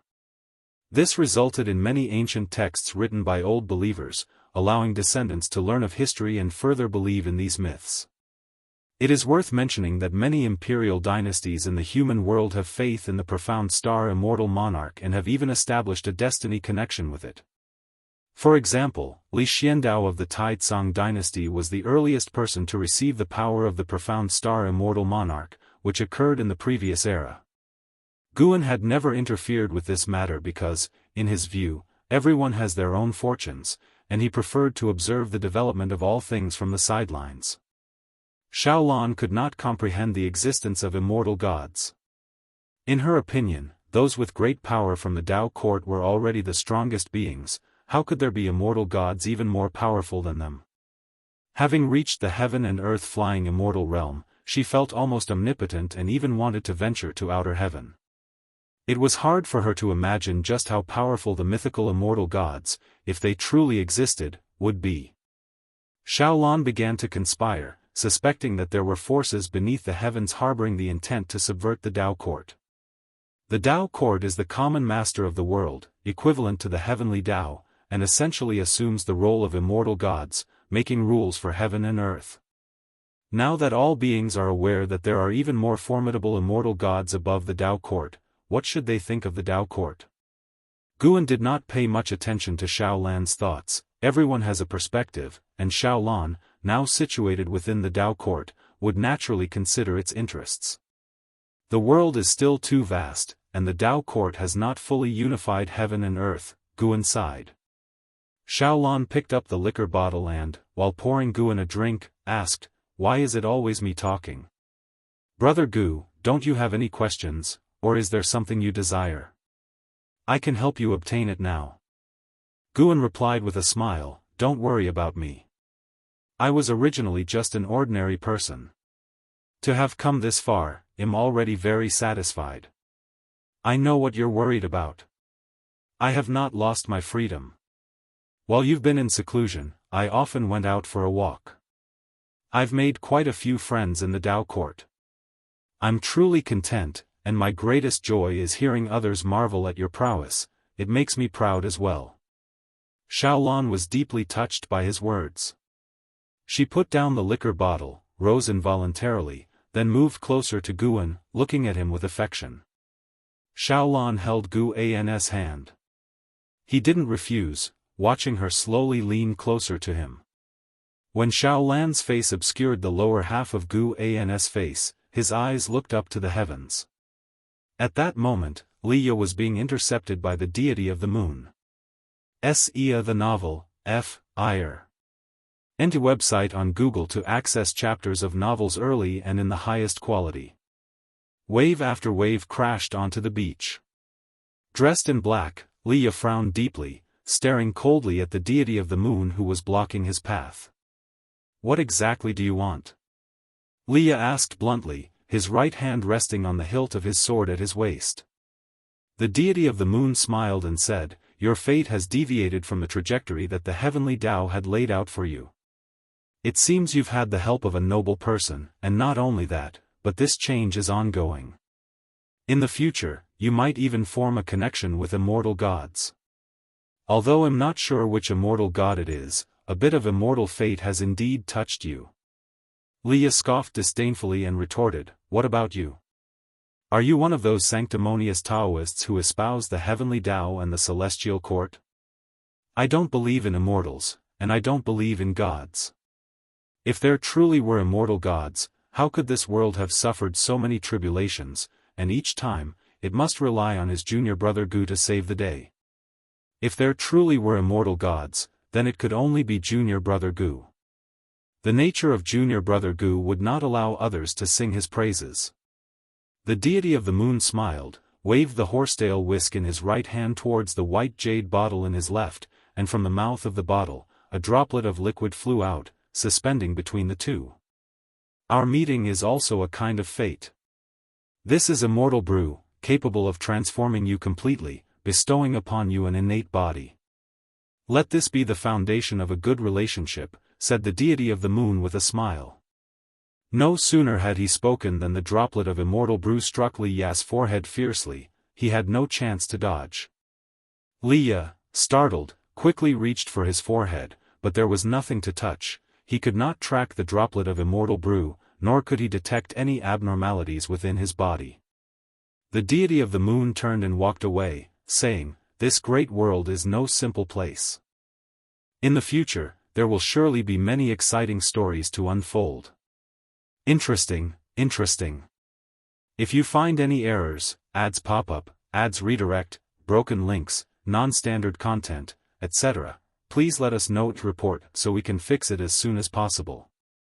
Chapter 604, Trillion Years Lifespan Projection. Watching the departing figure of the deity of the moon, Leia still felt uneasy. He checked himself for a long time on the spot, and after confirming that there was nothing abnormal about him, the deity of the moon had already disappeared. A divine exotic immortal spirit appeared out of thin air, seemingly leaping suddenly onto his shoulder, and curiously asked, could you see through that person's cultivation level just now? Liya regained his composure, furrowed his brows, and said, I couldn't see through.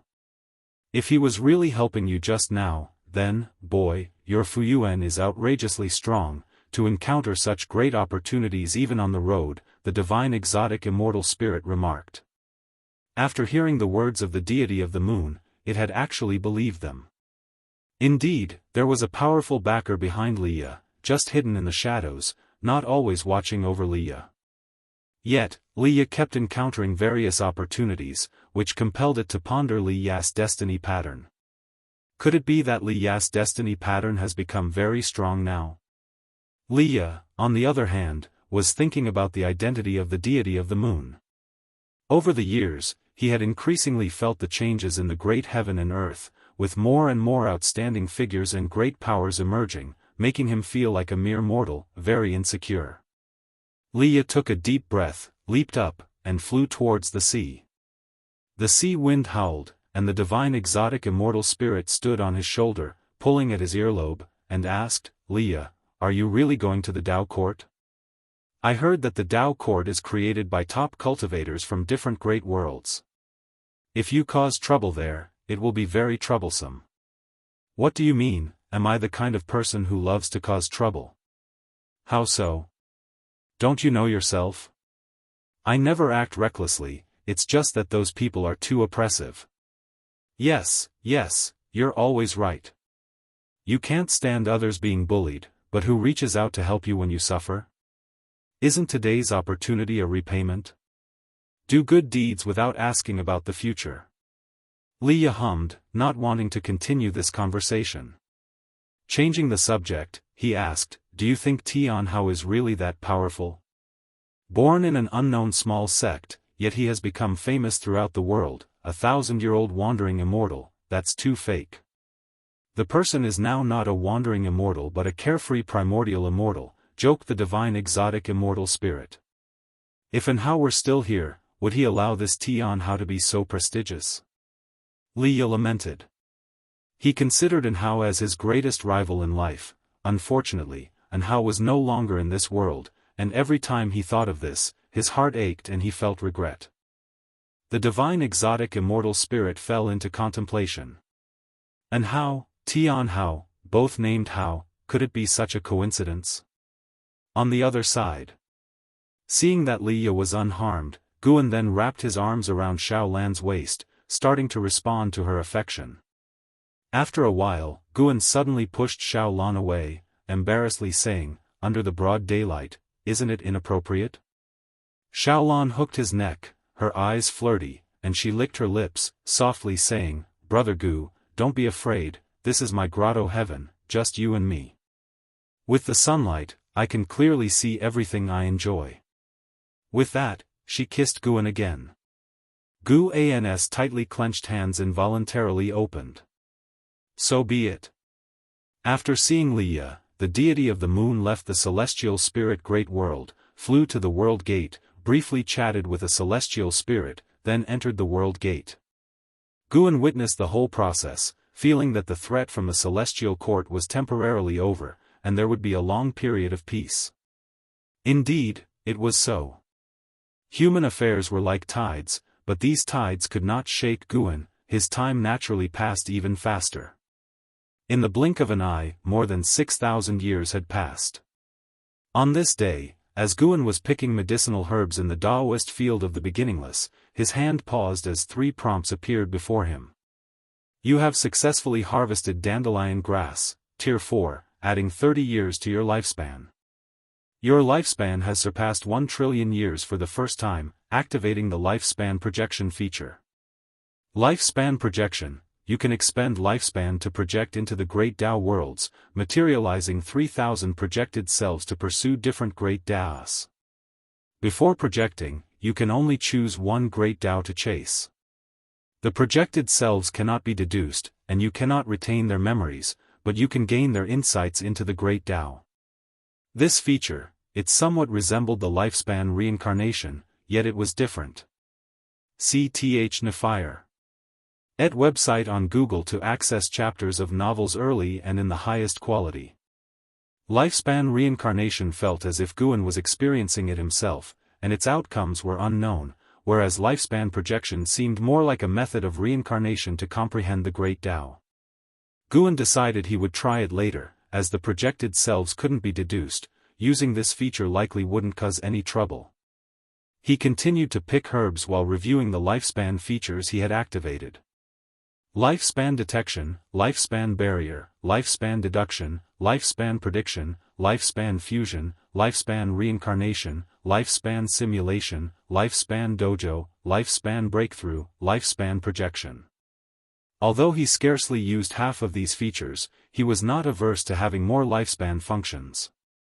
It's fine not to use them, but impossible not to have them. Guan's mood improved. Having reached his current realm, it was no longer about simple qi absorption but about comprehending the great Tao. The stronger his Tao intent, the higher his cultivation level would be. This was an intangible method of cultivation, beyond the understanding of mortal spirits. Seeing that Guan was in a good mood, the ghost mother of ephemera, who was following him, carefully asked, "Master, if Tianhao encounters great trouble outside, would you intervene?"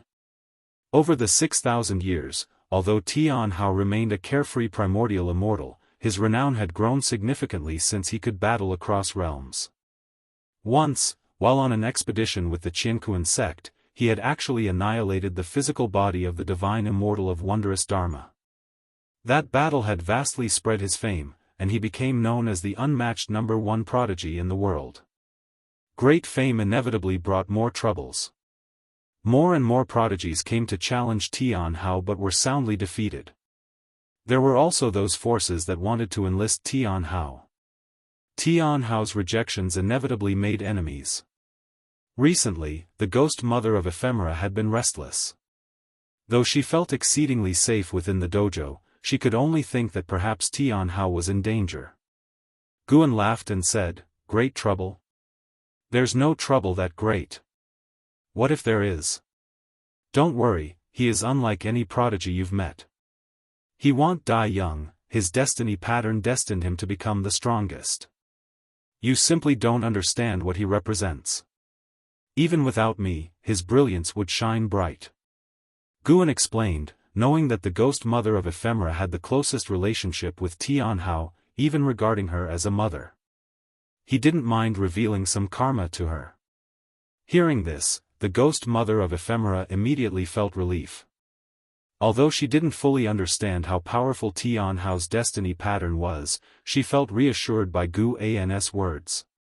Usually, there's no need to be too diligent in managing the dojo, you also need time for enlightenment. The Tao treasure I bestowed upon you is your best aid in cultivation. Guan spoke sincerely. He had crafted a Tao treasure for the ghost mother of ephemera known as the 9 Netherworlds heaven-reversing flag. This flag embodied the path of yin and yang, it could reverse Tsangtian and all things, and was extremely domineering. "I won't forget about cultivating." The ghost mother of ephemera spoke earnestly, but to herself, she added, "Nor forget about managing the dojo." She was well aware of why she possessed all that she did now. She could not relax, could not abandon the path she had taken, and must strive even harder.